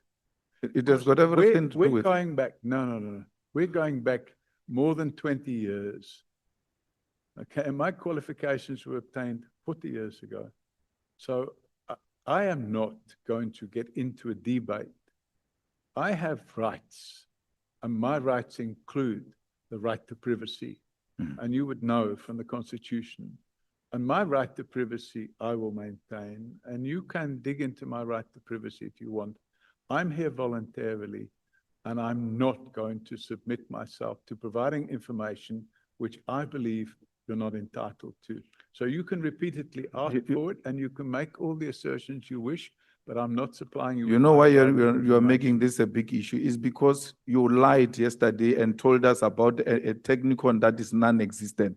Oh, really? Okay. It's not there. You did. You told us that you went to some Manchester engineer or something. The chair can confirm that. Okay. You said that yesterday that you went to Manchester Technicon or something. And then when we went to research that institution, you said you went to a training in engineering. Yeah. We did not find such an institution existing. Yeah, okay. So, Mr. Paul O'Sullivan, you occupied a senior position without qualifying because you had infiltrated the system. If you believe that. And part of our investigation, the reason why we go to qualifications is we want to demonstrate that these people they don't have the necessary skills, yet they occupy strategic positions because of their proximity In the police. to those, not in the police. But aren't we supposed to be looking, Chairman, at the allegations from the KZN Commissioner of Police, and instead you're now diverting? So what you've actually done, Chairman, is you first of all invite me here, I come here, and now what you're doing is you're trying to impugn my character, and you've been doing it for the last 5 hours. And, you know, I'm not going to cooperate with that. No. You're going to cooperate. Look, No, I'm you sorry, you but went won't you tell me went what I'll you went cooperate to with. you went to mess up our IPT and our justice system, our criminal justice system. We're trying to establish as to who is this person who is alleged to have done the following in the institutions that we're investigating. It is in that context that we're asking you about yourself. And it shouldn't be difficult for a person who has taken an oath to tell the truth, but nothing else but the truth, that I went to school and this is why. I'm not asking you whether you passed with this higher degree or not. I'm just asking, where did you obtain your qualifications? Because yesterday you told us about a different technicon that is not a Manchester technicon. Okay, And then you are doing engineering. You get the transcript of yesterday. and Now I think today- you'll find your mistake. And Chair, can you please intervene and perhaps remind him of what he said? Mr. Paul Robert O'Sullivan, you went to Manchester Technikon. No, I said I and studied at Manchester, and somebody you- said, "Is it a technicon?" If you listen to me, so Okay, that sorry, you know what you are going to respond to. You went to Manchester Technikon and you obtained a higher certificate in electronics. That is the evidence that you deposed here Yes, yesterday. that's correct, and that is Yes. correct. Okay. But it's absolutely not called Manchester Technicon. But you know, somebody said, "Is it a Technicon?" I said, "Yes," but it's not. But anyway, You see, you are now changing that, now that you are no longer prepared to talk about your qualifications. But I just demonstrated to you, you spoke about your qualifications yesterday. And you were not qualified to be employed as head of anything at AXA because you didn't possess the necessary qualifications. Number two, which I want to ask is, after you went to, is it the military intelligence, did you work anywhere else except when you left the military intelligence? did I work anywhere? What? Did you work anywhere after you left military intelligence? Yes, I did. Where? I'm not telling you Why? because it's none of your business. It's none of my business. Mm-hmm. So, okay, that's fine. You don't have an answer. And I know you don't have an answer because the question after that was going to be, where did you get the money to invest in the property investment? Because you were just from school, went to military intelligence, and then the next thing you come to South Africa for tourism, you love the place, then come back to South Africa to invest in property development, and not only in South Africa, but in different kind of countries. Where do you get that money from? Because military intelligence will not have given you such pensions. No, pension. I don't get a pension at the age of 26 or 20. That's what I'm saying. Where did you get the money? Property development, and I made profit. Where did you get the money to invest in the property development? The first development I did, I borrowed the money from the bank, and I made it a profit. And I reinvested that profit in another property. And I made a profit there. And I reinvested that in another property. And I made a profit there. So that's how property development works. No, I don't buy that story. Mr. Paul O'Sullivan, property investment is a very expensive investment.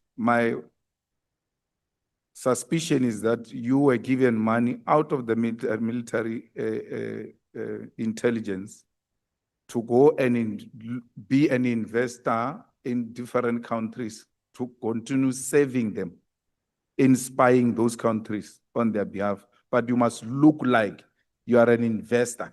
With respect, Chairman, I think the honourable member has been watching too much TV. Why? Because you're speculating.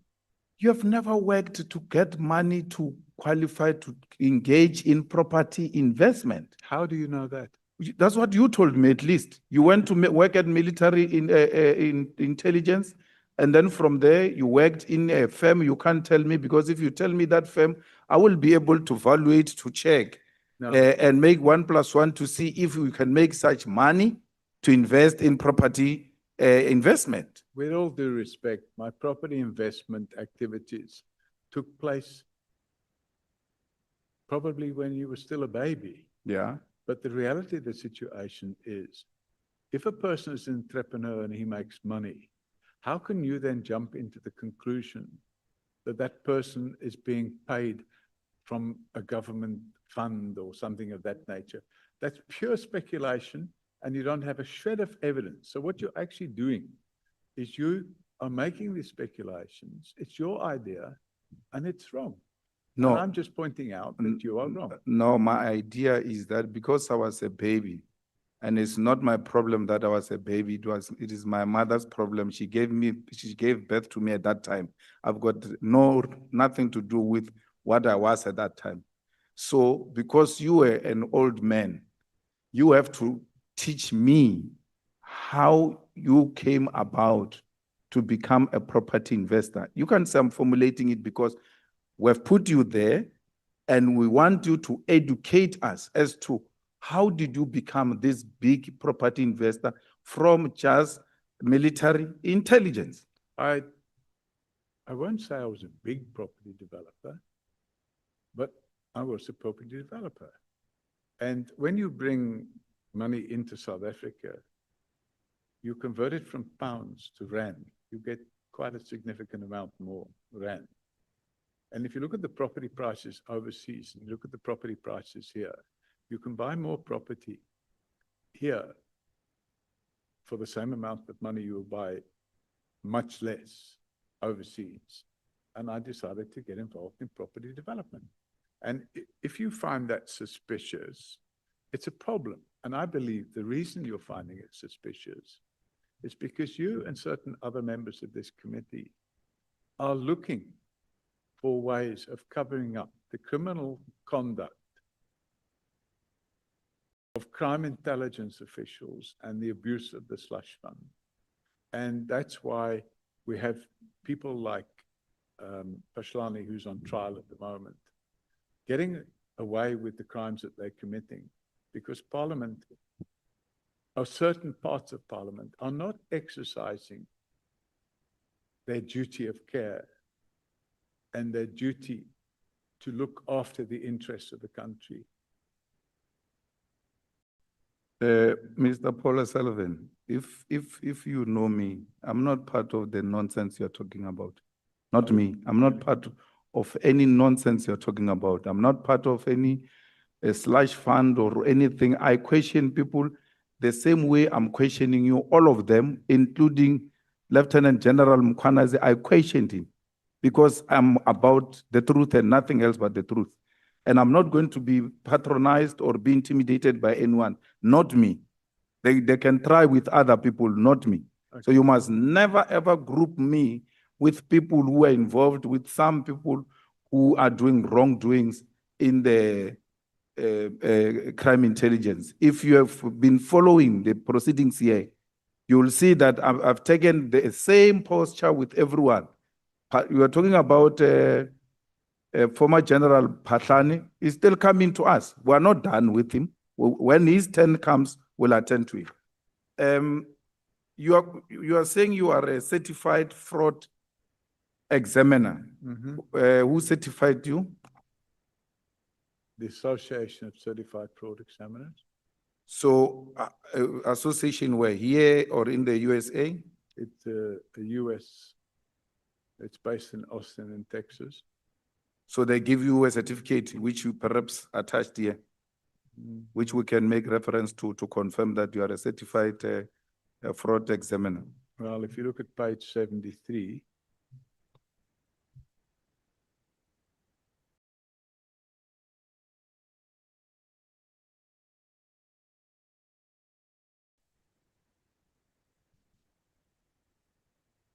yeah.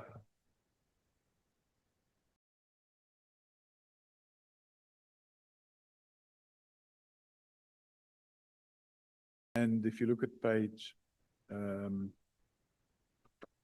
67.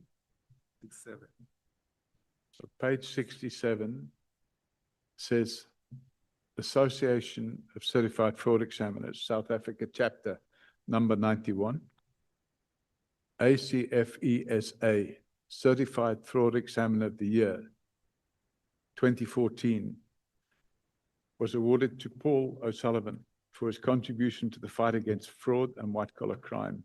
And if you look at the page 73, it says again, Association of Certified Fraud Examiners, South Africa chapter, ACFE, hereby awards Paul O'Sullivan with the Certified Fraud Examiner of the Year Award 2022, with all rights and privileges under the bylaws of the ACFE SA chapter.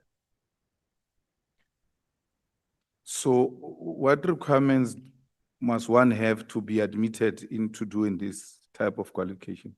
I'd have to go on the website and have a look because, but you have to take exams, you have to undergo quite a lot of training. Yeah.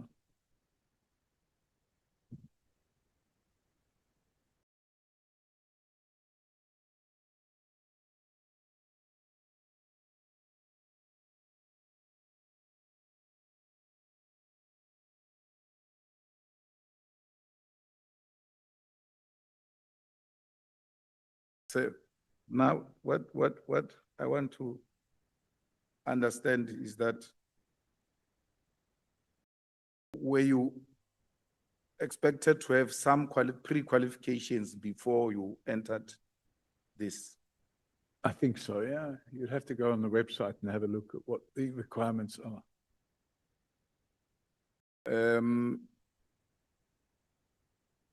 The issue of security clearance, you said to me at that time when you were head of aviation security, the issue of security clearance was not a requirement. That's correct. No, but when we look at the necessary act that was applying at the time, that was a requirement. It became a requirement in 2003. That was after you left? No, before I left. It was made a requirement in 2003. And then when they found you without having the security clearance, what happened at the national key point? Then I could no longer be the national key point officer, and I could no longer be sitting on the National Aviation Security Committee. Have you ever been found guilty of a GBV? What's GBV? Gender-based violence? Yes, in 1999, I paid a 500 Rand admission of guilt fine for an alleged assault. And in retrospect, I probably shouldn't have paid the fine, but my lawyer at the time advised me that either there would be a trial or I could just pay the fine and it wouldn't be a criminal record. Unfortunately, I paid the fine. It was made a criminal record, and then it was subsequently, what do they call it? Expunged from the record. Do you still have your firearm license? Yes, I do. Is it not the requirement that when you are found guilty of such a thing, they should withdraw your firearm license? So there wasn't a trial and I wasn't found guilty. I just paid an admission of guilt fine. It's like if you're driving at 150 kilometers an hour and the speed limit is 120, you get a ticket in the post and you can either go to court and challenge it and then you get convicted and then it'll be on your record, or you pay an admission of guilt fine and then it doesn't appear on your record, although that is now changing because I think with the new, what do they call it, AARTO Act, even if you pay an admission of guilt fine now, it becomes part of your record. But at that time, it wasn't the case. Have you ever faced any allegations of sexual misconduct? No. There was never an allegation that you were accused of raping an underage girl? Definitely who not. was in the Randburg area, who was absolutely a close, who was a daughter of a close friend? Absolutely not. I mean, and that will mean you have not even tried to pay any bribe to those parents to. I've never had such allegations made. Nothing of any nature whatsoever. What is your relationship with McBride? Robert McBride. I have no relationship with him. Professionally? When he was at IPID, yes.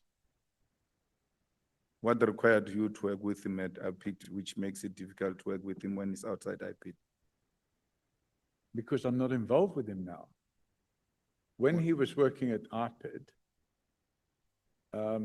he was the executive director of IPID. Mm-hmm.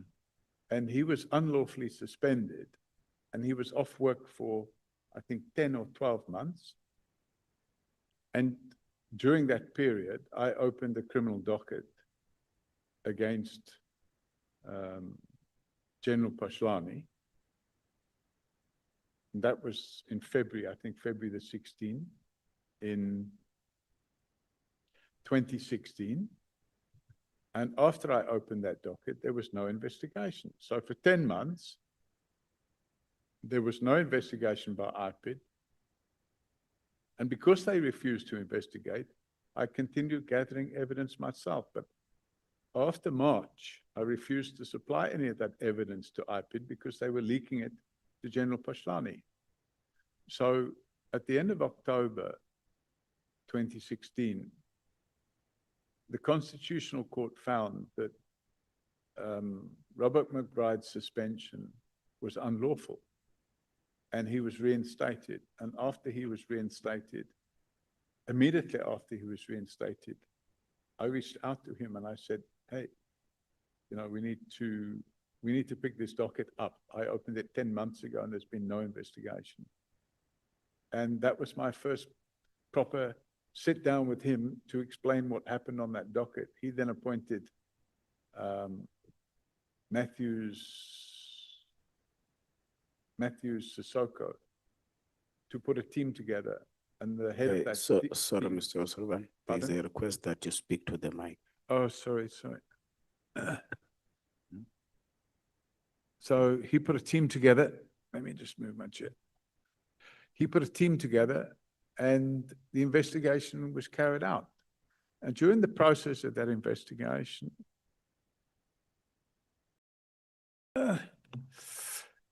3 weeks into the investigation, there was a threat to murder myself and to murder Mandla Mashlangu, who was leading that team. And as a result of those threats to murder myself and Mandla Mashlangu, we had further meetings and it was decided that we needed to find out who these threats were coming from or where they were coming from. And they managed to trace the phone to a police official that worked at OR Tambo, but the police official claimed that he lost his phone the day before the threats were made. So it never got anywhere. And I mean, then what happened, so that was in November, towards the end of November 2016, on about between 10 or 12 or 13 of December, we had a braai. It was a year-end braai. And Mandla Mashlangu was there, Robert McBride was there, Cedric Nkabindi was there. There were two other guys, I can't remember their name, from IPID. And I was there. Some of my staff were there. I think 3 or 4 or 5, maybe 6 of my staff were there. And we had a braai, and it was a year-end braai, and that day I was flying overseas. And 3 days after that braai, General Prince Mokateri, who was then the unlawfully appointed head of DPCI in Gauteng, leaked a media article through a private investigator by the name of Chad Thomas to the media. And the article alleged that a secret meeting took place instead of a braai, and that the purpose of the secret meeting was to discuss overthrowing the government, and that the persons present at the secret meeting, apart from myself and McBride and others, was the DA and AfriForum and a journalist. Of course, the whole thing was fabricated. See, I'm being very patient, but my time. But the media made a big meal of it, a massive meal of it. So I then invited General Mokateri to take no, not I. Robert McBride invited General Mokateri to take a polygraph test, and he agreed to take the polygraph test. And I said to Robert McBride, he should also take the polygraph test.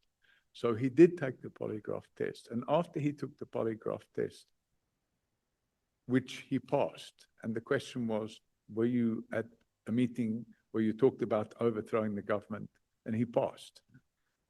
And the question for Mokateri would have been,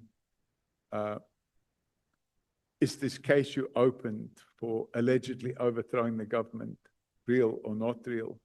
And he refused to take the polygraph test. So that was kind of the end of it. That's fine. And then Naim Kasim, what is your professional relationship with him? Naim Kasim, if I go back to, trying to remember the year,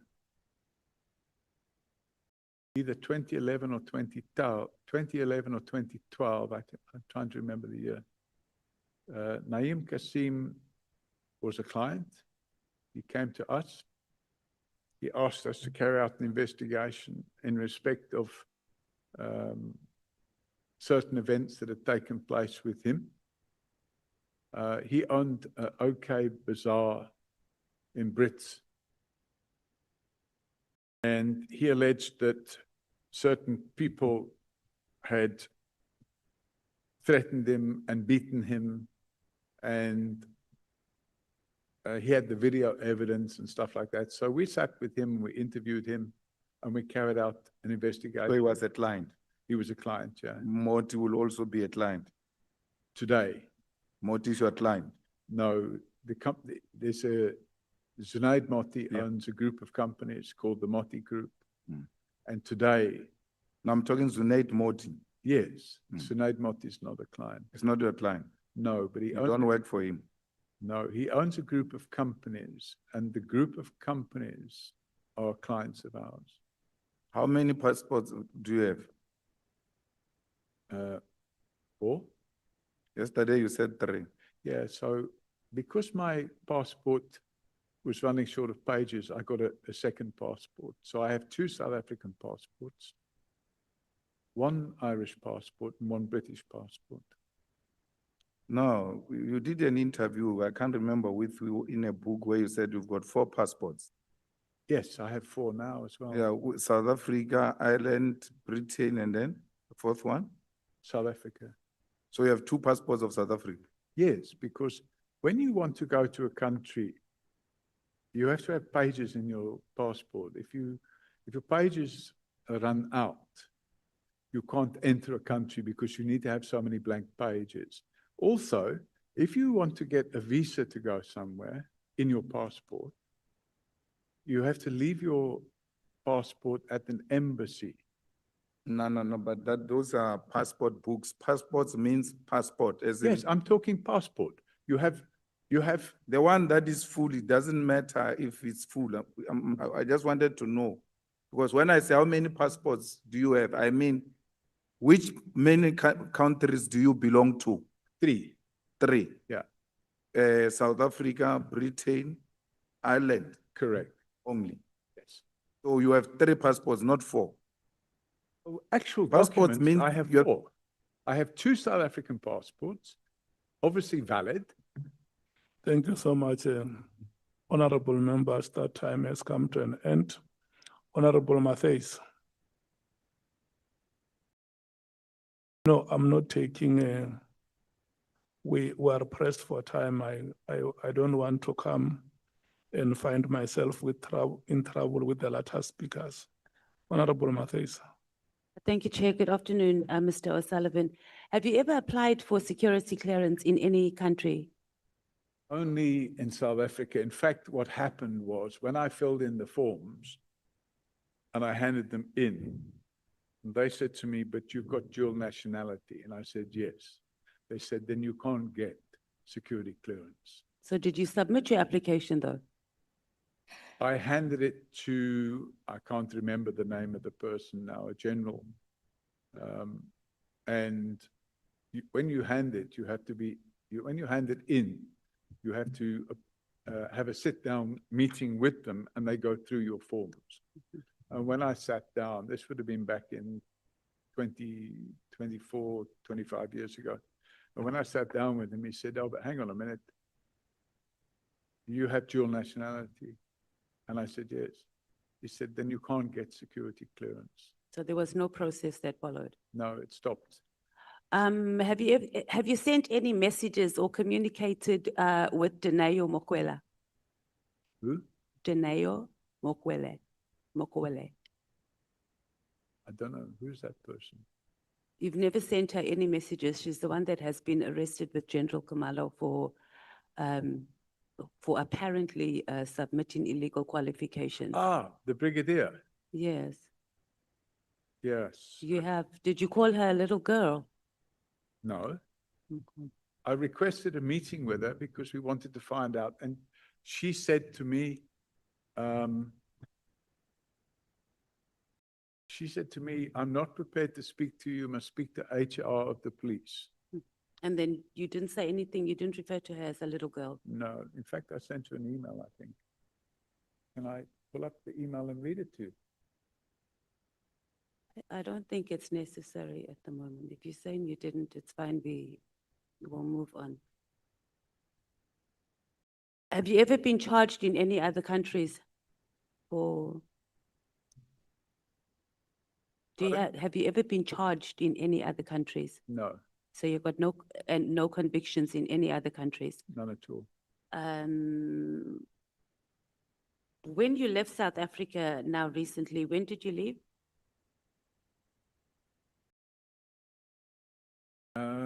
I can't remember the date, but it was last year.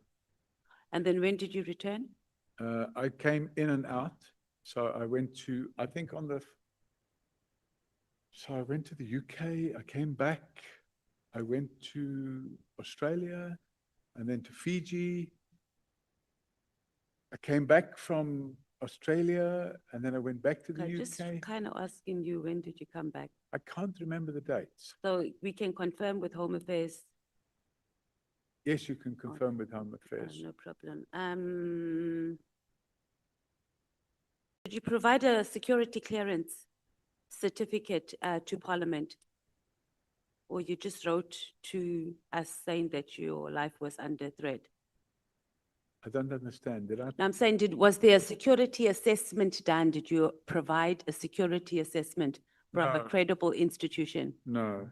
So it was Parliament acted and provided state resources for your security based on your email saying that you have a security, your life is in danger. What I supplied to Parliament was the evidence. Oh, what was the evidence? The I don't have social media, but somebody downloaded it and provided it to me, and I sent that to. Oh, it was social media, okay. Yeah, where they were threatening me, and they said that I should be shot or there should be a shootout, and whoops, there should be a shootout with me. And is that in your experience, is that should be something that, credible for a government institution based on a social media post? So instead of doing an assessment, because my understanding is that a security assessment can be based on evidence that there may be a threat. So if you have a single message where a person's threatening you, then I think that would call for a bit more of an investigation. But we're talking about, I think, 20 or 30 from different people on social What media. I'm saying is that you submitted evidence, right? That there are people that are threatening you on social media, but there wasn't an assessment on whether those threats were legit or not. And then Parliament came to the rescue and provided you with security using state resources without a security assessment. That would appear to be the case. Okay. Let's talk about AfriForum. When did you become a member of AfriForum? In 2016? 2016. Do they fund you? No. So, and then beyond you paying your membership fee? I pay 120 Rand a month. 120 a month? Yeah. Must be nice to be AfriForum. And then do you fund them for anything else outside of your membership fee? No, I don't. For cases you have never given them any money, donations in kind? I think I might have given them a donation. More or less, how much, do you remember? I think it was a bottle of Jameson whiskey. So they shared it amongst themselves, or it was for the director or something? I gave it to Kali Creel. Oh, okay. And you said in 2016? 2016. And what informed your decision to become a member of AfriForum? In 2016, I got invited to a meeting with Kali Creel. And I think it was Mampela, what's her name? Mampela, I'm trying to remember, we call her Ma. She found me, she said she wanted me to have a meeting with Kali Creel. So I went to the meeting with Kali Creel.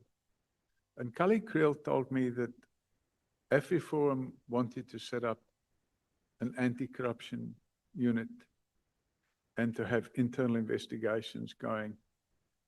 And would I be prepared to sit with them and give them advice about how to do, not how to do the investigations, but how to set up such a unit. So I sat with them. I think we had several meetings, and then I can't remember the name of the lady now, but they introduced me to a lady who became the head of anti-corruption at AfriForum. And then I consulted with them probably 2 or 3 times. Okay. And I subsequently found out that they then started that unit, and I believe they offered position to Advocate Gerinel and some of the other Mr. people. Sullivan, you're not really answering the question. The question was, what informed your decision, not how it happened and the meetings, but from what I understand, and I think we can safely summarize that it was because they wanted to set up an anti-criminal unit. It informed that, and plus the fact that they had a telephone number that you can ring. Okay. If somebody tried to do something to you. But it was around crime. Pardon me? But it was about crime, their Yes, response to yes, crime. yes. Okay, so I think we covered. So this comes, okay, let me ask you this before we go. Do you align with AfriForum's claims that there's a genocide here in South Africa? No. But you're still a member and you pay 120 Rand every month to them? Yeah, so, you know, I pay my taxes too, but I don't align with everything that I'm goes just on in asking, South because this is a voluntary thing. If there's two Yeah. things that happen in this life when you are born, is that you're gonna die and you're gonna pay taxes. Yes. Joining AfriForum is the If- choice. If I'm satisfied to pay 120 Rand a month, because in return for that, I have a toll-free number that I can call. Oh, okay. And when I'm not in the country, my wife can phone that number. Oh, okay. If there's some So with incident, someone with such means, you need to subscribe to an organization who goes around and says that your beloved country that you love so much during apartheid of 1980s, you will be a member and give them 120 Rand a month. so I believe that the Constitution gives people the right. to Yeah, yeah, and I'm choose agreeing, you what have a they right, say. I agree, okay. And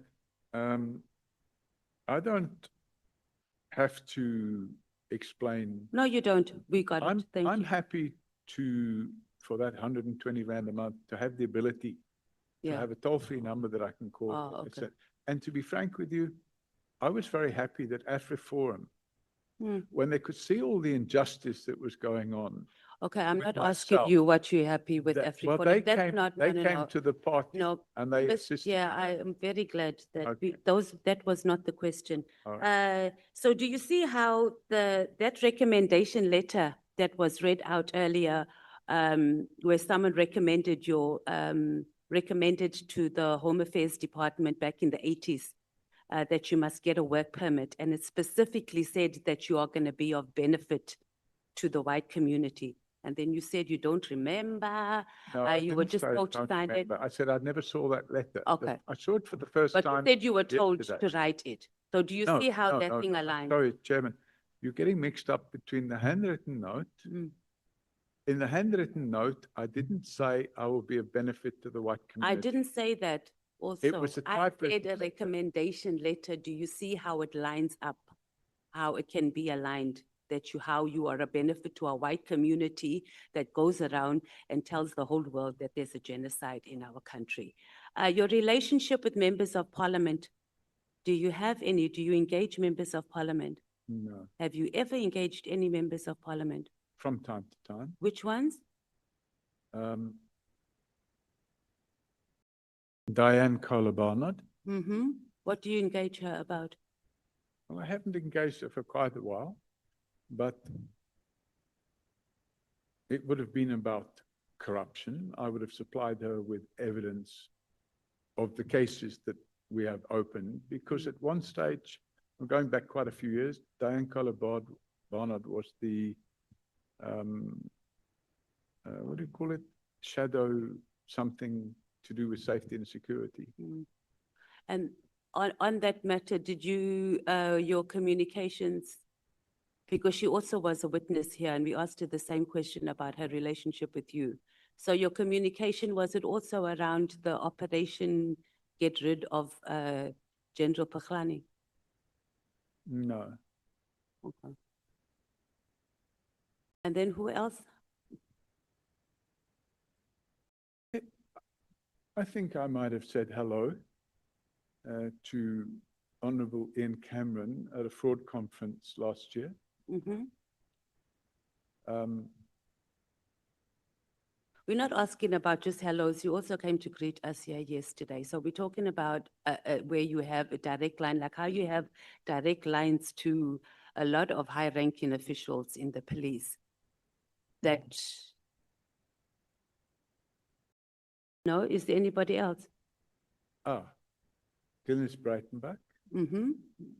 How often have you guys, or how often do you communicate with her?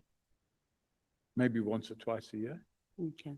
And it would be in a friendly way, you know, a phone call, how are you, you know, what. Because at the time of, I'm trying to remember what year it was. At one point in time, she was a director or deputy director of prosecutions. And she was targeted by others in the NPA. And my understanding, and you would have to ask her, my understanding is that she was targeted because she was doing investigations which related to. Did you assist her during that period? No, I didn't. So you just spoke, okay. I just spoke to her and I wished her all the best. Okay. And so are there any other MPs from any other parties that you have relationships or have engaged with? Because just the Democratic Alliance. Yeah, I think that's it. I think obviously my dear friend, Don't call Mr. my Malema, your dear friend. uh, It's your besties. him and Ivory, I know. him and I sit and have a whiskey once a week. He doesn't drink whiskey. Let's talk about the police. Your house was raided, or not raided. I'm just trying to find. Thank you so much. The 15 minutes has expired. Yeah. Honorable Sangwen. Thank you. Thank you very much. Honorable Souls, you are next. Thank you very much. Good afternoon, Mr. O'Sullivan. Sorry with the twisting and the turning there. Chair, sorry, I must understand. Sorry, I'm going. What happened? Chair, I must understand. Why am I next? Bangazita has made an arrangement with Honorable Sangone to speak now. Thank you. Then it should just mean he follows and then I go after him. After her is you. That's not the order, Chair. I'm after IFP. And Chair didn't speak about or with me about that arrangement. It can be IFP now if you want, Honorable Sol. Sorry? I can be IFP, you know, we're one government, all of us, me, you, IFP. With respect, Honorable Songani, Chairperson, I'm an equal member here. If there's arrangements made, include me. Don't just tell me from the bench. As a result, this wasn't discussed with me. So I will follow through on the proper rotation. If it's IFP, then it's me. I must be included in such arrangements. I can't be coming here and just here and I'm told. Doesn't work like that, Chair. Show me respect also.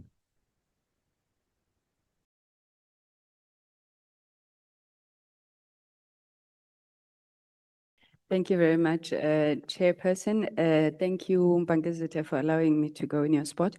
Good afternoon, Mr. O'Sullivan. I'm going to start here because I mean I've heard you raising this issue with a number of the members just on the terms of reference. So the terms of reference require us to investigate any related claims regarding corruption, financial or otherwise, bribery, misuse of public resources within SAPS or any other institution, and then evaluating the extent of misconduct, unethical behavior by members of SAPS and any other relevant individuals or institution. So I need you to understand, you know, our engagement in that light. You testified here, and I think from what you've heard coming out from the members, there's obviously a lot of concern about what is perceived as your infiltration of the intelligence services. And sorry, the SAPS and intelligence services. So tell me, this process, yesterday you were asked about your appointment as a police reservist. What was the process for the appointment of a reservist? You indicated the husband to your PA saw you, but what was the actual process?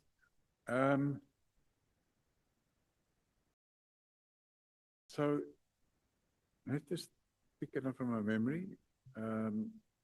My secretary suggested I should meet with the husband, which I did. And he told me that I would have to go and do training. I would have to fill in forms. And they would carry out the criminal record check on me.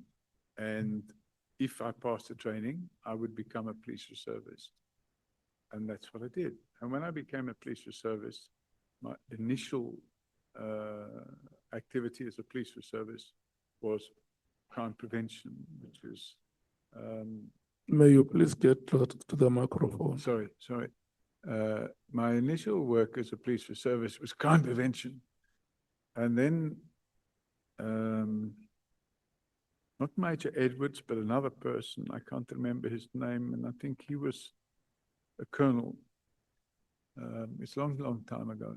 He said to me, actually, there's a course coming up. You can go and do some training to become a detective. Okay, so I want to come back to that, Mr. O'Sullivan, but just tell me, do you remember what the requirements to become a police reservist were? Yes, you had to be able to give, I think, 8 hours a week. You had to have no criminal record. You had to be able to drive.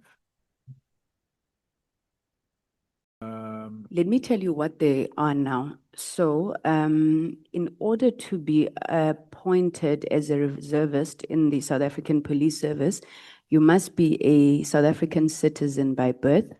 You must be between the ages of 25 and 40.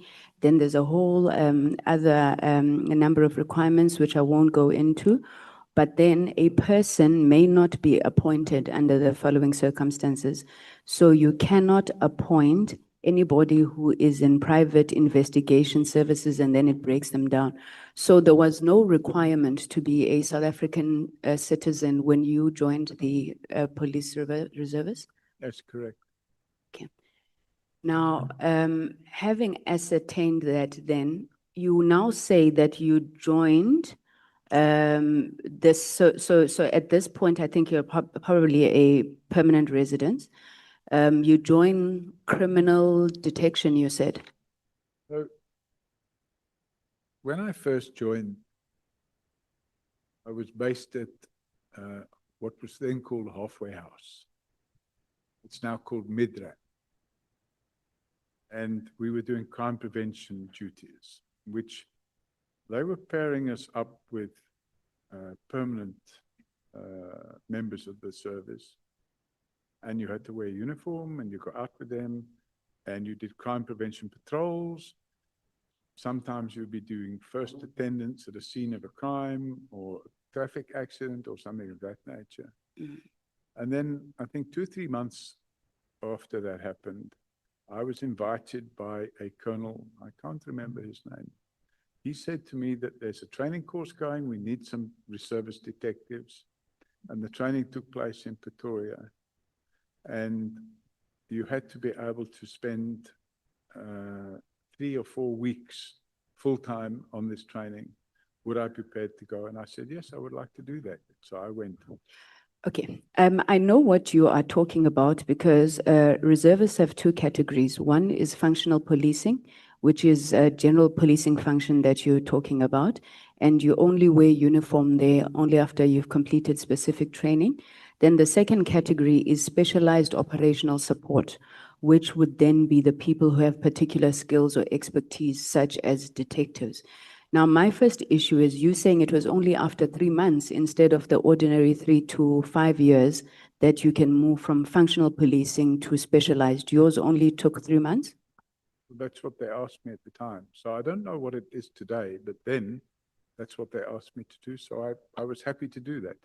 And then after I completed that training, they assigned me to Boyson's police station. And I went and I worked there as a detective. Okay. So to now move from this category of specialized operational support, to move to it, you must have had particular skills or expertise that could be used by SAP, perform specific functions within his or her expertise. So you joined essentially functional policing, you were identified for training, and then you moved to the second category, which is only reserved for people with specialized skills where you didn't have any. So I think at that moment in time, what you've just described now, and I mean, obviously I haven't been in the reservists for almost 30 years, so it's a long time ago. But I think the current situation isn't what prevailed back then. And I don't have any copies of what prevailed then, but I don't think it was anything like you just explained. Okay, so I suppose, you know, coming into a foreign country, you are a permanent resident, you move quickly. Okay, let's leave it. You're saying you don't quite think it was the same. But in your opinion then, Mr. O'Sullivan, don't you see anything strange with a former foreign intelligence operative coming in and, you know, whether the rules were tightened or not, but coming into the country, then over the next couple of years, becomes so deeply embedded in our law enforcement and even intelligence structures of essentially what is another country? I mean, you were a foreign intelligence operative like we've gathered. Is this normal to you? I don't know what's normal, but at the time I didn't see anything wrong with it because I wasn't going to be involved in any intelligence activity. And by the way, at the time, I was a long time out of doing any work of anything to do with military or intelligence. I was a long time out of it, probably 10 years or more. So I ceased to be involved in any intelligence activity 10 years before I joined the police service. But I mean, the training stays with you, right? I suppose some of it, but as I pointed out before, I was involved in counter operations, so I wasn't involved in spying and stuff like that. So. Okay, I'll come to that. Now, during the training, you mentioned that President Ramaphosa was one of the 1,500 reservists you trained. Who else did you train? I'm sure you may remember some of them. And how did it come about that you got to train President Ramaphosa? So at the time, President Ramaphosa wasn't the president. He was a businessman. And how he came to be on the course, my understanding, and maybe you need to ask him, but how I understand he became on the course, he was a chairman or director of a company called, if I think, maybe JCI, something like that. So I had bought some properties from JCI, by the way. They were selling stands at a development in Dainfern. And I bought some properties there. These stands were being sold cheaply because it was just started, but as it grew, the value of the properties went up. And I think I bought three stands there. And then what happened, although that had nothing to do with Cyril Ramaphosa, these courses would take place, and I was not involved in the decision as to who should be on the courses. I would just arrive there, and we've got a new course starting, and I would see the students that would be sitting there.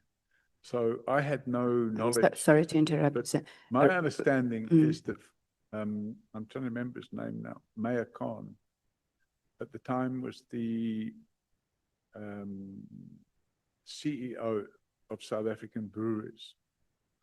And Mayor Khan apparently had a meeting with Cyril Ramaphosa, Mr. Ramaphosa, and suggested to him it would be good to demonstrate the need to have more police reservists because crime problems in Johannesburg were becoming a bit hectic. And my understanding is that he decided, oh, this is a good idea. At the time, he was living in Fairlands or in Northcliffe, somewhere there. And he took a decision that he wanted to become a police reservist. Now, after he completed his training, he would have then been assigned to Fairlands Police Station. So I would have not been involved in whatever work he did after that. But I was only responsible for those aspects of his training that sit in here. I was not involved in his firearm training or his marching. Thank you, Mr. Sullivan. What led to Ms. Sarah Jane Trent terminating her employee in your company? I think she'd been there about 7 years, and she indicated that she wanted to move on. You know, if you've got a small business, you can reach a point where there's no further room to grow. And she indicated that she wanted to move on. Okay. Are you still on good speaking terms with her? Yeah. In fact, when she left, she said, oh, must I hand my laptop back or whatever? And I said, you know what? It's yours. You can keep it. She'd been using it for a number of years. Okay. I'm going to try and move quite quickly before I run out of time. I'm going back to the permanent residency, you said to Honorable Malema, you had money to purchase property because of the rand-dollar exchange rate. Now, around 1984, the exchange rate was close to parity. I think it was £1, rand pound. It was £1 to R1.60 for most of the decade. Do you still stand by the fact that you raised your money through, those fluctuations in exchange rate? Yes, in fact, at the time, Chairman, we had a thing going in the country which was intended to induce investors to come into the country, and they called it the financial rand. So I can't remember what the ratio was, but they practically doubled your money.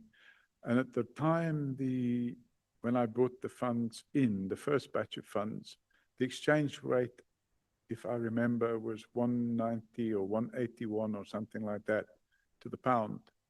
And we ended up getting 3 rand to the pound. So it automatically boosted the amount of cash that you brought in. But you couldn't bring that cash in and then have it as cash. You could only bring it in if you invested. So you had to buy property or you had to invest in a company or something like that. So I brought money in on the financial rand. So let's talk about the investment then. So in 1986, you invest in property in South Africa. In 1989, you apply for permanent residency and you say as a person of independent means. Now, owning property or investing in property in South Africa does not automatically lead to permanent residency. I mean, regardless of how long it's been held. And I think you'll know the criteria for residency. So I think the only exception to that is if your property price or the property value is in excess of 12 million rand in today's money net worth, then you become this financially independent person who can then get a permanent residency. So is this the point that you're making, is that the portfolio that you held at that time was so large that it was only on the basis of it that you got your permanent residency? No, so it wouldn't be whether you have property or not property. You had to demonstrate that you're a person of independent means. And I don't know what the rules were that they used, but you sit down and you explain what assets you have and what liabilities you have. And they make a decision then that you either are a person of independent means or you're not. And they decided that I was a person of independent means. I had to attend South Africa House in Trafalgar Square in London and be interviewed. And I carried out the interview. And I think 3-4 months later, by that stage, I already owned a house here, but I only came as a visitor. And 3-4 months later, I got a phone call from the embassy and they said, okay, your application has been approved. You must come in and pick up your permanent residence certificate. So I went in and I picked up my permanent residence certificate. And then I had to activate it within 3 months.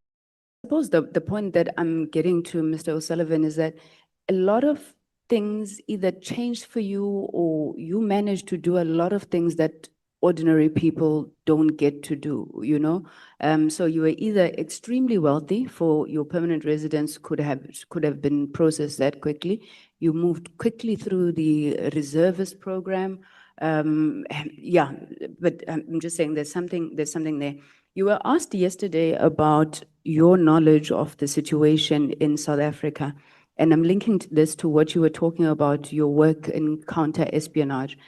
So you insisted that you worked largely with the Irish Republic Army, counter-espionage as it relates to the IRA. Am I correct?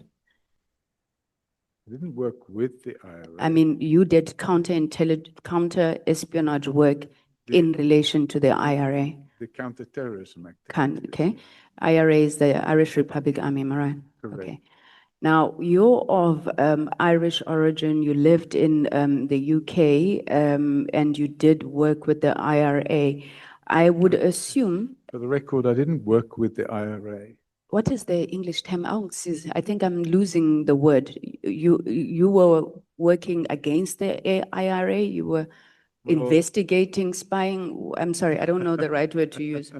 So the purpose was to make sure, it was to combat the terrorist activities of the IRA. Yes, in the early 70s, things were happening. They were setting off bombs here and there. That's where I'm coming. That's where I'm coming, Mr. O'Sullivan. So the IRA is long thought to be the armed wing of Sinn Féin. And I'm sure as you were countering the work of the IRA, you would know that. Sinn Féin and the African National Congress have got a very, very long relationship dating back to, even before the early 80s, but definitely while you were busy with the IRA. You also, your roots to Ireland, you've spoken about, you had Ireland, Netherlands being some of the most vocal anti-apartheid movements at that time. Now, with you working to counter the IRA, you have never come across the history of South Africa, the African National Congress, and the struggle that was being undertaken in this country. So I think this was, Chairman, this was put to me yesterday, and I explained that I was very young then, and I was low down on the pecking order. I wasn't involved. But Mr. O'Sullivan, your work is to know what the IRA is doing, which speaks to all of their tentacles, their Sinn Féins, and It was operational work. It wasn't intelligence work. It was counter-terrorism. It was operational work. So you don't need to understand anything about them in the course of doing that. If I was at this level, and there were other levels, it would be the people up here somewhere, the senior people, that would have been involved in all that. I had no knowledge. I didn't even know what the ANC was in those days. Okay, I find that strange to believe, but it's okay. Not that I'm saying everybody should know about the mighty African National Congress. Well, of course I know now, but then I had no idea, none whatsoever. So you'd never come across, whether it's in Ireland, Netherlands, UK, anti-apartheid movements and what they were. You had young people, President Mbeki, they were marching in the streets of London. You never heard of such a thing. I heard about the anti-apartheid movement.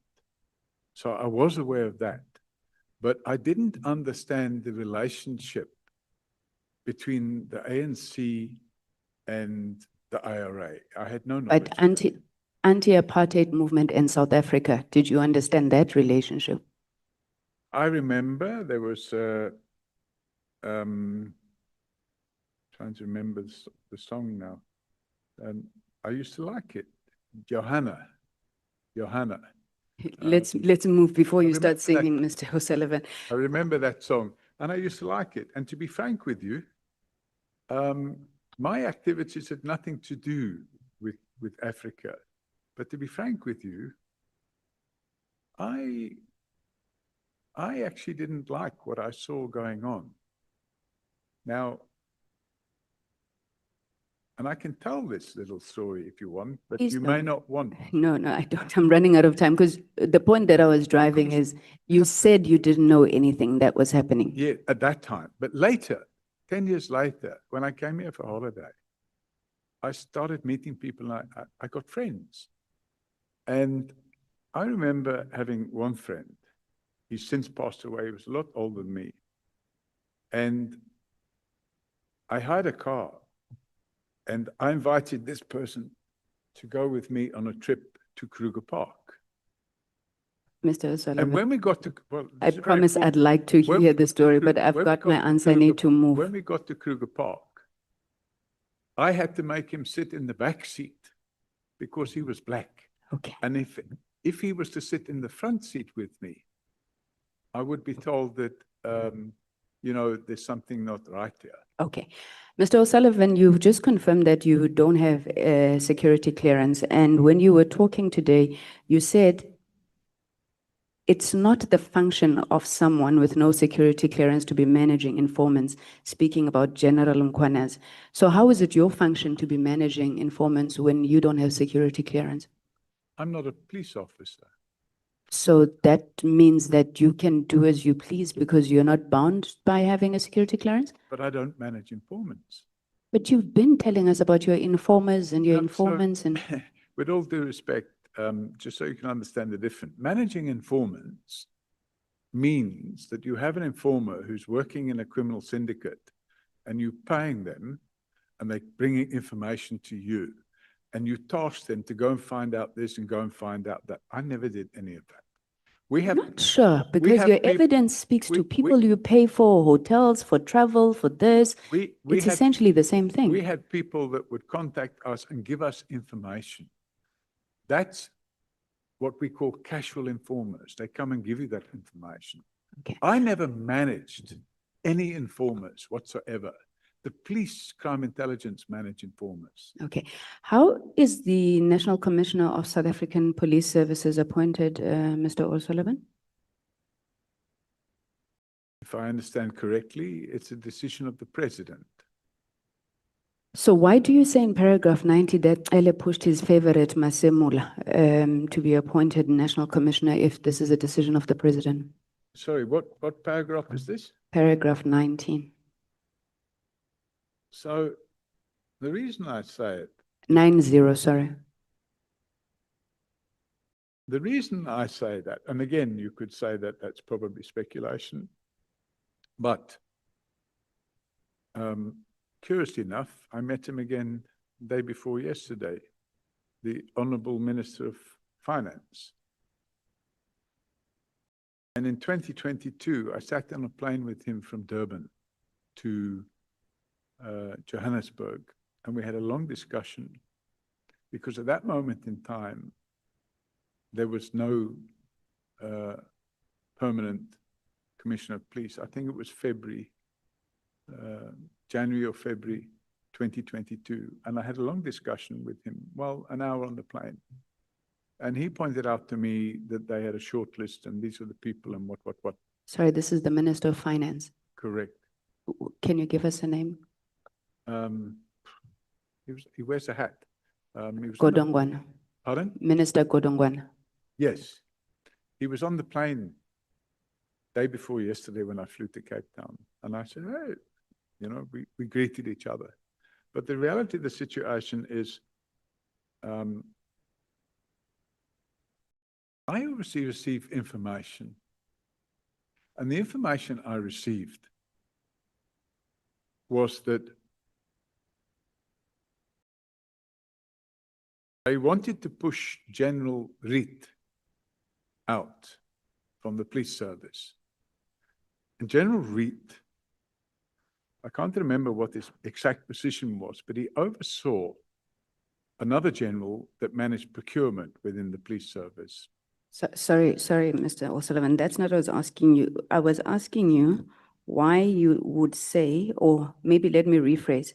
So Minister Ele has got no authority to appoint a national commissioner, which sends me to my next question. What role did you play in the appointment of the national commissioner? Because in media interviews, you seemed to be very vocal about the process. What role did you play? I was approached by who? By Johnny Chowkey. So I have to tell the truth because I've sworn to tell the truth, and I don't think I could say anything different to that. I was approached by Bajani Chowkey, who at the time was special advisor to President Ramaphosa. And he informed me that they were looking at appointing a permanent appointee. This was now after Kekle Sitoli had been relieved of his duty. And they asked for informal advice. So I asked, well, if you give me the names of the people, which they did, I said, we'll carry out a lifestyle audit of these people, which we did. Sorry, who's we? Forensics for Justice. Okay. So we carried out a lifestyle audit, and I then sent a report to Bajani. I think there were 8 names on the list. Pardon? Sorry, I think there were 8 names on the list. And one of the names was Masemola. And one of the names was Mkhwanazi. There were several other names as well. I mean, if you wait, I can call up the report and we can discuss it. But my recommendation was that there were 6 names on the list that would have been unsuitable for appointment because of their lifestyle. What would have made Mr. Chauke come to you? What value? Okay, let's move. How is the National Police Commissioner removed, Mr. O'Sullivan? There's 2 ways. I think the president can remove him, or the president can convene a formal inquiry to determine fitness to hold office. So an individual like you cannot remove a National Police Commissioner according to the Constitution. So when you said to General Phahlane, I will now turn my attention to having you ejected from your position, what do you mean and how were you going to do that? I meant by that the criminal charges would result in him being removed from his position. So do you make it a norm to go around intimidating people and even to the extent of attempting to extort people like General Phahlane, people like General Masemula, the list goes on, the attorneys for Krecha, the Amapungane journalist, why do you do that? I mean, I've got text and text of messages that you sent here to General Phahlane. He came before us and he gave evidence that you have been threatening him. Amongst the things you said, if you do not take action against Munu now, I'm turning my attention back to you. You fix Munu and Krecha, I will lose interest in you. If you don't, I'll be all over you like a bag-fitting suit. Hey, Phahlane, if you think this is a dream, you better wake up.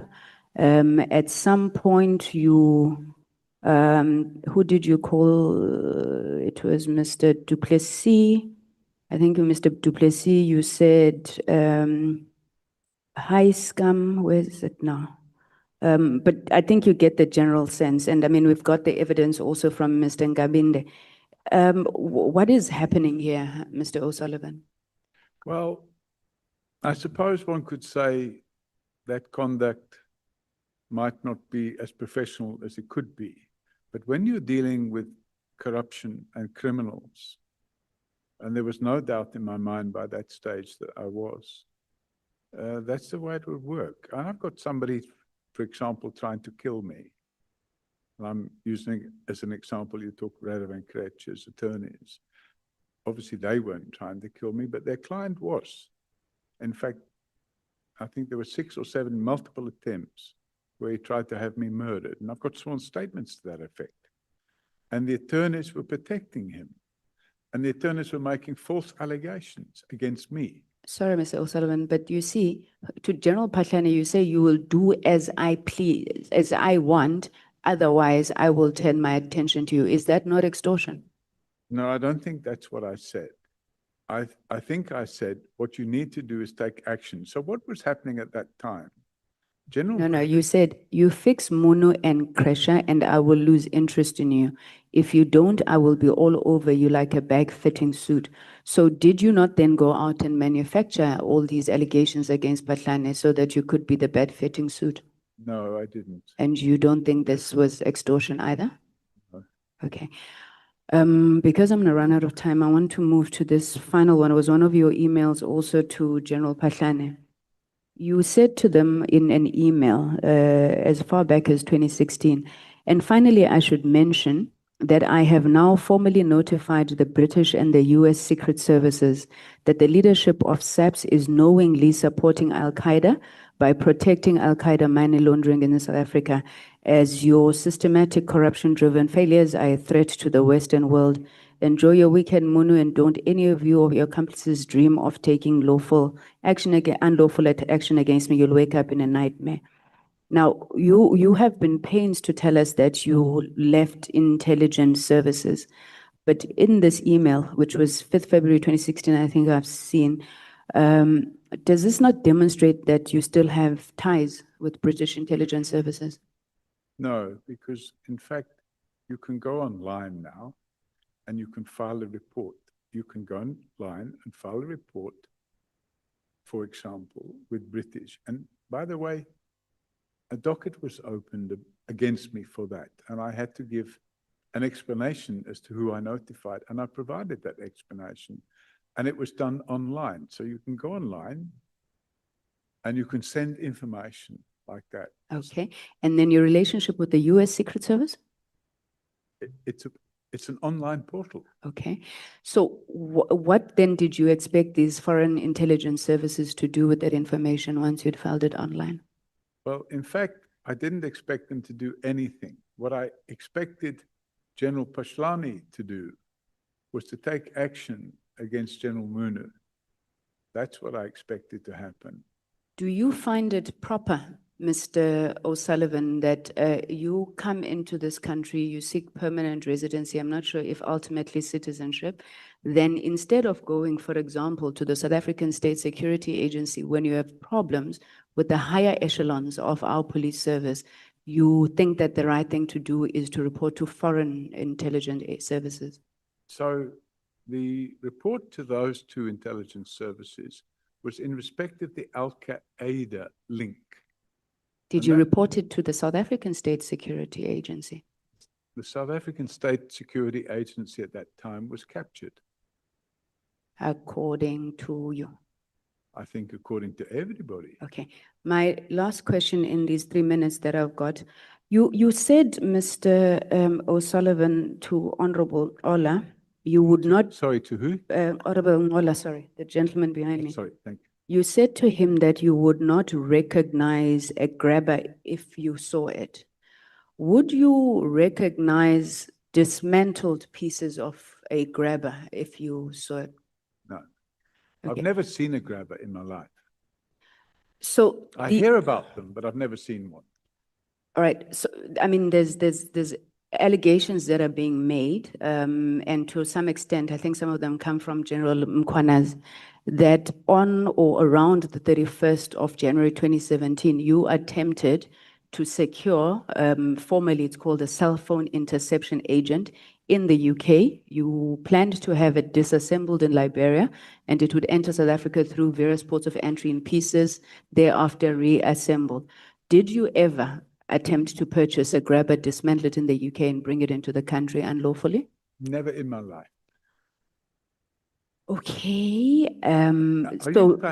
Sorry, Chairman, are you saying that General Mkhwanazi gave that evidence? Because it's in piece and bits everywhere, including from the city of Johannesburg, where it is alleged that General Sibiya purchased a grabber, and this grabber would have come from you facilitating it through illegal smuggling in a dismantled fashion. Okay, I think maybe I could stop there. No, I've got one question in the minute. In one of your paragraphs, you said, paragraph 57, you contend that there is a third force. Sorry, I'm paraphrasing, but it's on paragraph 37. There's this third force that's working with all of these forces and their reach extends to the National Assembly. What did you mean by that? okay, so what we have a situation where, and I think it's common cause now, that there are certain, when I say this, the National Assembly, I'm talking about Parliament. And I think it's a fact of life that if we turn the clock back, the intelligence services were being managed by a minister, David Mkhwanazi. And while David Mkhwanazi was the Minister of Intelligence, he was running a parallel intelligence organization. Through Parliament? But he's a member of Parliament, so his conduct reaches into Parliament. Can you give us any evidence of that? I mean, you're literally saying you're casting aspersions on the National Assembly. So if there's a third force operating within the National Assembly, we'd like to know. Okay, so I do believe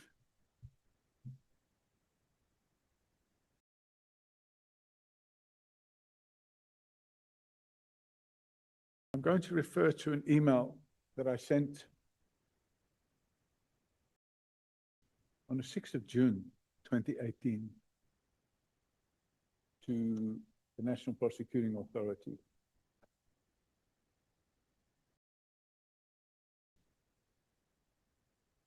And because of my lack of trust for the intelligence service in this country, which I consider to be captured, and because of my lack of trust for the police service at that time, which I considered to be captured, I didn't know who to send it to. So I sent it to the Director of Public Prosecutions in Gauteng. And it's a sworn statement by an individual. And he sets out in detail, and by the way, I didn't invite him to come and tell me this. He approached me. He sets out in detail, and he provides evidence with bank statements.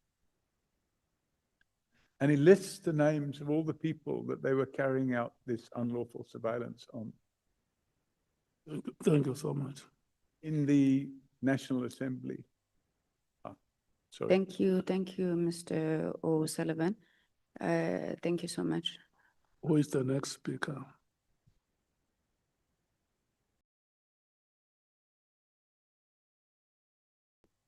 Yeah, I saw that I ran into trouble with Honorable Souls for speaking too much on things that I did not know. So can you please guide me? Who is the next speaker?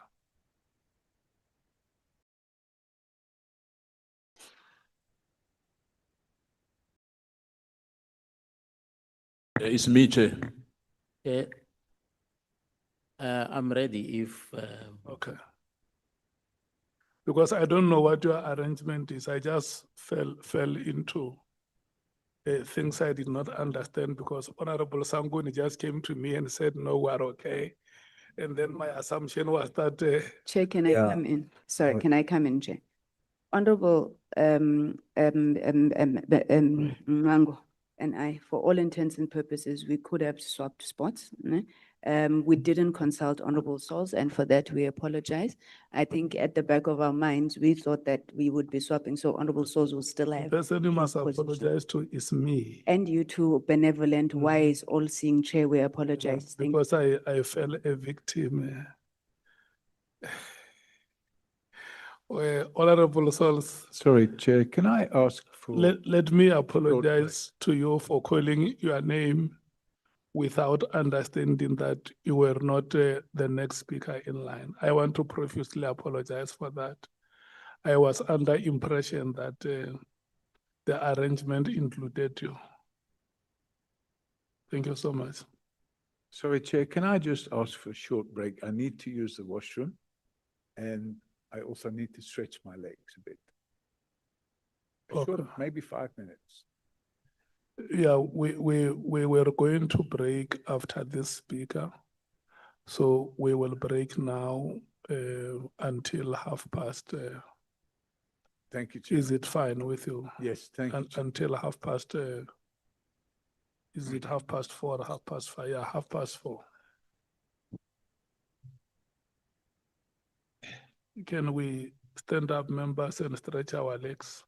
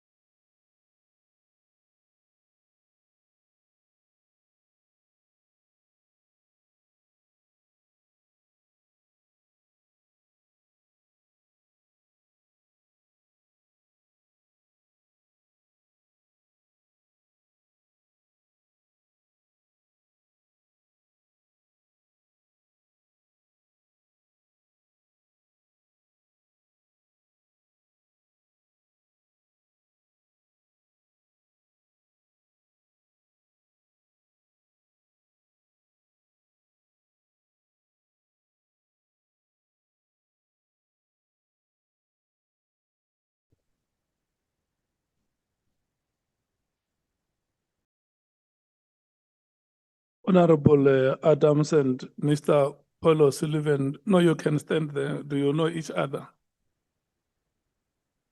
Eh? Do you know each other?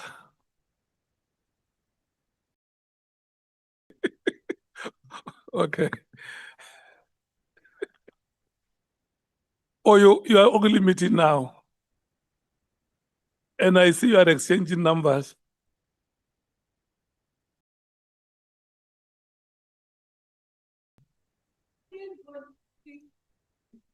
Yeah.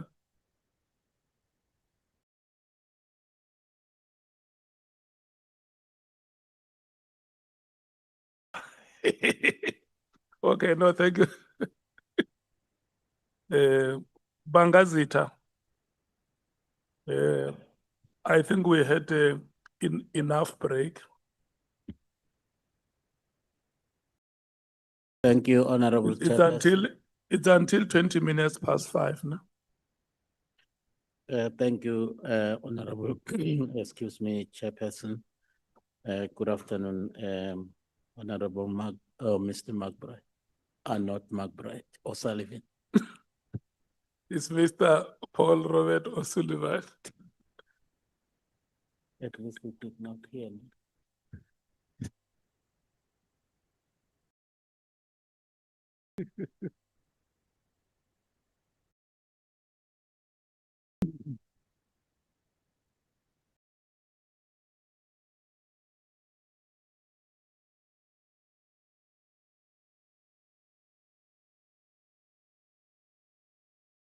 Okay, thank you. Good afternoon, Mr. O'Sullivan. I'm greeting you. Thank you. Well, my first question would be, how did you become a certified fraud investigator? Is there a particular qualification that is required for one to become a certified investigator, fraud investigator? So the correct terminology, Chair, is certified fraud examiner. And I think in my affidavit, I made a typo. I said certified fraud investigator. Or did I? Let me have a look. No, it says certified fraud examiner. So you have to go through quite a bit of training.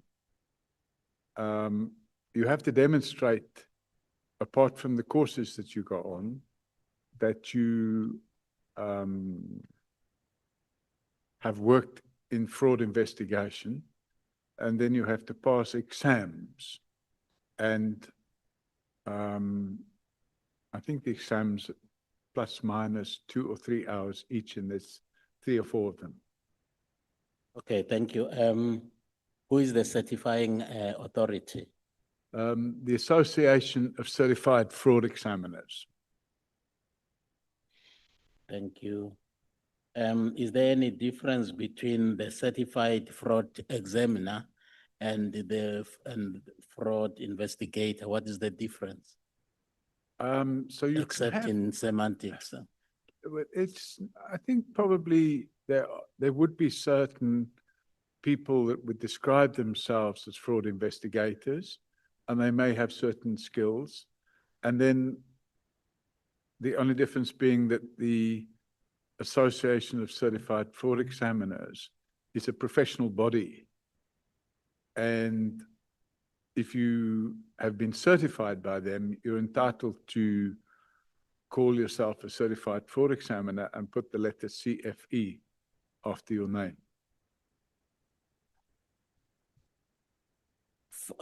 In paragraph 9, you say you actually joined the South African Police Service as a reservist in around 1990, 1991.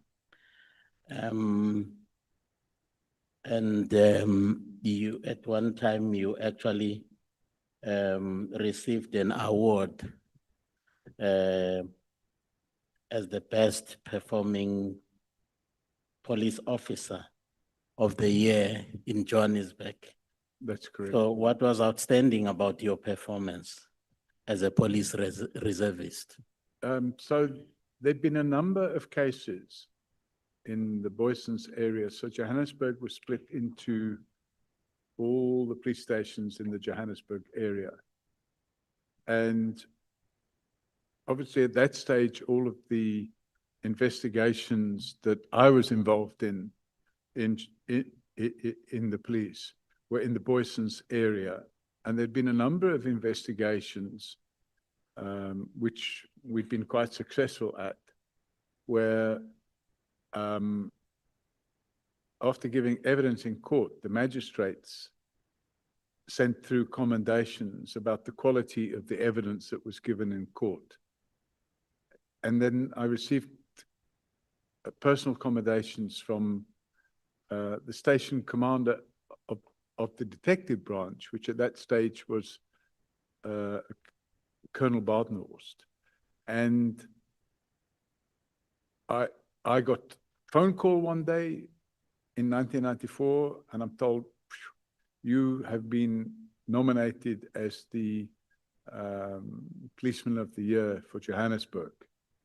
So then I received the cup, and there was a newspaper article, and I looked everywhere for it, but I couldn't find it. But there was a cup, and I kept it for a year and then handed it back. Thank you. As a police reservist, was there any specific role assigned to you as a reservist that you were actually specifically, expected to perform?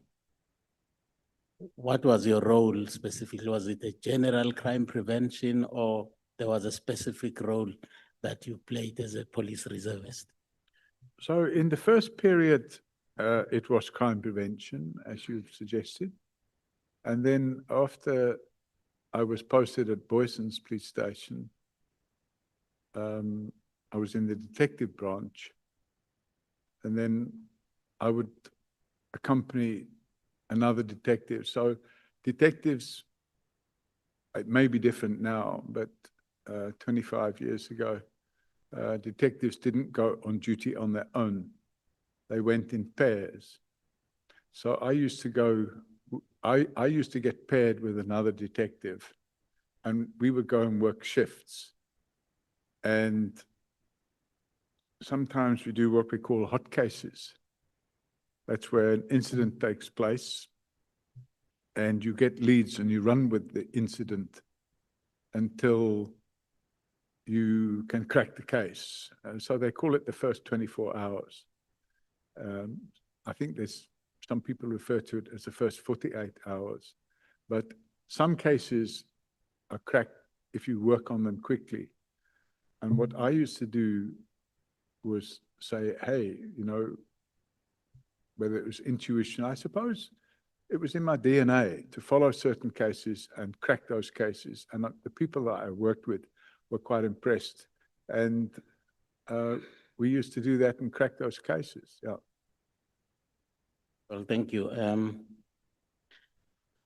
Are you aware that at the time of your joining the South African police, the South African police was actually very notorious for its brutality to suppress popular uprising by oppressed people, Black people in this country?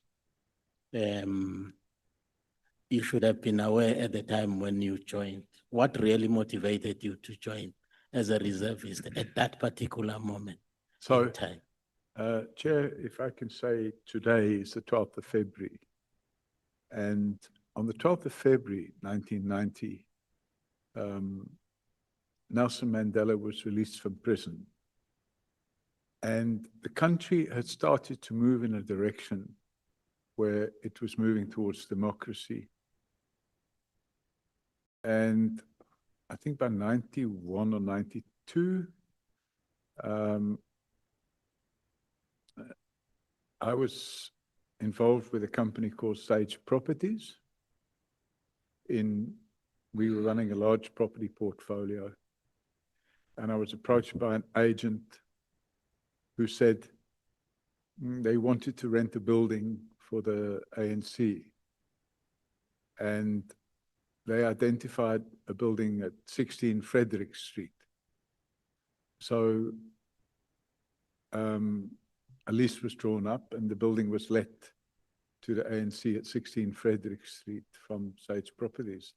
And a short while after that, an oil company called Shell, they decided to donate a building called Shell House to the ANC. So they would no longer have to pay rent. And it was agreed that they could move out of 16 Frederick Street. And there was no, I motivated to the board of Sage Properties that there should be no penalty for, what do you call it, terminating the lease early. So that happened. And at the same time, I met the then legal manager of the ANC. At that stage, there'd been no democratic elections. But I met the legal manager of the ANC and we became friends. And his name was Matthew Sposa, and we're still friends. And around the same time, around the same time, I took a decision to help in the police by reducing crime in Johannesburg, but obviously not in a way that would have been, well, there was no constitution then, but not in a way that would have been unconstitutional in terms of some of the things that had previously been going on between the police and the majority of the community. Well, in fact,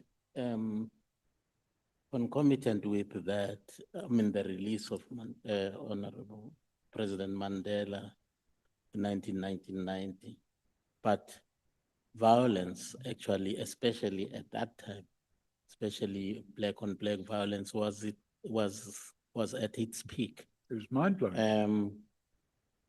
During the time when you actually signed up as a police reservist. So someone might actually want to understand, because there was overwhelming evidence that the role of the police during that time was not very helpful. So much so that actually other people said that there was a third force which was fanning those flames of violence. Would it be far-fetched if people were to say, perhaps you could have been part of that, viewed as part of the third force? Yeah, no, it would absolutely be far-fetched. In fact, I remember an incident that took place in Rosettenville in 1993. There was an organization, a right-wing organization known as the RVB, or the AWB. The leader of that organization was a person by the name of Eugene de Blanche. And in Main Street in Rosettenville, or just off the Main Street in Rosettenville, there was a house that had been on duty together with another detective. And we got a call on the radio that the AWB had pitched up at this house and surrounded it. And they were all dressed in military uniform or military style uniform. And they were carrying flags with like a swastika type of thing on it. And what they wanted to do was to burn down the house, but it was full of people inside. And myself and the colleague that was with me, we took the initiative to go there immediately. And despite being outnumbered, all of these people were armed. We placed ourselves in front of the door of the house. Cellular phones weren't available then, but we called on the radio for backup. And lots more police came, and we suggested that they break the windows at the back and let the people out through the back door, and that's what happened. And 6 weeks later, or 7 weeks later, these same people, we recognized them, we saw them breaking into what was then called the World Trade Center in Kempton Park and brandishing firearms, and they drove what appeared to be an armored vehicle through the doors. And at that time, the negotiations were going on, what was known as NEDLAC. And those negotiations were intended to be part of this transition from apartheid to democracy. And those negotiations were going on, and these AWP people, they tried to interrupt those negotiations. So I actually did participate in preventing that activity because they formed a unit in the police then called Peace Accord. Peace, not police. Peace Accord, but it was a police unit. And they wanted volunteers that were prepared to go and be part of this Peace Accord unit and liaise with the ANC. And the person we were liaising with was Tokyo Sekwali, Mr. Sekwali, and obtain information about that they had about people involved in right-wing activities. And as a result of that, I participated, of course, not in the planning stage because I was still quite young in those days, but I participated in raids that were carried out overnight on a number of properties where the people were arrested. And I remember going into the houses and seeing cupboards full of canned food and stuff like that. So I think it would be very far-fetched to say that I was part of a third force, when in fact I was trying to contribute towards the cessation of this anti-democracy activity. Okay, thank you, Mr. O'Sullivan. Did you have any particular experience in the aviation security prior to your appointment as the group executive at AXA? Yes, Chairman, because when I was working in the border police, because I understood the aviation business, which I did, I mentioned yesterday that I had my own aircraft. I also had shares in an airline, a freight carrying airline. And that airline was called Africa International Airways. It no longer exists. We had a couple of DC-9s, and we used to move freight up and down in Africa. And most of that freight would have been foodstuffs and that sort of thing. So I had a particular interest while I was working at the border police in aviation security. And I undertook training with ICAO, and the training was in aviation security management. So I became a certified aviation security manager. So I had that experience and that knowledge. And I also had taken the initiative to bring about a lot of changes at the airport, in particular Johannesburg Airport, which there was rife with crime. And those changes were quite successful. Well, thank you, Mr. Sullivan. We have a constraint of time here. I take particular note that in 1995, you were elected chairperson of the CPF in Johannesburg, which one regards as a strategic economic hub of South Africa. And in year 2000, you became part of a multinational team in border policing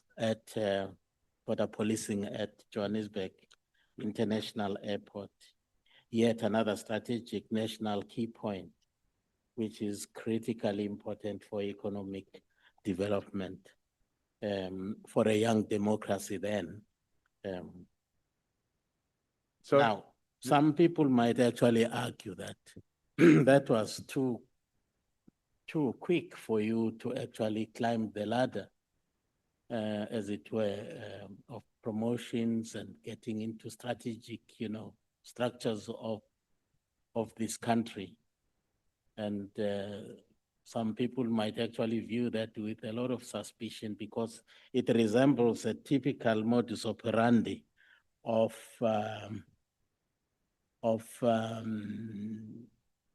agents, if I may say so, of some dubious forces that were hell-bent on undermining the future of this democracy. How would you actually respond to such? Thank you, Chair. The role as the chairman of the Community Policing Forum in Johannesburg came about because I was a general manager of a property company which owned several hundred million rands worth of property in Johannesburg, CBD. And the difficulty we had with the spiraling levels of crime in the city center was that if those levels of crime did not come down, the value of the property portfolio would be reduced substantially. So I think that particular community police forum was formed as a result of us getting the property companies in Johannesburg CBD together to look at ways of reducing crime. And there were two initiatives. And the one initiative was called the City Improvement District, which was sponsored by Anglo-American Properties. And the other initiative was to form a community policing forum, which was sponsored by Sage Properties. And when it was formed, we got a number of people who were property owners who joined the community police forum. And then there was a discussion and an election took place, and it was an informal election. And they asked me to be the chairman of the community policing forum. But that was a civilian role. It wasn't anything to do with being a policeman. And the purpose of it was to create what I suppose you call relationships between the community and the police, with a view to carrying out closer ties between the police and the community to ensure that crime would be reduced. And that's what led to the installation of the commencement of Johannesburg City Watch and the installation of closed-circuit TVs in the streets. So that was more of a crime prevention role. And the work at the airports came about purely by accident. I was approached by Superintendent Paul Mills, who was in charge of the border police at the airport. And he approached me, and I'd never met him before in my life. And he told me that they wanted to form a reservist unit at the airport. And he knew that I'd been training reservists, and they specifically wanted to have reservists that had language skills. In other words, people that could speak French or German or Italian or Russian or Bulgarian, Gujarati, Chinese, that sort of thing. So obviously I had knowledge of some of the students that we trained that could do that. So I put word out and we managed to get a few students together. I think there was about 35, and in fact, by that stage, they were reservists. We got about 35 reservists, and they were all brought to the airport, and we started that reservist unit. And the intention of that unit was nothing more, nothing less than to reduce crime. Well, thank you. In paragraph 33 of your testimony, there is somewhere you mentioned that you were elected as vice chairperson of the National Aviation Security Committee. However, you were asked to resign. Why was NICOC not happy about your election to that position? So NICOC and The General Selebi. The National Aviation Security Committee was a national committee that dealt with the implementation of the ICAO 17 rules. Now, the ICAO 17 rules is to make sure that the airports in South Africa would meet the global standard for ICAO 17. In other words, to prevent terrorist activity in the aviation industry. And because AXA owned 10 airports in the country, the head of security for AXA was automatically on that committee because the National Aviation Security Committee dealt mainly with the airports that were owned by But now why NICOC was not happy with your appointment? Well, they didn't, including General Celebi. they didn't have a problem in the beginning. There were no issues in the beginning. We used to sit on those committees and everything went according to plan. But after a decision was taken to cancel the contract of Kusalani Security, that caused animosity. And the animosity led to Jackie Celebi going to, or having somebody else go to NICOC, because I don't think, I wasn't involved in NICOC. NICOC had a member sitting on the National Aviation Security Committee, but I didn't sit on NICOC. And Jackie Celebi, I think, did sit on NICOC, and he raised the fact that there's a lack of security clearance for the people that sat on the national. He didn't mention my name, but there was a lack of security clearance for the people that sat on the National Aviation Security Clearance, and National Aviation Security Committee, and he believed that all the people sitting on that committee should be in possession of security clearance. And they then started a process at the beginning of 2003. And that process meant that I couldn't get security clearance, and therefore NICOC had already passed this rule, if you like to call it that. It was a unilateral decision, and now I could no longer sit on that committee. Was it not that they had discovered that you were a potential security risk because of one, you did not have that top secret security clearance, and secondly, that you actually were in possession of, multiple citizenship? No, unfortunately, at that stage, there was no requirement for members of the National Aviation Security Committee to be in possession of security clearance. It was something that was retrospectively brought in, or well, it was brought in afterwards, after the cancellation of the Kusalani contract. And it was initiated by Jackie Celebi, asking for the people that sat on that committee to be in possession of security clearance. Nobody had ever spoken to me about security clearance for the first, let's say, 18 months that I was working at AXA. It just popped up out of the blue.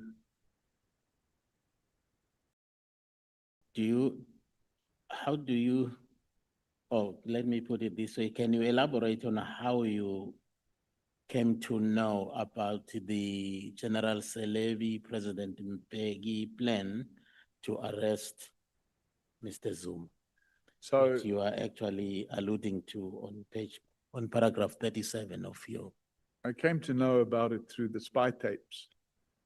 So if you go back in time, and I think I explained it, but I'll explain it again. The attorneys of Jacob Zuma approached Mokoteri Mshai after Vusi Bikoli was suspended. And when they approached Mokoteri Mshai, they made a representation in terms of, I can't remember the section now of the National Prosecuting Authority Act, where you can make a representation about criminal charges. And they made a representation, and in making that representation, they played the tapes and they provided copies of the transcripts of the tapes themselves. And that wasn't the only thing that happened, because around the same time, and I can't remember if it was before or after that event, but around the same time, Nomkhoba Jiba had been suspended, and she was the deputy or acting National Director of Public Prosecutions. She had been suspended, and she brought a court application to have her suspension set aside. And when she brought her court application to have her sentencing set aside, she attached to that court application the transcripts of the so-called spy tapes, the same spy tapes. So now it was in the public domain because somebody gave that to a journalist at the Mail and Guardian, and the Mail and Guardian published the details of those spy tapes. And that's where in those spy tapes, you've got these conversations that were going on between a person called codename Luciani and another person called Leonard McCarthy.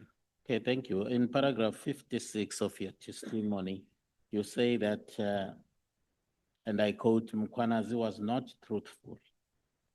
That is Lieutenant General Mkhwanazi was not truthful when he made press conference on the 6th of July, 2025, and when he appeared before this committee.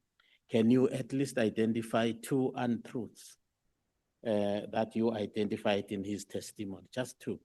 Well, of time. There were several, but the ones that come to my mind immediately are that General Mkhwanazi created the impression that I would call it a criminal enterprise, that a criminal enterprise consisted of members of the National Prosecuting Authority, judges,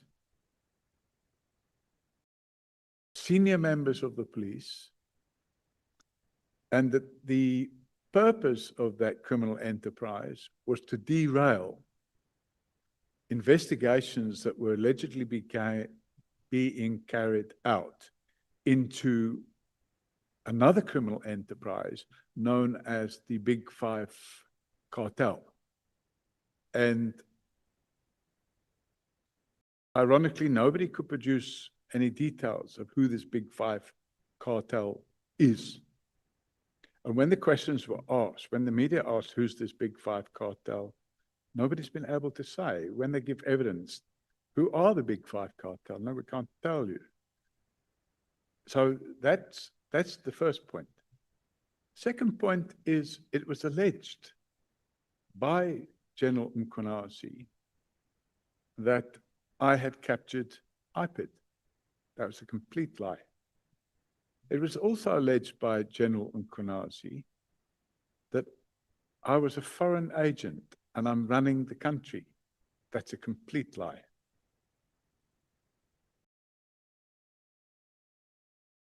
With regards to your having captured IPID, Mkhwanazi's averment was corroborated by Mr. Nkabinde. Well, of course it would be. Who actually appeared before this committee.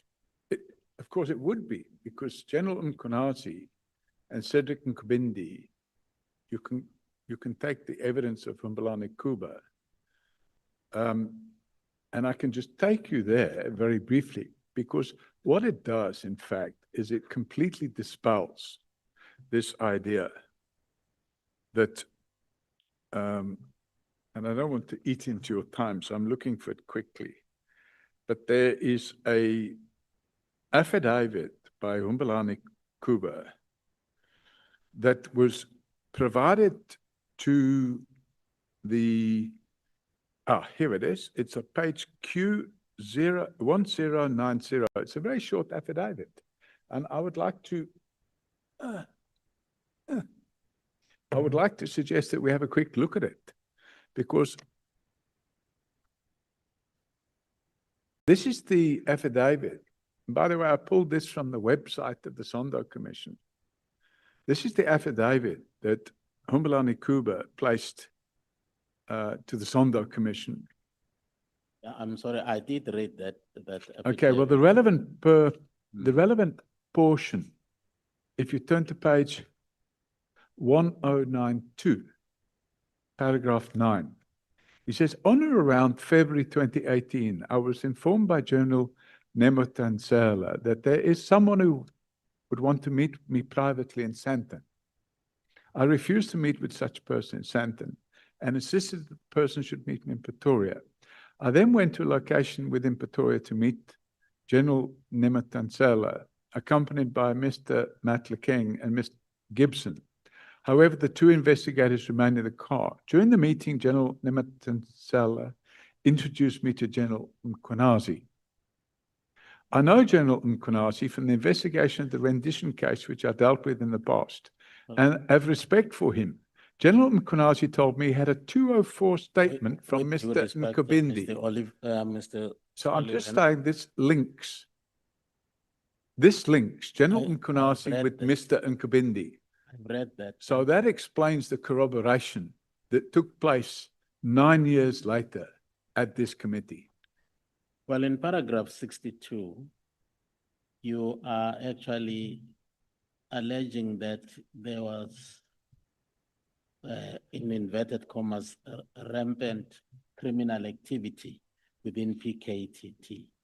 And you're basing that on 4 sworn statements, which were supplied to you by an anonymous supplier. In fact, and you also characterize those gifts, the exchanges of gifts that actually took place there as gratification given to those police officers. It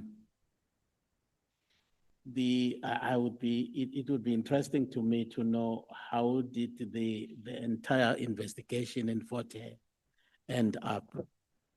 Because those gifts were actually coming from Mr. Blakey, who had been introduced to the team as a contact person because he was director of internal investigations in the university. And he was introduced to the team by even the rector of the university, that in the event they needed anything, he is the contact person. That's the way I understand it. How did the whole investigation end? Are you aware of that? No. Now, let me tell you, the very same Blakey who actually I gave know these that poor, part. He was arrested in murder. Gifts, was actually the one who was arrested by the very same people. Would you therefore say that those gifts were gratification? Correct. Why so? If you look at Act 12 of 2004, it's defined in Section 3. It defines what a gratification is. And those gifts, whatever you want to call them, they amount to gratification in terms of Section 3 of Act 12 of 2004. Thank you. On paragraph 69, and if I may quote, you say, one of the central players in the capture of the criminal justice system is Mr. Peggy Tel. Can you substantiate this allegation? So I've actually given some examples. I don't know if I can reach that example right now, but I've given the example of a gentleman by the name of Chamani. If you bear with me a second while I look at my index. I have only 5 minutes left. No, I'm sorry, I can't find it quickly, but there Okay, are now let's in here a letter where Commissioner Masemola introduces everybody in the police to the new head of legal services in the police. And it's a gentleman by the name of, I can't remember his first name, but his surname is Chamani, C-H-A-M. Here we go. It's page 242. So if you have a look at that 242, there's a file note, and I sent this file note back then.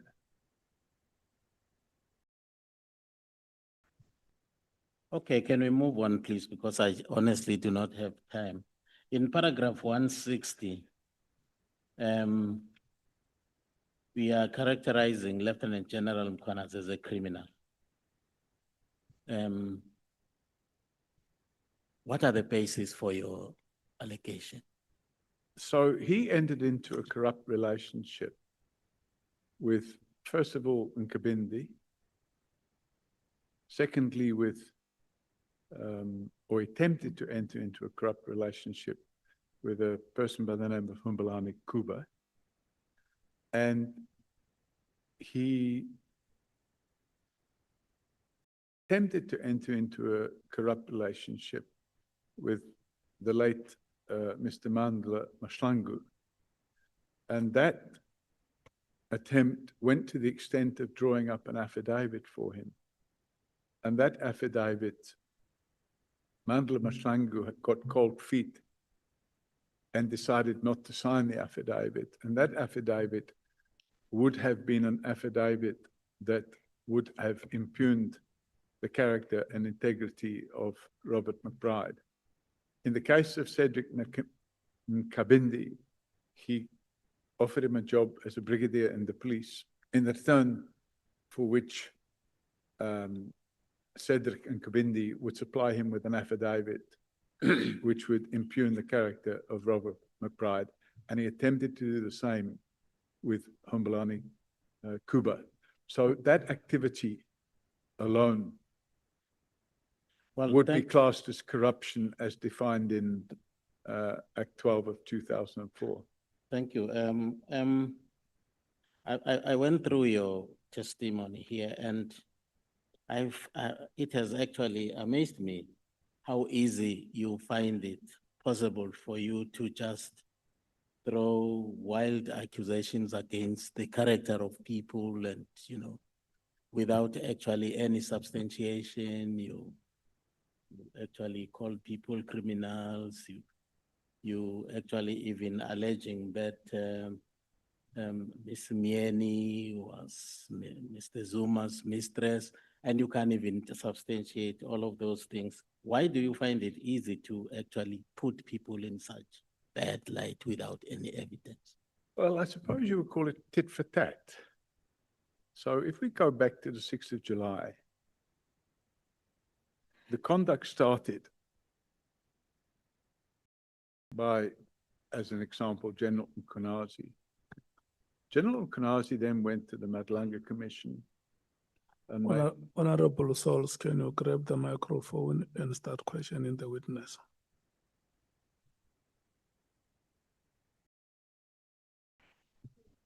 Thank you, Chair. So I'll be going until Chairperson, you and I must always agree first. Until what time am I going? O'clock. What time? O'clock. At The 6? the next o'clock is 6, yeah. You know, that's not 40 minutes. This is 40 minutes from now. Mr. O'Sullivan, good evening to you. Good evening. You must indulge me for a few minutes as I just provide context for how I'm going to approach this. So indulge me for a minute. I must be frank with you. How I was introduced to you, not in person, but through the committee engagement of you having to come here. And I must be frank with you, I hate how you introduced yourself to us. As someone who encountered you for the first time, you came across as very rude. You came across as someone with a disregard for us in the legislature and the executive. Then when I listened to you and you testified, you further confirmed that here in how you addressed our leaders, for example, our President, His Excellency President Ramaphosa by addressing him on a first name basis. Then your posture of dictating conditions to us created a perceived expression of a default colonialist mental setting. But Mr. O'Sullivan, no matter how I feel personally about how you've been introduced to me, and it's important that I remind myself why I'm here.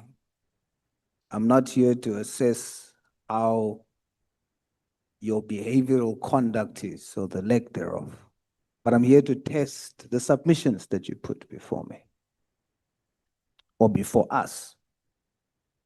And when I look at the submissions that you put before us, no matter how I feel about your posture and your demeanor, I cannot ignore, when I read your submissions, your heroism.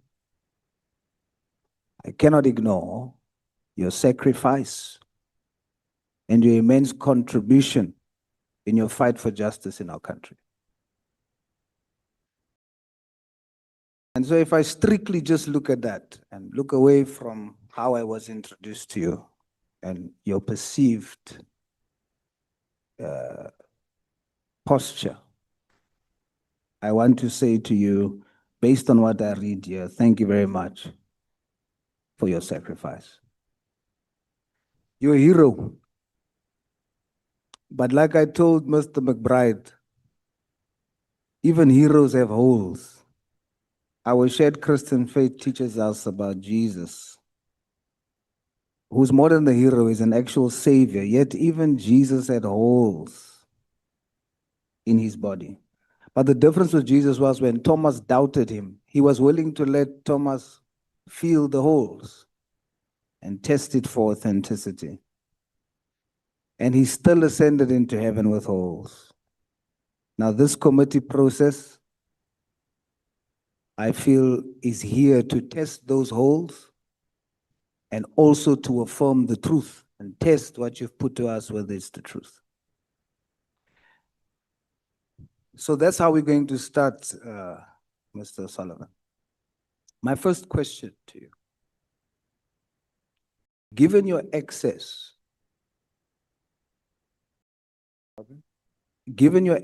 and your executive appointments without tertiary qualification, did you benefit from the apartheid system in terms of opportunities because you are white?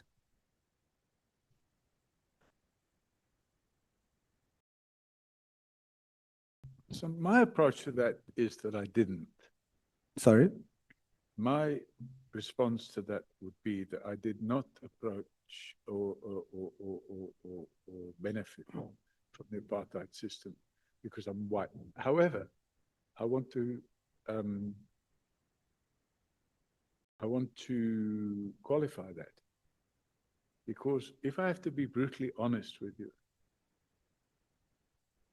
in the initial years when I came in South Africa, and sorry, I'm in a bit of pain. When I first came in South Africa, it might be construed that I did benefit from the apartheid system, because it might be that after 1994, it might be that I would not have received permanent residence.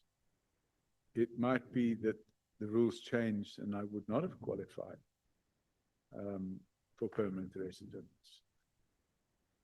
But after democracy took place, I threw myself headlong into trying to help the previously disadvantaged community in South Africa. And I'm still doing it today, by the way.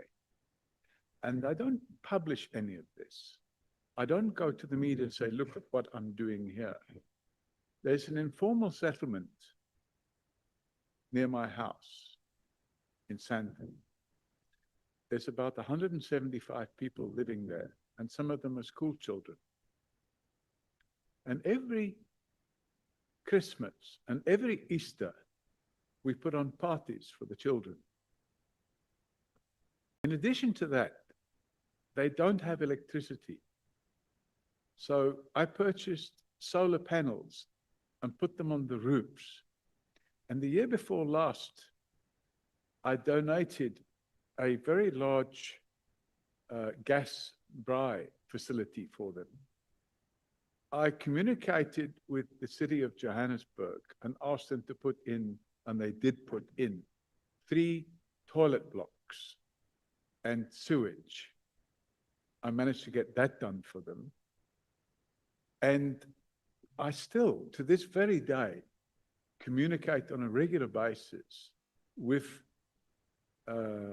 those people. And I've been trying to assist them, but that's just one project. There are other projects as well. Mr. Sullivan. Okay, sorry. No doubt. What you've now added is you're not just heroic, you're not just a hero, you're also a compassionate one. Yeah. And I'm not disputing that. What I'm dealing with that question is that, let's be logical. When someone like me sits and I look at how is it that you held executive positions without the necessary qualifications, the only answer that's plausible is that the system at the time benefited you because you were white. If I look at the letter that was written on your behalf by the Member of Parliament, the tone of the letter also speaks to the fact that there is an understanding that because you're a white man, there would be some concession and benefit in terms of opportunity. The MP says in the letter, it would be a great benefit to white people in South Africa. When you write, you make sure to stress that you are learning Afrikaans. There's an undertone of intentionalism based on how the apartheid regime would give opportunity to white people in senior positions without qualification. Now let me qualify to you. That I put that to you, that the reason why that was overlooked is because you are white in an apartheid system. But what you did with it is that when you entered the door, you then used your entry to fight crime, to fight corruption, and to do what you've just explained to me now. Even in our system now, the system benefits certain people that hold senior positions without the necessary qualifications. But some of them are using it for corruption. So it is from that angle that I come from to say that the apartheid regime has benefited you. Now, before we delve into your evidence, yesterday you testified that in the spirit of transparency, you testified yesterday that a Mr. Mia spoke to Mr. Nare and said that the general will get them out. He's in the pockets of, you mentioned the name, I forgot the name. I received a message yesterday from Mr. Mia's wife stating, after she heard your testimony, somehow found my contacts and shared with me that her husband says, when Mr. Mia was arrested on the 9th of January 2014, there was no instance at any stage where he met Jacob Nare during the arrest process. At the time, he was not even aware that Jacob Nare had been arrested. He only first saw him later at the Wynberg court on Monday, the 13th of January. What's your response to that, Mr. Sullivan? Chair, I wasn't involved in that took place at that moment in time. My involvement in that was that at 5 or 6 o'clock in the morning on the 9th of January. At 5 o'clock or 6 o'clock in the morning, it was daylight. The sun was just coming up. I had received information that there would be an attempt to kill me that morning. So I had decided to evacuate my family from the house the night before. I'd moved them somewhere else. And I left my cellular phone inside the house. And the reason I did that was because the information I received was a crime intelligence individual who has since been arrested and detained, was working with the people that were planning to kill me. And the team of people that were planning to kill me, it's alleged, and there's a trial going on. One of them is this chap, Mr. Mia. And when they were all arrested, unbeknown to me, this fellow called Nair or Neri, Jacob Nari or Jacob Nair, I don't know how you say it. I used to call him Jacob Nair. The crime intelligence colonel, a person by the name of Kimber, I can't remember his first name, but he had a nickname which was Killer Kimber. And they had already been working together with this chap, Jacob. And he had provided, and he had made recordings of discussions he was having with them. And he made a sworn statement stating that which I alleged yesterday. And I've seen that because it's part of the docket against Radovan Krejcir and the 7 other people that were out that day to have me murdered. All right. So that's, you know, I have no first-hand knowledge. I wasn't present when these things were said, but I've seen the sworn statement. All right. Now let's begin by debunking the allegation here that you were paid from the Secret Service Fund. Now I've read this statement and I have a different view from what has been said earlier. So just so that we confirm, the document that you have that we were given by Honorable James, that document, you did not produce it to the committee. It was brought by Honorable James, and today is the first day you see it, correct? The first time I've seen it today. Right. So you are not using this document in order to make us see you in a certain way, because you've never seen this document. That's correct, sir. Now let's go. I think it's important for us to debunk this. This document says, a request for an advance from the DSO confidential funds. But if you look at what you produced or gave us on page 282. 282. Yes. If you look at that attachment. So let me just go to it. 282.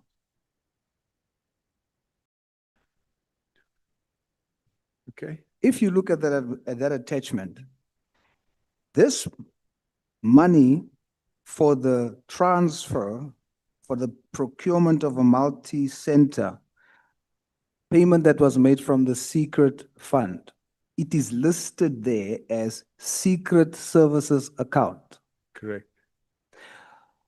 So would you agree with me then that if this document that you were given, if this money, this 100,000 came from the secret or the slush fund, it should have had written on it the secret services account and not what is written on here, the DSO confidential funds. Would you agree? So the money that you were paid was not from the secret services account. No, it came from now. I didn't know where it came from then, but now I can see it came from the Scorpion's confidential funds. Absolutely. Which And that's was the not National Prosecuting Authority. And that's not the Secret Services Fund. No, the Secret Service account is run and managed and controlled by the police, not the NPA. Yes. So we are debunking the notion that you were paid from the Secret Services account based on what was produced here. Yeah. Let's go a little bit further. If you look at the document, it says that because of your information, cannabis weighing 1,114 kilograms was discovered. Cannabis or hashish? Both. Okay. So I haven't. On page 4, I don't want us to say I haven't read this document. Mr. O'Sullivan. Okay. I don't want us to spend a lot of time here. I just want to use what was given here, not by yourself, to debunk the notion that you're not a credible witness. On page 4, it says there, in a document, not that a document that you produced, it says the combined value of the 767 kilogram of hashish and the 1,114 kilogram of cannabis confiscated by the DSO amounts to 56 million, which is only part of the full consignment valued at more than 200 million rand. So your efforts and what you have provided has allowed the DSO to seize money or things to the value of 56 million in comparison to 100,000 that you have been given. I end with this. On page 5, the document that was produced here by Honorable James says, Mr. Solomon, for this, he made use of his own camera, vehicle, and aircraft rental. O'Sullivan funded all his own operational costs. O'Sullivan effectively beat SAPS at what they were expected to do. Sorry, what page is this? That is page 5. Not a document that you produced, evidence that was produced by others. This document says of you on page 6, it says Mr. O'Sullivan did not give this information for financial gain. With him, it is a matter of principle. It is acknowledged that O'Sullivan and Commissioner Celebi are at loggerheads, but this information has been properly handed to the DSO and independently verified by Mr. O'Sullivan. Mr. O'Sullivan has a motive of revenge against Commissioner Celebi, but this case, other than him being a policeman, does not at this stage aim in any way to implicate Celebi directly. It is recommended that Mr. O'Sullivan be paid an amount of 100,000 as a reward in lieu of his time, effort, money, successful recovery of a large consignment of drugs, and the prosecution of the syndicate. So not only was that consignment retrieved, but there was also 4 arrests made. Leslie Ellen Curtis was arrested and given 10 years imprisonment. Chris Alblas, 10 years imprisonment. Petro McKee's 30 months imprisonment. A document not that you've produced, but that was given here by Honorable James, shows you to have contributed largely to the fight against crime. I was just trying to use that to debunk the notion that you misled the committee in saying that you didn't receive the funds from the slush fund. Now that there is some pointing to you as a credible witness, I want you to help me now quickly, and I want you to be very concise, Mr. O'Sullivan.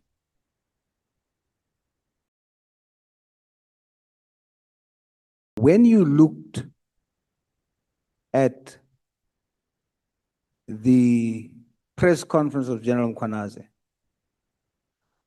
what impression did that give you? Very concisely.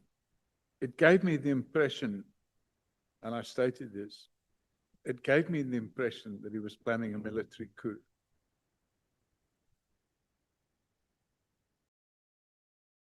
So as an expert of forensics and fraud and your experience in the military and police, what was your major concern for the country and the safety and security of this country when you saw that? Well, Chair, I'm trying to give a quick answer, but I have to qualify it because at the time when he gave that media conference, I knew of his history because he had been involved in this incident that took place at IPED. So I knew that he wasn't this knight in shining armor that he was portraying himself to be.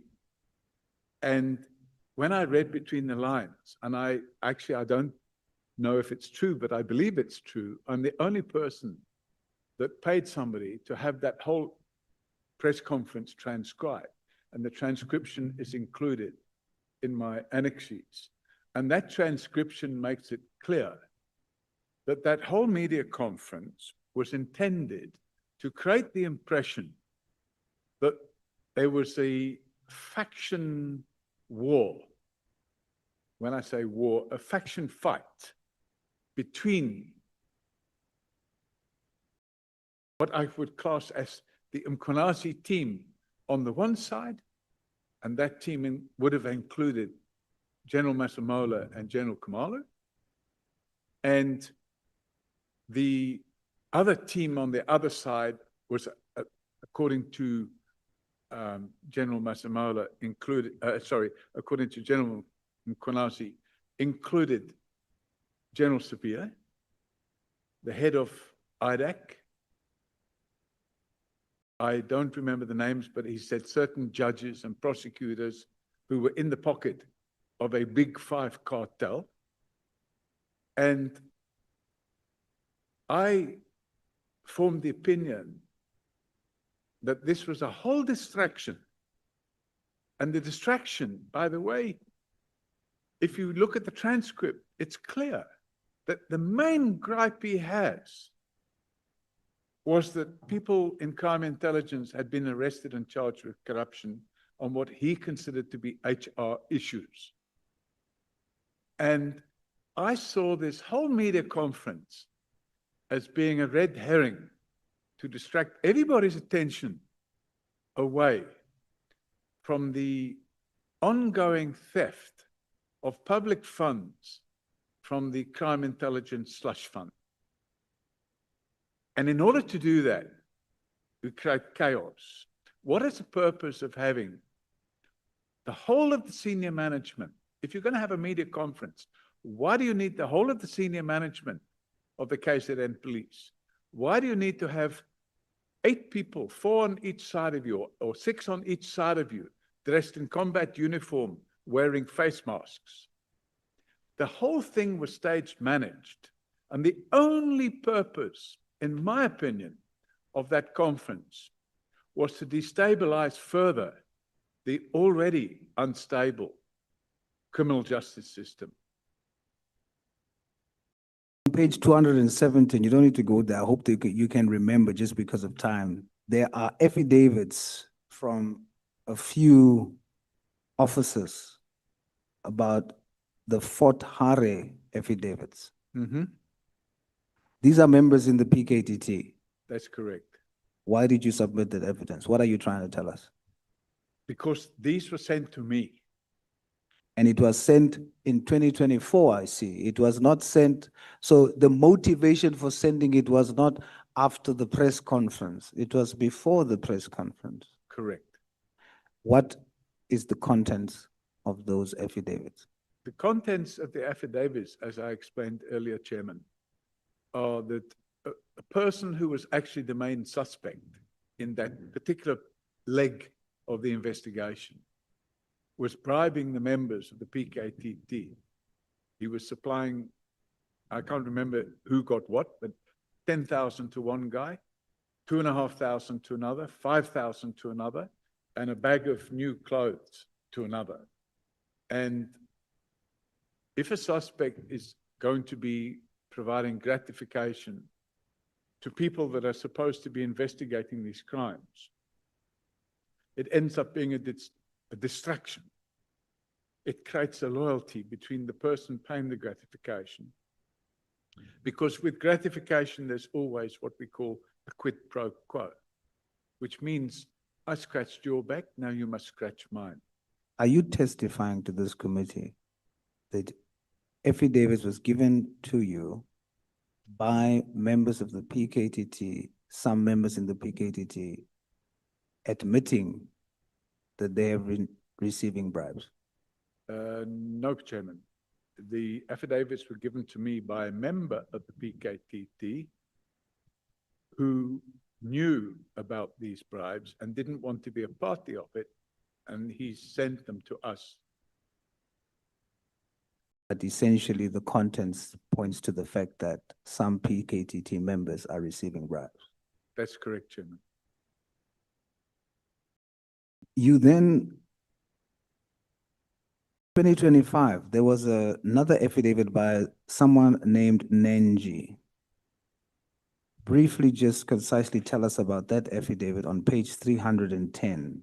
Once again, this affidavit is dated February 2025. So your motivation here, once again, could not be because of the press conference of General Mkhwanazi. You had this affidavit before the press conference and before the committee was formed. Take us through it quickly. Chairman, it's quite a long affidavit. But am I allowed to just give you a synopsis of it? If you can do it very briefly, Mr. Solomon, I'd appreciate it. The synopsis of it is, this fellow called Nangi, or Nanji, I don't know how to say it. And I've never met the person. I've spoken to his attorney, and his attorney wouldn't discuss the case with me. We received that document anonymously, once again. We have you can go on our website.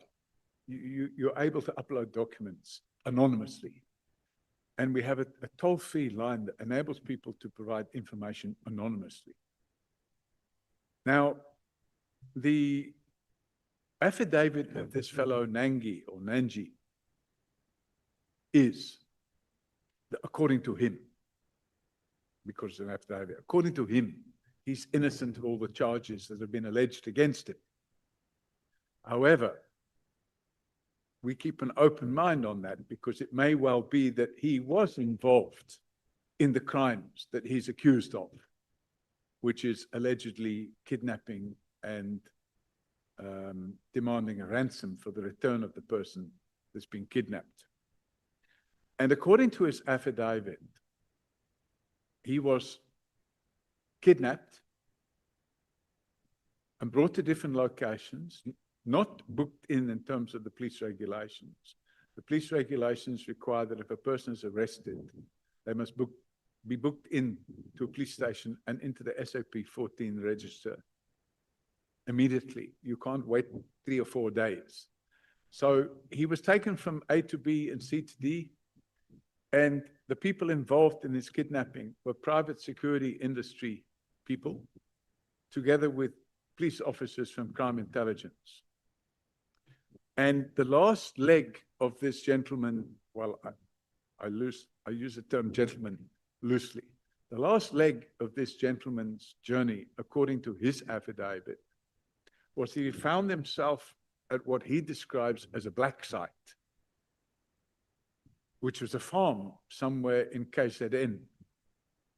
And whilst he was on that farm with another co-accused, the two of them were kept in separate rooms and they were alternately tortured.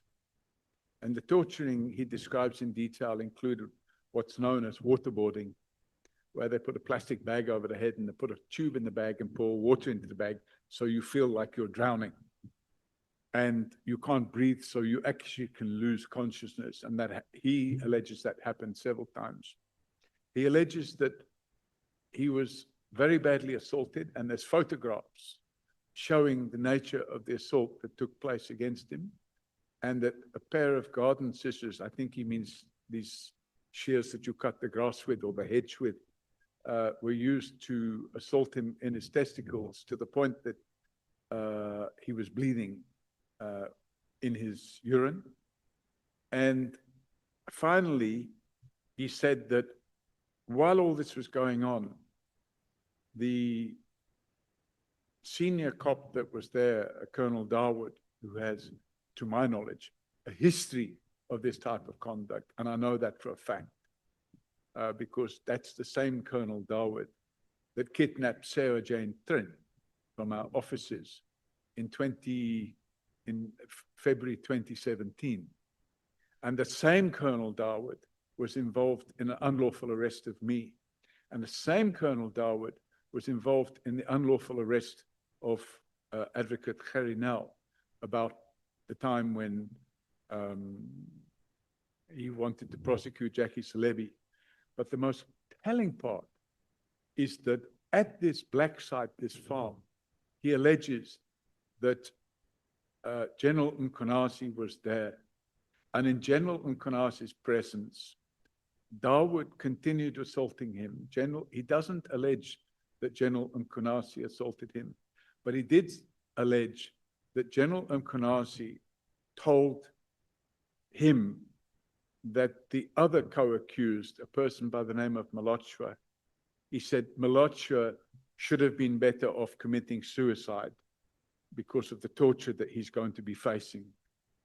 And Darwood allegedly, according to the statement, phoned Nangi's wife on the phone without realizing that Nangi's wife recorded the call.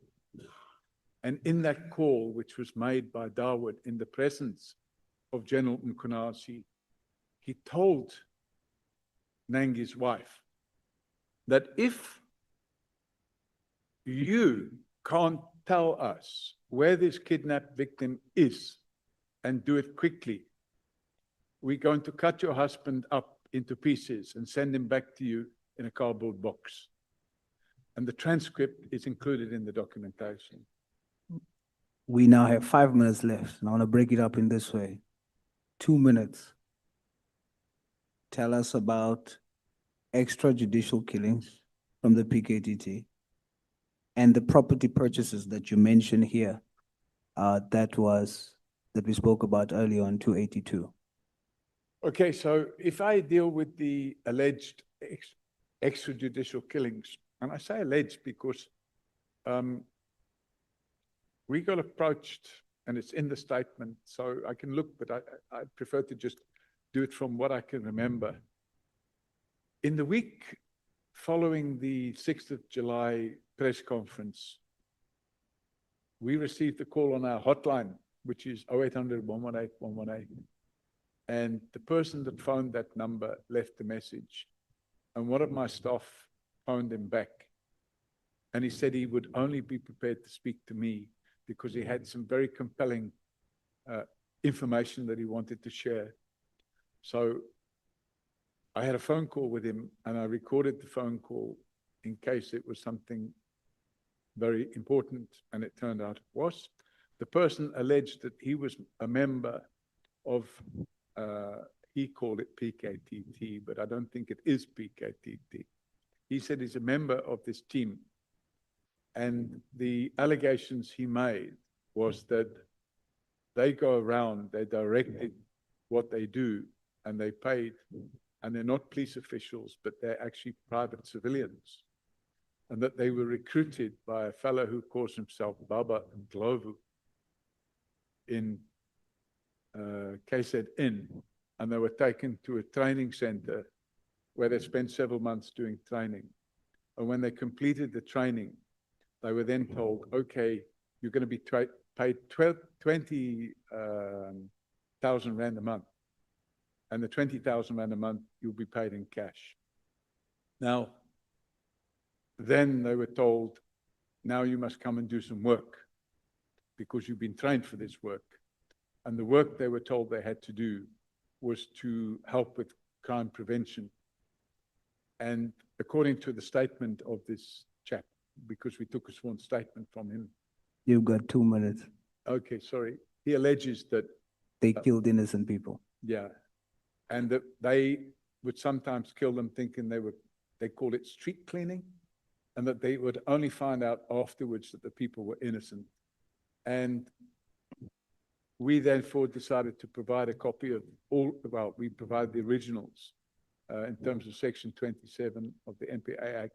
We provided same to IDAC, and we also provided same to the KZN All right. IPID. In our last 2 minutes, 1758, in our last 2 minutes, tell the country the slush funds used to purchase properties. Yeah.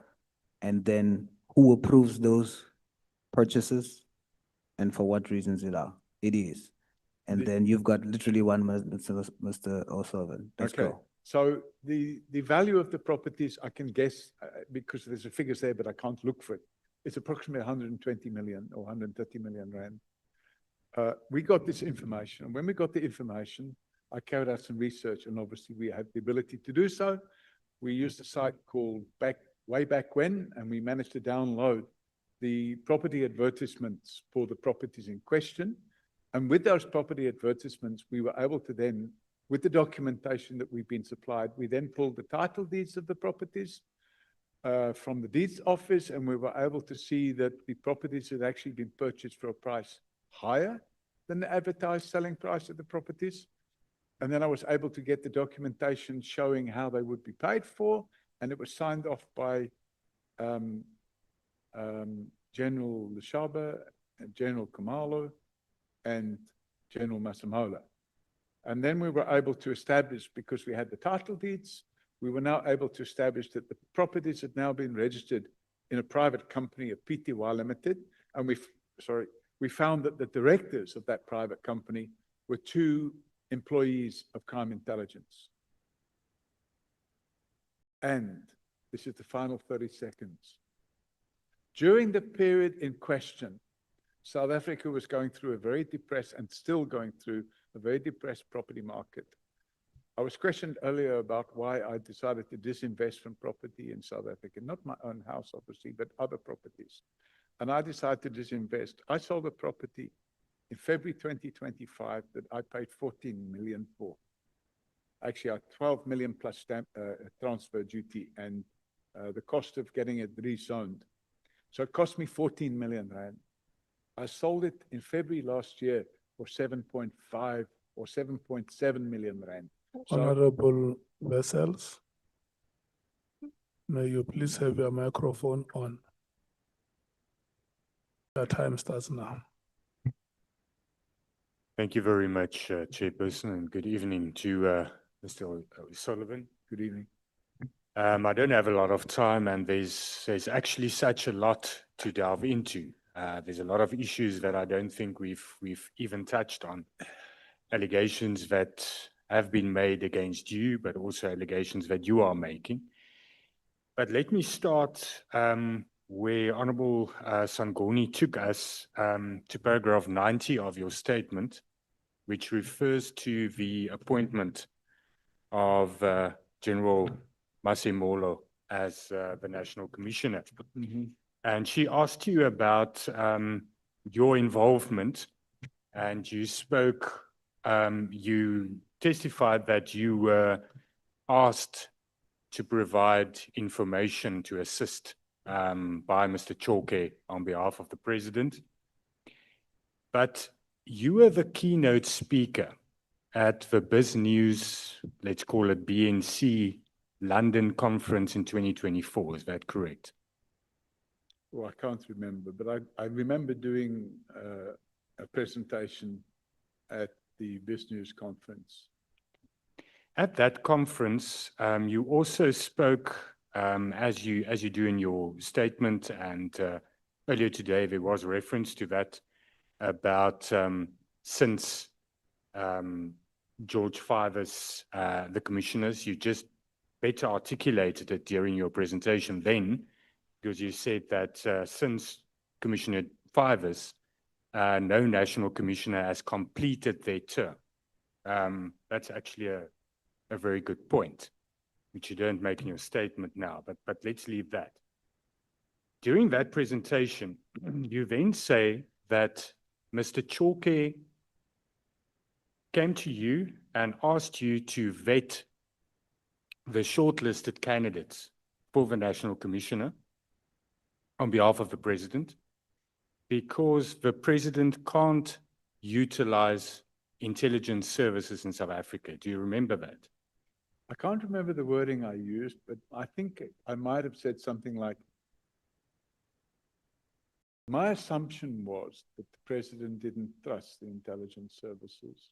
And I think that came out of the fact that for the period before 2018, things were in a bit of a mess. And it was, when I perhaps used the term vet wrongly, because we're not in a position to vet. Okay, because that's important.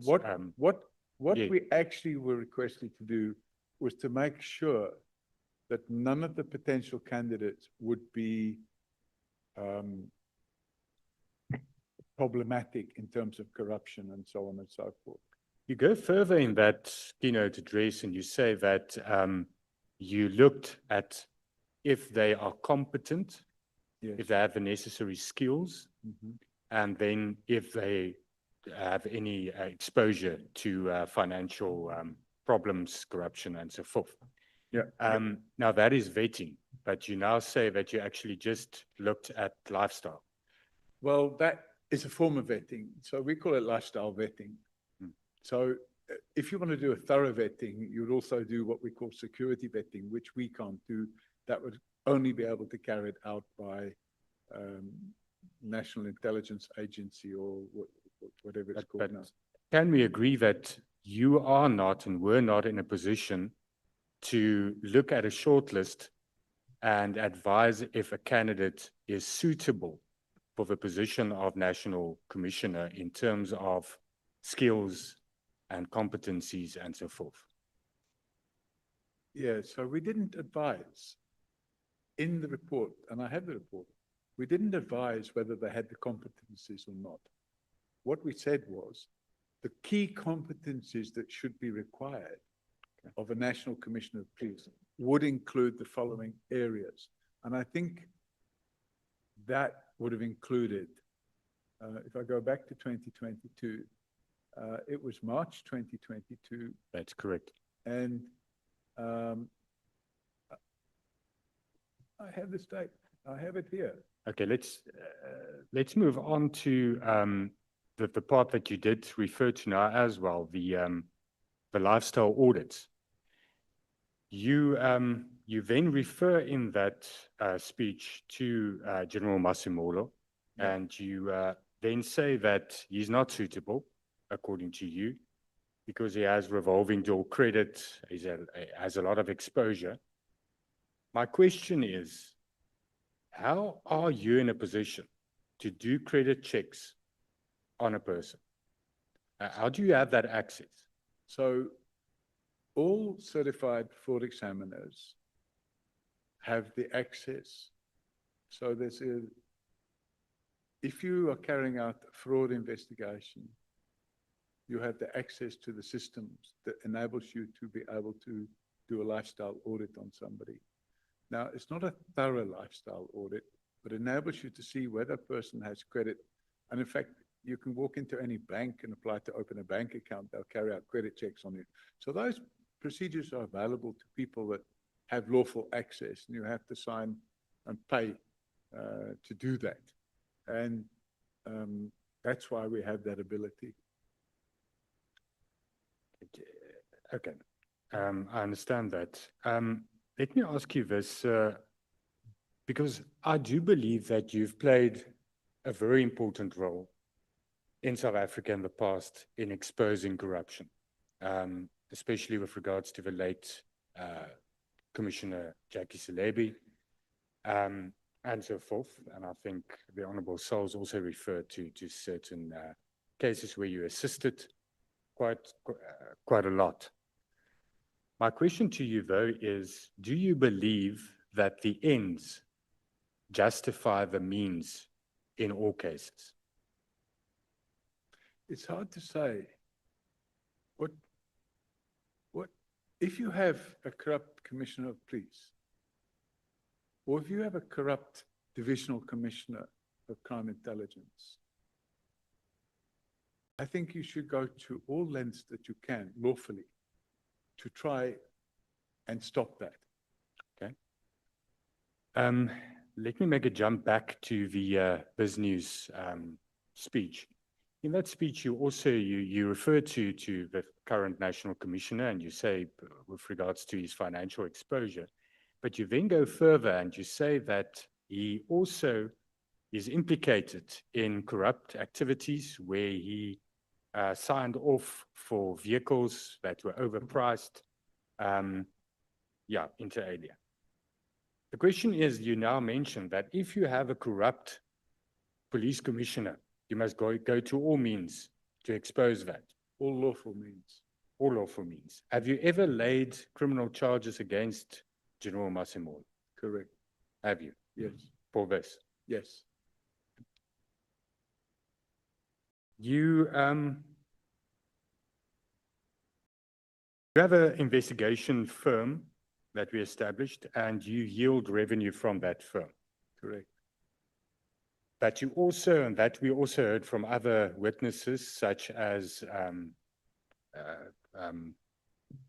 what's his name, Robert McBride, that told us that you are resourceful to provide information and intelligence to IPIT in his time and in his tenure. I asked him the question, he didn't actually answer. What I want to ask you is, in exchange for the information that you give law enforcement authorities, do you ever ask for information in return? Never. Because a lot of the investigations that you do in the private sector do require access to certain means that I don't think, even as a certified fraud examiner, you can have. I 100% agree with you. And the type of access you're talking about, we don't go anywhere near it. And that would be obtaining copies of people's bank statements, obtaining copies of people's cell phone records. And when people approach us and ask if we can do that, we send them packing. But there are people out there that can do that. And that comes about through a process called corruption. They bribe police officials to get that information. And I was a victim of it myself, because Radovan Krejcir bribed the station commander at Bedford View Police Station to get information on me. And he did a 205 application and obtained copies of my cellular phone records. I sued Vodacom because Vodacom supplied my cell phone records to Radovan Krejcir. So you've never obtained? Never. And Never. Never. And we would never do it because, for the simple reason, once you step over that line, you can't step back again. You're now committing a criminal offense if you read the legislation. So if you commit that criminal offense, aren't you now lowering yourself to their level? And my approach is, we will fight hard, but we will fight fair. We will never break the law knowingly to do what we have to do to bring about the end. Then very quickly, I want to refer you to paragraph 113 of your statement, where you speak to General Mkhwanazi that purchased a company known as Dream Deal Trading and Investment, Pty Limited. Correct. What is the relevance of that? And I understand you say that this company was owned by someone, a convicted fraudster. Correct. But regardless thereof, what is the relevance of General Mkhwanazi purchasing that company to the other allegations that you make against General Mkhwanazi? The relevance is only that if I'm a divisional commissioner of police or a provincial commissioner of police, and I decide I want to do some private business, I should ensure that my probity, my way in doing business is above board. And if I'm going to do business, I should do two things. First of all, I should notify my employer, which is actually in the police regulations. You're not allowed to be in private business without approval from But do you know if he obtained approval or not? So we don't. So what I did, when I got this information, I decided to include it because he should have applied. And that's why I asked the question, whether Mkhwanazi applied for and obtained permission for SAPS, for this private business, and what is the business of the company? But if I want to be able to demonstrate my own probity, I would be able to say, well, actually, I wouldn't do business. If I'm going to buy a company from somebody, shouldn't I, if I'm a lieutenant general in the police, make sure that I'm not buying a company from a person that's been convicted of fraud? And the failure to do that indicates that you're prepared to take risks of that nature. We have a number of clients, and when clients come to us, most of them are corporate clients, but we have a few private clients that come to us. And when a private client comes to us and wants us to carry out an investigation, the first thing we do is we invite the client to enable us to carry out the probity check on him, because we want to make sure that he himself is not involved in criminal activity. And a classic example I can give you is a man by the name of Robillard, who approached us and asked us to carry out an investigation and offered to pay us. In fact, made the bank transfer right there and then. And after he made the bank transfer, we carried out our probity, and I immediately refunded the money to him and said, we're not prepared to work for you. I have a minute left. You deny that you're a foreign intelligence operator? Absolutely. And I'd qualify that. If I'm a foreign intelligence operator, I haven't done a very good job of keeping a low profile. I'm getting to the profile. You deny infiltrating IPID? Absolutely. You deny impersonating IPID officers? Absolutely. And we have tape recording to prove that. But can it be plausible that what motivates you is the one simple thing in the world that motivates the majority of people, and that's money? And can it be the public image? Because you got a platform from the Jackie Celebi case, and does that in return and in exchange to revenue? See, Chairperson. May you please switch off your microphone. Chief Whip. I didn't hear the end of the question, but the Mr. Paul Robert O'Sullivan. Sorry. This is the time for the chair. You look at me. Chair, I'm in a lot of pain. I need to get away. I'm in a lot of pain. No, we let's take a break. Let's take a 10. Can we not finish? How long, Chairman? Those who are still to speak, may you please raise your hands. Look at the hands.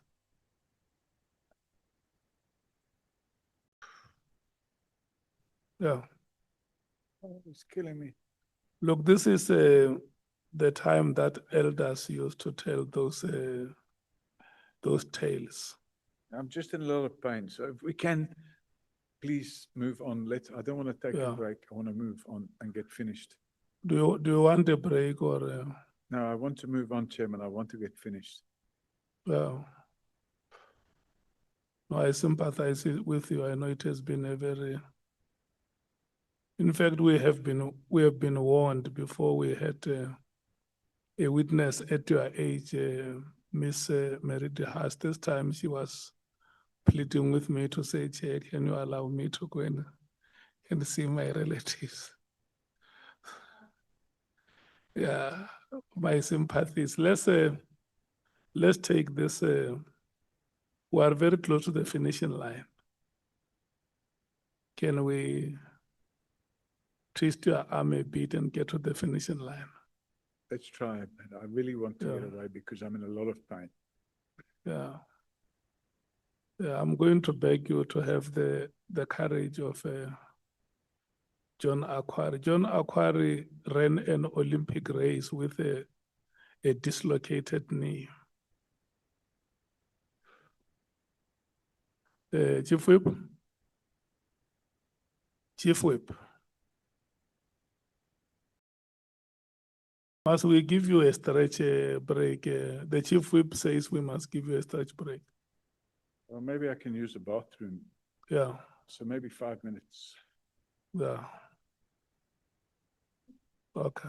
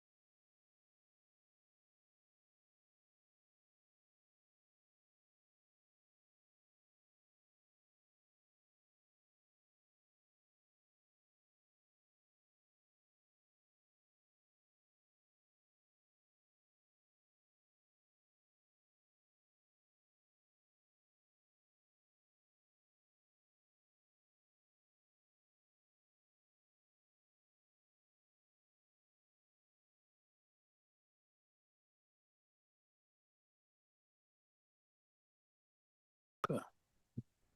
Thank you so much, Chief Whip. No, thank you very much, Chair. Okay, and we brought until 4 minutes past 7. Okay, thank you very much. And I'm here until he says I'm with you up until 4 minutes after 7. I hope it's not too long. No, thank you very much, Mr. O'Sullivan. I think the first question I just want to ask you about is that in your knowledge, do you are spies permitted to disclose their identity? Okay, no, I'm saying in your knowledge, having done the work that we've done over decades, does a person who is a spy permitted to disclose that I am a spy? I think that would defeat the object. So a person, if he's employed as a spy, it would be very silly to come around and say, by the way, I'm a spy. So what would be the purpose of disclosing his career as a spy? Okay. So in which case, that answer is also saying to us, even if you were a spy infiltrated into South Africa, you are not going to tell us that. Well, if what you're saying is true, then you would be right. But I can't imagine for the life of me that a person could be a spy for 36 years and get involved in the charitable activity that I've been involved in and all the other things that I've been involved in. Yeah. And for the record, this is exactly what the late Jackie Celebi said, is that I was a spy. Now, if I was a spy, let's just take a hypothetical position. If I was a spy, after Jackie Celebi had exposed me for being a spy, wouldn't I then have been recalled and said, oh, he's been exposed, let's get him out of there? They call it an extraction. And then, unfortunately, it wasn't just Jackie Celebi either, because General Pashlani came along and said exactly the same thing. And that was 10 years ago. And now we have General Mkhwanazi alleging exactly the same thing. So it seems to me that it's like every 10 years, there's an allegation that I'm a spy. And it's clear that if I am a spy, I'm a very bad one, because I've allowed everybody to tell every 10 years, there's a whole big lot of media attention on the fact that I'm a spy. So I can categorically state that I am definitely not a spy. I never have been. Yeah. Well, I also hope that you will accept the fact that it is not always the case that when you are a spy, you are prohibited to engage in other activities as a cover-up. Well, I suppose that's possible, but I think that should be the case, not even possible, because if you are not engaged in other activities that are intended to cover up who you are, then somebody makes an allegation against you, it will be easy for that allegation to be believed. But in order to rubbish that allegation or to work against it, you've got to intensify on this other aspect of your cover-up in a manner that confuses the society between what you are what you are, and what other people are saying. Shouldn't that be something we can also expect? But then shouldn't my cover-up jobs be something like a cutlery salesman or a refrigerator salesman or something of that nature? If my cover job, as you call it, is to be a reservist in the police, isn't that like a bit obvious So I think the mentality of saying because that person was a volunteer in the police and because he took a decision to start exposing corruption, he must be a spy. Are you aware of the statement that was once made by one of the US senior officials? I'm told, I read about it, that he made that statement with reference to his discussion to President Oliver Tambo, that South Africa is too important to be left to South Africans. Are you aware of that statement? I'm not aware of that statement. You're not aware of that statement? But I think it's good enough to be left to South Africans. Is that so? Yeah, I don't think it should be a country where people on the outside should be interfering. I've been a South African now for a very long time, and I'm a proud South African. And I'm happy to serve my country. I'm happy to do what I do, even if it causes controversy, because at the end of the day, it results in a better life for all South Africans. Yeah. Earlier on, yesterday I said I'm going to make a follow-up on this question about your decision to come to South Africa at the time at which you did, in the early 80s or mid 80s, so to say.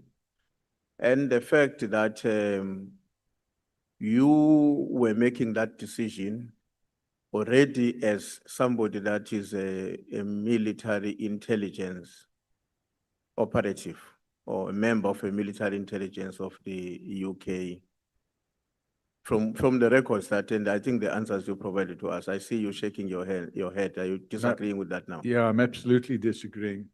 At that time, I wasn't involved with the military in any way, shape, or form. I was on holiday, and my work at that time, which was back in the UK, was with a company called IBM, which is a computer company. So you had left your service from the long time military intelligence? A long time before that. At the time? A long time before that. Are you familiar with the book that is titled To Catch a Cop? That book, are you familiar with it? That book wasn't written by me. Yes, but I'm saying, do you know of it? Yeah, I know about the book. You know of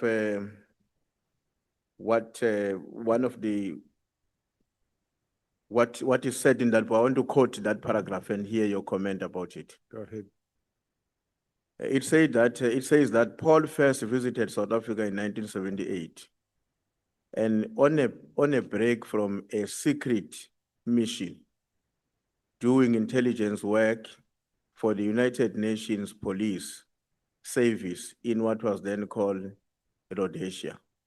And while he says he likes South Africa as a country, he didn't like the politics. And then you are quoted as saying, so I quote, I like the place.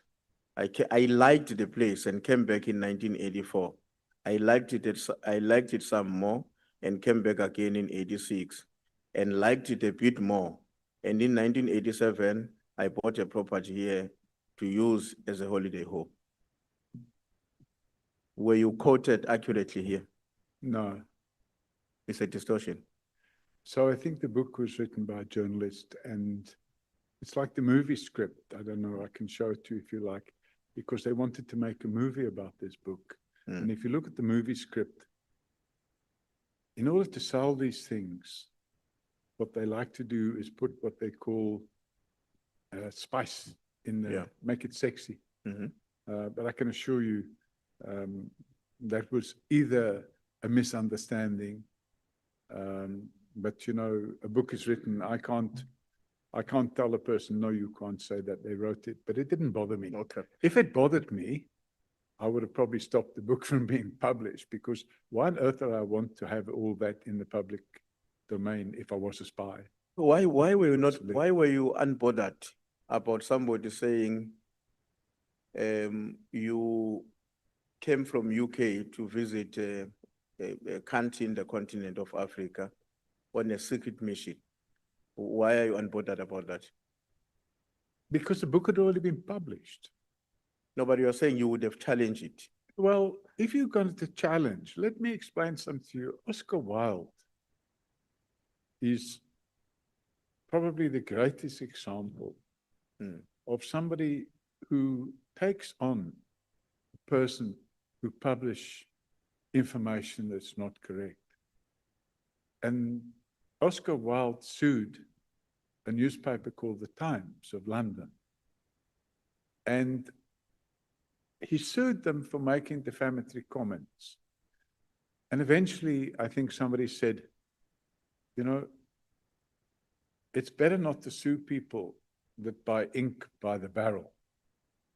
So I see a lot of defamatory things said about me in the media.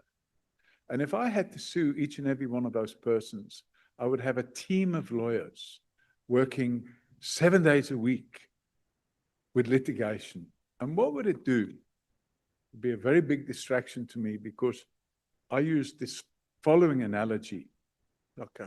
If I have to stop and throw stones at every dog that barks at me, I'm never going to get to where I'm going.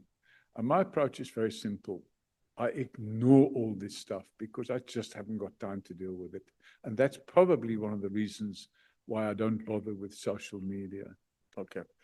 Let's come back to this question about, if you spoke with authority about the fact that a meeting took place between the then President Thabo Mbeki and then Minister Bridget Mabandla, in which they discuss and sorry, what paragraph is it?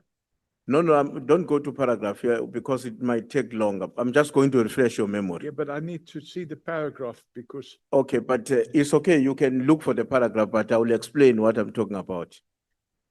It has to do with the issue that former President Mbeki, when he was president at the time, and Minister Mabandla, sought to persuade,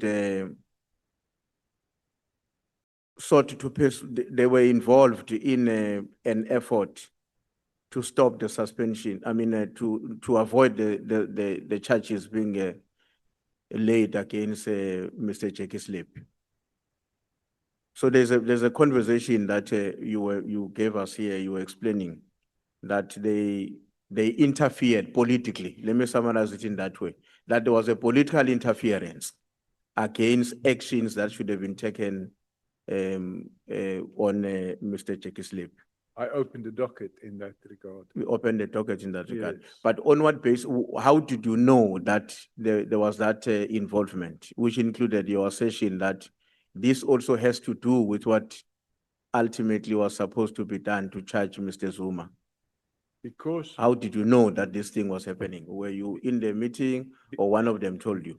No, because at the time when this took place, but it only came out later. At the time when this took place, Jackie Celebi, there was an arrest warrant issued. And it only came out later when a meeting took place with the president, Thabo Mbeki, and he was informed.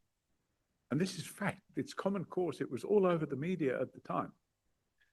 And what they said was that a meeting took place to inform the president as a courtesy that the intention was to arrest Jackie Celebi and to carry out the search of his home and his office. And it's my understanding, and it happened like a long time ago. It's my understanding that that meeting took place on either a Saturday or Sunday afternoon, or it took place on a Friday afternoon. But a day later, Vusi Pikoli was suspended. And after he was suspended, a gentleman by the name of Mkhwanazi Mshai was appointed as acting NDPP. And after he was appointed as acting NDPP, there was a big concern by Jackie Celebi that Mkhwanazi Mshai might not carry out the instruction that was being given to him not to execute the arrest warrant and arrest Jackie Celebi. So Jackie Celebi arranged with Richard Ndluli, who at that time was the head of crime intelligence in Gauteng, to tap the phones of Leonard McCarthy, because Leonard McCarthy was the head of the Scorpions at the time. And if they could hear him saying, we're going to arrest him on such and such a date and so on and so forth, that never happened. But what they got, they believed, was dynamite. And in 2010, Richard Ndluli was arrested by DPCI. And he was arrested for the alleged murder, kidnap and murder of a gentleman called Opa somebody, I can't remember the surname.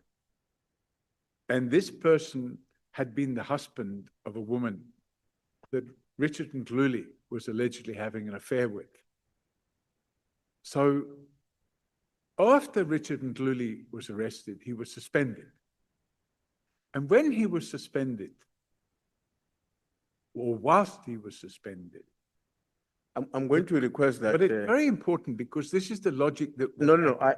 But I wanted with respect, I wanted you to lead us into how I got to know this is credible, I can believe. That's what I'm trying to explain to you. And there's no 1 minute version, because you have to take all these chain of events, and those telephone tapping of Leonard McCarthy's phone resulted in a whole lot of tapes being made, and the tapes were all transcribed.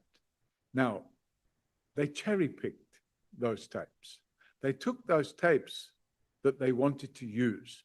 And in the case of Richard Ndluli, he submitted those tapes to the new president at the time, which was Jacob Zuma. And he said, look, Mr. President, I was looking after your back and there's the proof of it. Now, the bottom line is they couldn't keep security around those tapes, so they ended up all over the place, which included in the Mail and Guardian.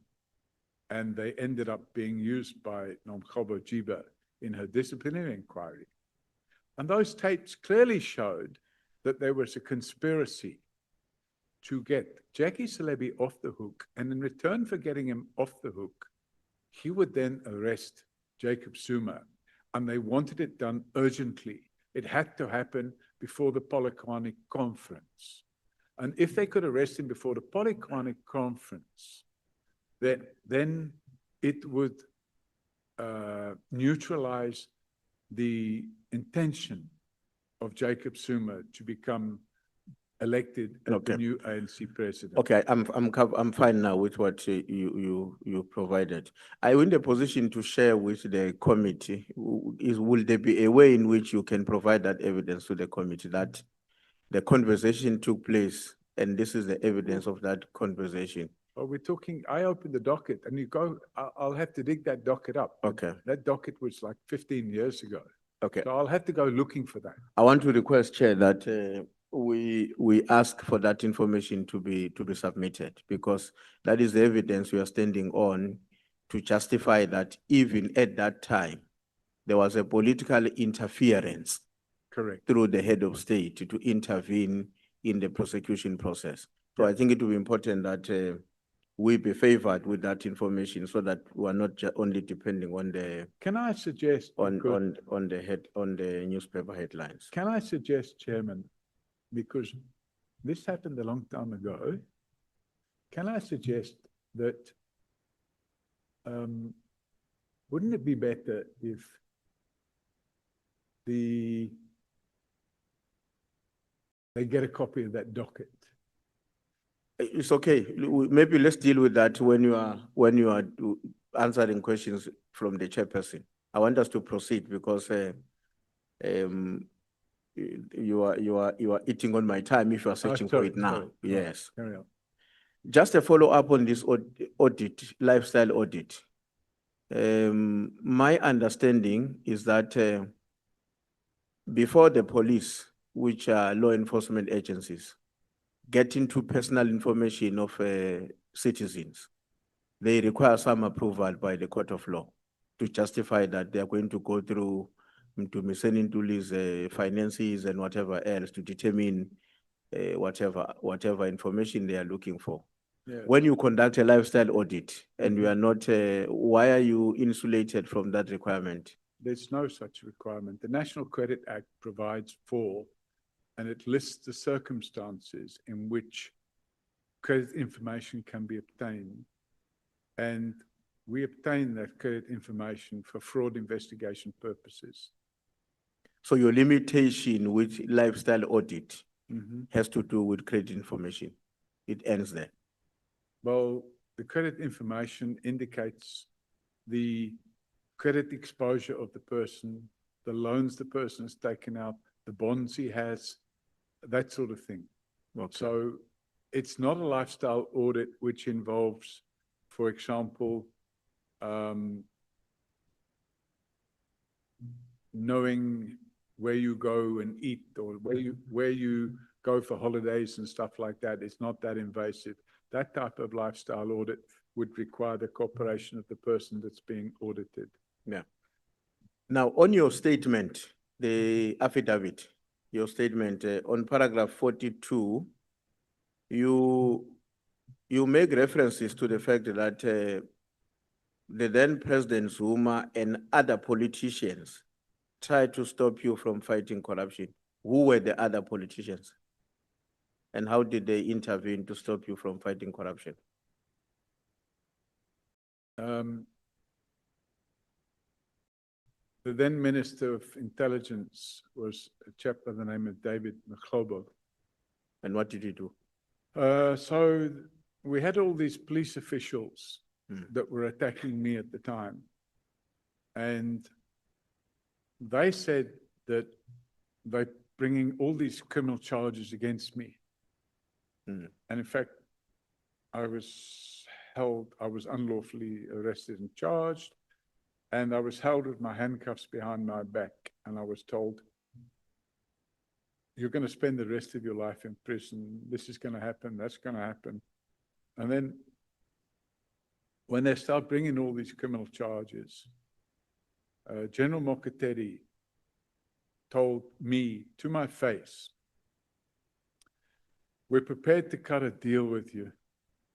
I've discussed it with the prosecutor. If you give up your citizenship and pack your bags and leave South Africa, we'll drop all the charges against you. So that kind of explains what the motive was going on. So I decided to start the process to try and get evidence of this conspiracy. So we asked them to put it in writing. But before it was put in writing, they didn't put it in writing. But before that, I said, okay, well, let's have a meeting then. You have a meeting with my attorney. And my attorney went to a meeting, and my attorney was told in no uncertain terms that the Minister of Intelligence wanted this to happen, and it had to happen very quickly, that I must be out of the country. So, and it wasn't just the Minister of Intelligence either. It was the Minister of Police. The Minister of Police was also involved. Who was it, you remember? Is it, I may make a mistake and then I'll be accused of naming the wrong person. So the Minister of Police at the time at which Minister David Mashale was a Minister of State Yes, Security, so the minister at that time. Yes, but I'll be correct in saying clerical. Okay. Well, I may not Yeah, remember I can't as well, remember. but I get your point. Yeah. There is this issue about the computer, what you are calling is a metadata computer used on the report prepared by Mkhwanazi. I don't know whether we were referring to a particular report or the statement he delivered on the 6th of July last year. But you are making the point there on paragraph 47 that this was done from a head office computer. What are you driving? What do you want us to understand about that? Okay, so when the original media conference took place, the impression was given that this was an initiative of General Mkhwanazi. And if this was an initiative of General Mkhwanazi, that would imply that he'd done it without permission from another person. So the information we got from an informer was that... From an informer? An informer. Okay. The information we got from an informer was that, in fact, General Mkhwanazi, together with General Masemola, met on the evening of the 3rd of July in Pretoria at the Police Training College. And when they met at the Police Training College in the evening, they spent the whole night putting together this, what do you call it, PowerPoint presentation that was then shown to the media on the afternoon of the 6th of July, or midday on the 6th of July. Now, after that presentation had been finished, a couple of the journalists asked for a copy. Actually, I think more than a couple, quite a few of them wanted a copy of the presentation because they wanted to use aspects of it. And obviously this played into the hands of General Mkhwanazi because he wanted a lot of public attention around this 6th of July media conference. So without thinking, he instructed his spokesman to, send it to them, give it to them. And then I didn't see that media conference, but I got a phone call about 40 minutes afterwards from a journalist who said, "Are you aware of what's happened here? Will you prepare to comment?" I said, "I don't know what's happened. I can't comment. How can I comment?" He said, "I'll send you a copy of the presentation." So he emailed it to me. So I gave it to one of my staff and I asked her to produce a metadata report on the document in question. And that metadata report detailed the computer on which the presentation was converted from PowerPoint to PDF. Okay. And then I'm fine. I wanted to understand how was that acquired and confirmed, but I think we've dealt with that issue. Now, I want us to talk about what we were told by Mr. Nkabinde. No, don't worry. It's just it's the aircraft. It's the plane. What is it? It's the plane. You are not in it came in bed. very loud through my ear. No, don't worry. You are still okay. Scared the life out of me. Yeah. So, Mr. Nkabinde told us about a meeting in which a few people participated on that Pahlana task team, including yourself. But on your side, if I heard you very well, what you have indicated to us is a bribe. Correct. But what seemed to be common between what Mr. Nkabinde said and what you are telling us are the participants, even in the bribe. I don't agree, because he said Who was not there? He said that there were members of the DA and AfriForum there, and there was nobody there. There was nobody there from the DA or AfriForum. I'm sorry, Chairman. I am really, really, really battling now. Chairman. Soviet. I'm in a lot of pain. I've really been as good as I can, but I don't think I can go on any longer because I am in a tremendous amount of pain. If I sit another 5 minutes, it will be the best I can do. I'm very sorry, but I just can't sit any longer, and I can't stand. I need to go and lie down, and I need to do it soon. Otherwise, I'm going to be in agony. Well, in fact, I'm already in agony. And it's not that I'm trying to avoid answering questions, Chairman. I came here at 10 o'clock this morning. I've sat here, I've answered all the questions I can, but I just can't continue sitting any longer. And it's a medical issue. I just can't continue sitting. Honorable members, can I have indication if you want to say something? Honorable Malema, Honorable Chief Whip. Chair, the rotation can't work. We have to adjourn. If he says he feels pain, you can't do anything about it. There's nothing to be calling political parties 1-1. When he says, I'm in a situation now, there's nothing we can do. It will be unreasonable to want to insist on continuing when a witness tells you, if in the next 5 minutes you're proceeding, I'm going to be in trouble. I'm in trouble already, I'm afraid. I'm starting to feel my legs going numb.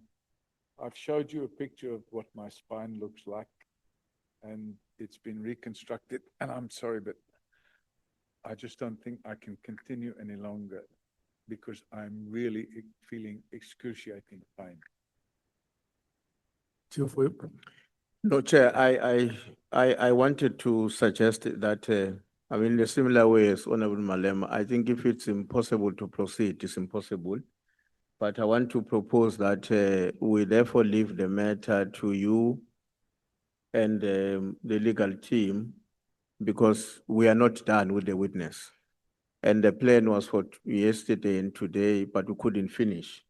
And I think, and I hope he will leave here with an understanding that we are not done and we should therefore be getting another opportunity to conclude our work. That's all I'm pleading for. Otherwise, I'm sympathetic to his conditions and that we may have to consider adjournment now. Thanks. Chairman, if it's going to be another few minutes, I'd rather get it over and done with because my plan is to fly. I have still got business overseas, which I've interrupted to come here. And I need to be back overseas to deal with that business. So if I know it's only going to be another 5 or 10 minutes, what did somebody say? Okay, let me check with you. Well, I think you are presenting a valid case, like members have said. And you would know that we have been very, very reasonable with you from the point we started engagements. Let me check. You had earlier said that you are coming back to South Africa at the end of this month, isn't it? Yes, Chairman, but that will now be later because I've lost some time on the things that I was busy with. Yeah. Are you probably going to come back sometimes before the end of March? Yes, I would definitely plan Okay. to do so. Chief Whip, him says he can be here before the end of March. Can I just ask a question, Chairman? If we can finish it now, how long are we talking about?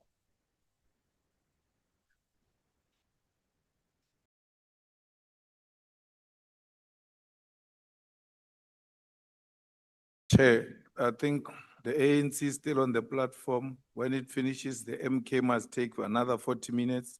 And then the DA must take another 40 minutes. Then the legal team must take its own time. And we might have follow-ups on what the legal team says. So there's no 4 minutes here. Yeah, I'm not hearing any one of you cheering up, say, come on, Paul, come on, Paul. Pardon me? Sorry, I can't hear you. The 24th. I don't know. I'd have to look and see. We can call you first on the 24th. You should be out after 2 hours. It means I have to fly down again. Well, from Joburg, yes.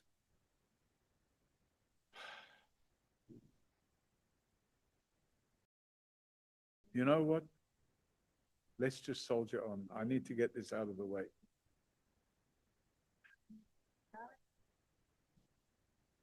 I need to get this finished, Chairman. It's disrupting my life.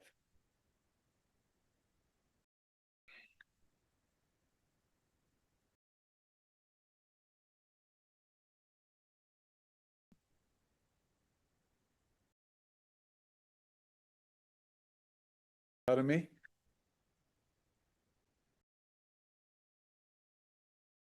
No. Look, honorable members,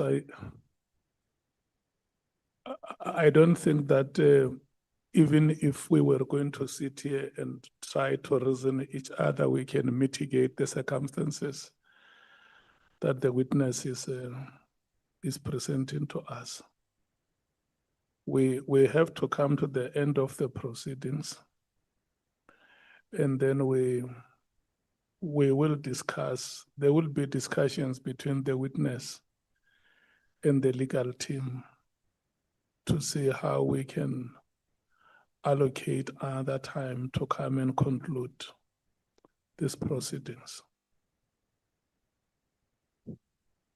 Honorable Skosan. Thank you, Chair. I'm not sure whether I heard our witness well when he says, you know, this thing is disrupting his life. He wants to finish it off. Now, my proposal would be, if that's possible, if there's medication, maybe we break for lunch, for dinner, and then we come back, we finish. Otherwise, if he has to fly back here, it means it's no longer the citizen here. It looks like he has already, it's now somewhere in Europe, you know, but we have to finish it, whether it's today or if he's prepared to come back. But for 2 hours, I think he can take it. I don't know. So we're now talking about finishing at 9 p.m. Is that what we're saying, Chairman? Yes, that is essentially what is being said. Not even 9. We need an hour with the 2 honorable members. We need roughly 30 minutes with our legal team. And there may be members who may want to clarify certain. You are a witness of interest. And it has not been said by these members. It was said by yourself. Remember yesterday, you said, I want to be given enough time. Yeah, but I thought we'd be finished by now.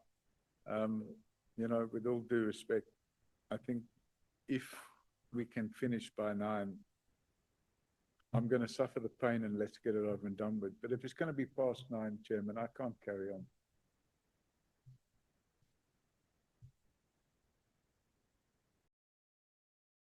Let's try and make some accommodation. I've been as flexible as I can. I have come here, I have done out of my way. I would have been happy to start earlier this morning. You know, if we can get this out of the way in the next 2 hours, I would say let's do it. But if that means somebody can't have 40 minutes, they must only have 30 minutes. Can't you just make an accommodation so that we can finish this, Chairman? Yeah.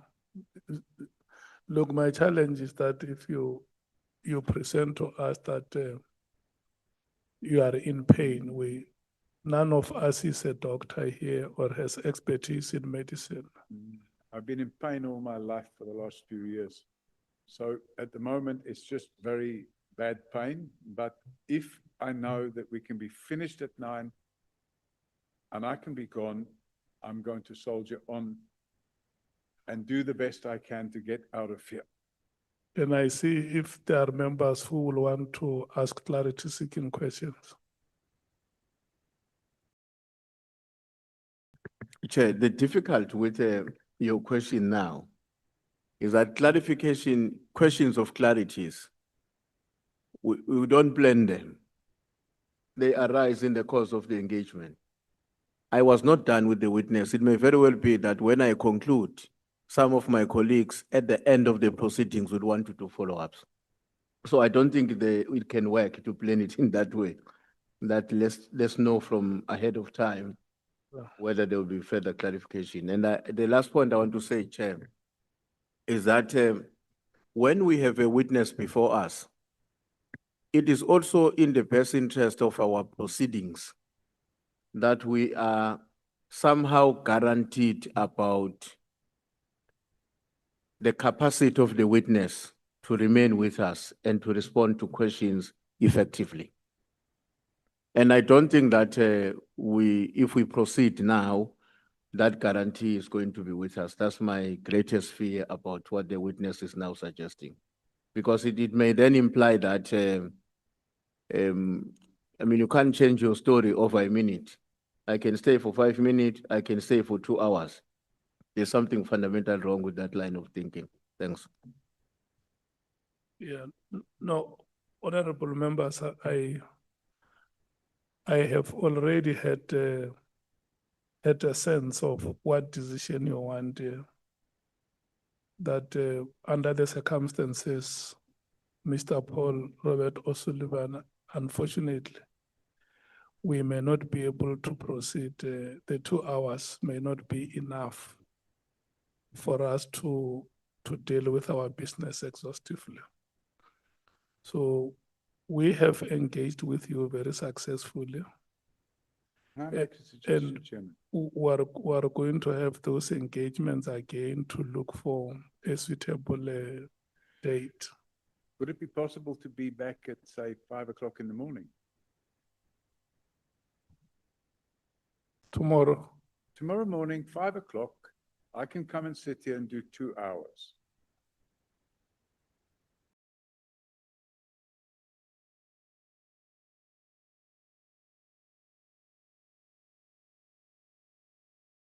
I will have had a few hours lying down.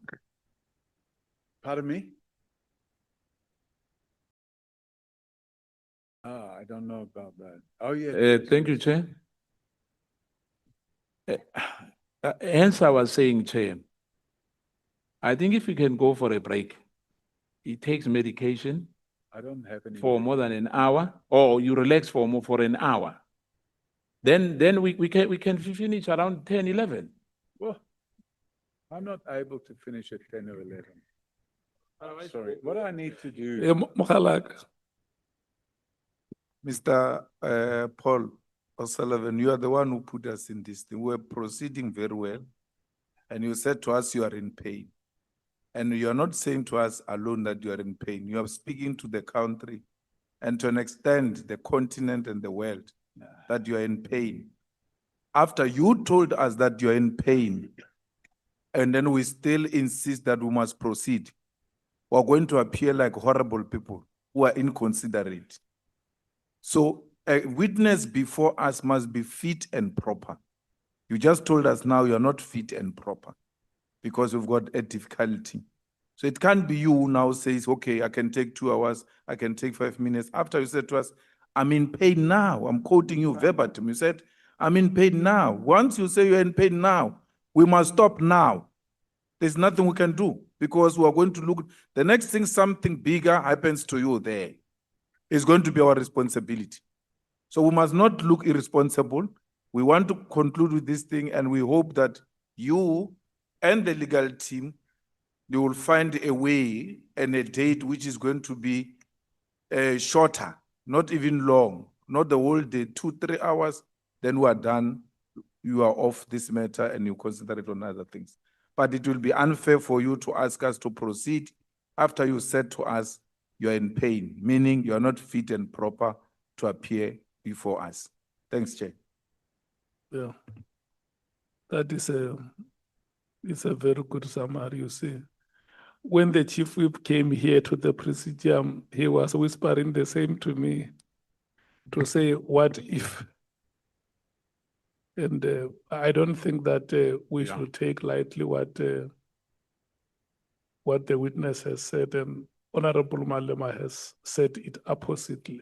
Yeah, let me, Chair, through you, second Honorable Malema on that, because, and the Chief Whip, if he has said that to you, perhaps it would be proper, because I was out, you know, when this matter was discussed, but I understand, if he is in pain, and if anything happens here, you know, we'll be in trouble. I think that let's be accommodative for him, and let's see. I'm not sure about the date, but let's have the date, because this ad hoc committee must finish its work, and there's timelines. The speaker, has gave us an extension in the past, and I think as well, this must come to an end. It can't go on forever, Chair. Thank you.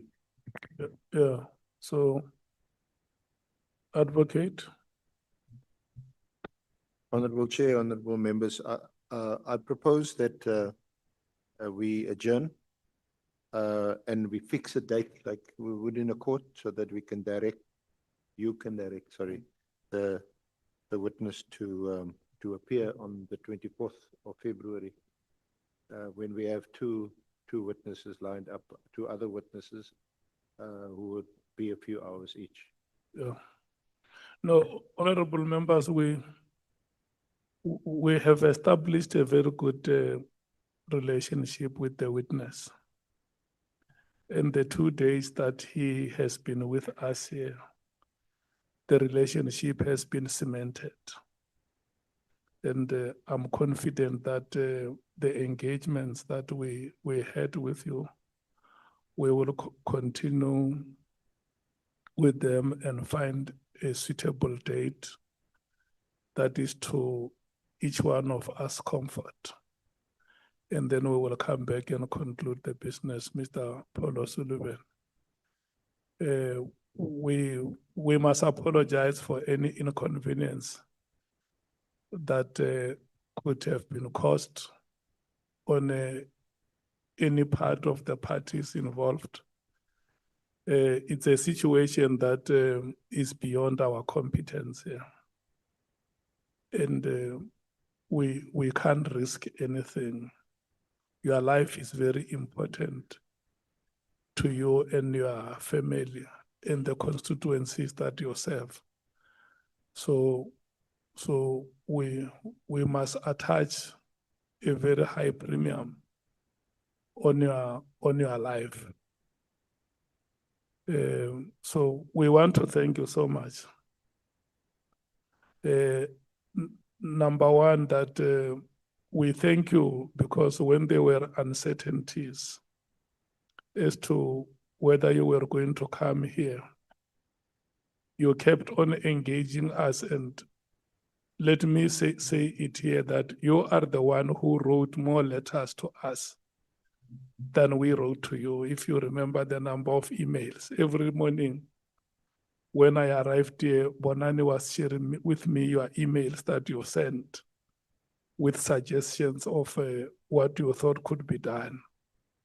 And at the end of the day, we were able to find each other and reach an agreement that you will come back and appear in person before the committee. And I must also thank the members for their patience. I can tell you, it has not been easy, but at the end of the day, we got it right. So in the same spirit and inspired by the historical developments of this day, 36 years ago, 11 February, I can safely say that we are going to hold each other by the hand and walk forward to the day you will be coming back here. Any 1 minute remark you want to make? Sorry, Chair. Do you have any remark that you can make in 1 minute? What must I say? Would you like to make a remark? Anything you'd like to say in closing? No. I think I just want to go and lie down because I'm in a lot of pain. Unfortunately, it is what it is. I've supplied, or I've shown you a copy of how my spine looks. It's not good. And this is the price I pay for being a crime fighter, because I was shot and that bullet damaged my spine, and I'm now suffering badly because of it. So I would like to just arrange a date where I can make sure I can come back and finish this off. Yeah. Thank you. Thank you so much. Honorable members, we have come to the end of today's proceedings. You can rise and leave the chambers.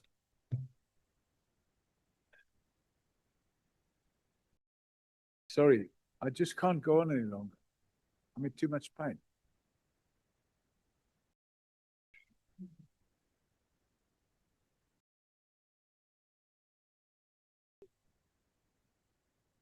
Hmm?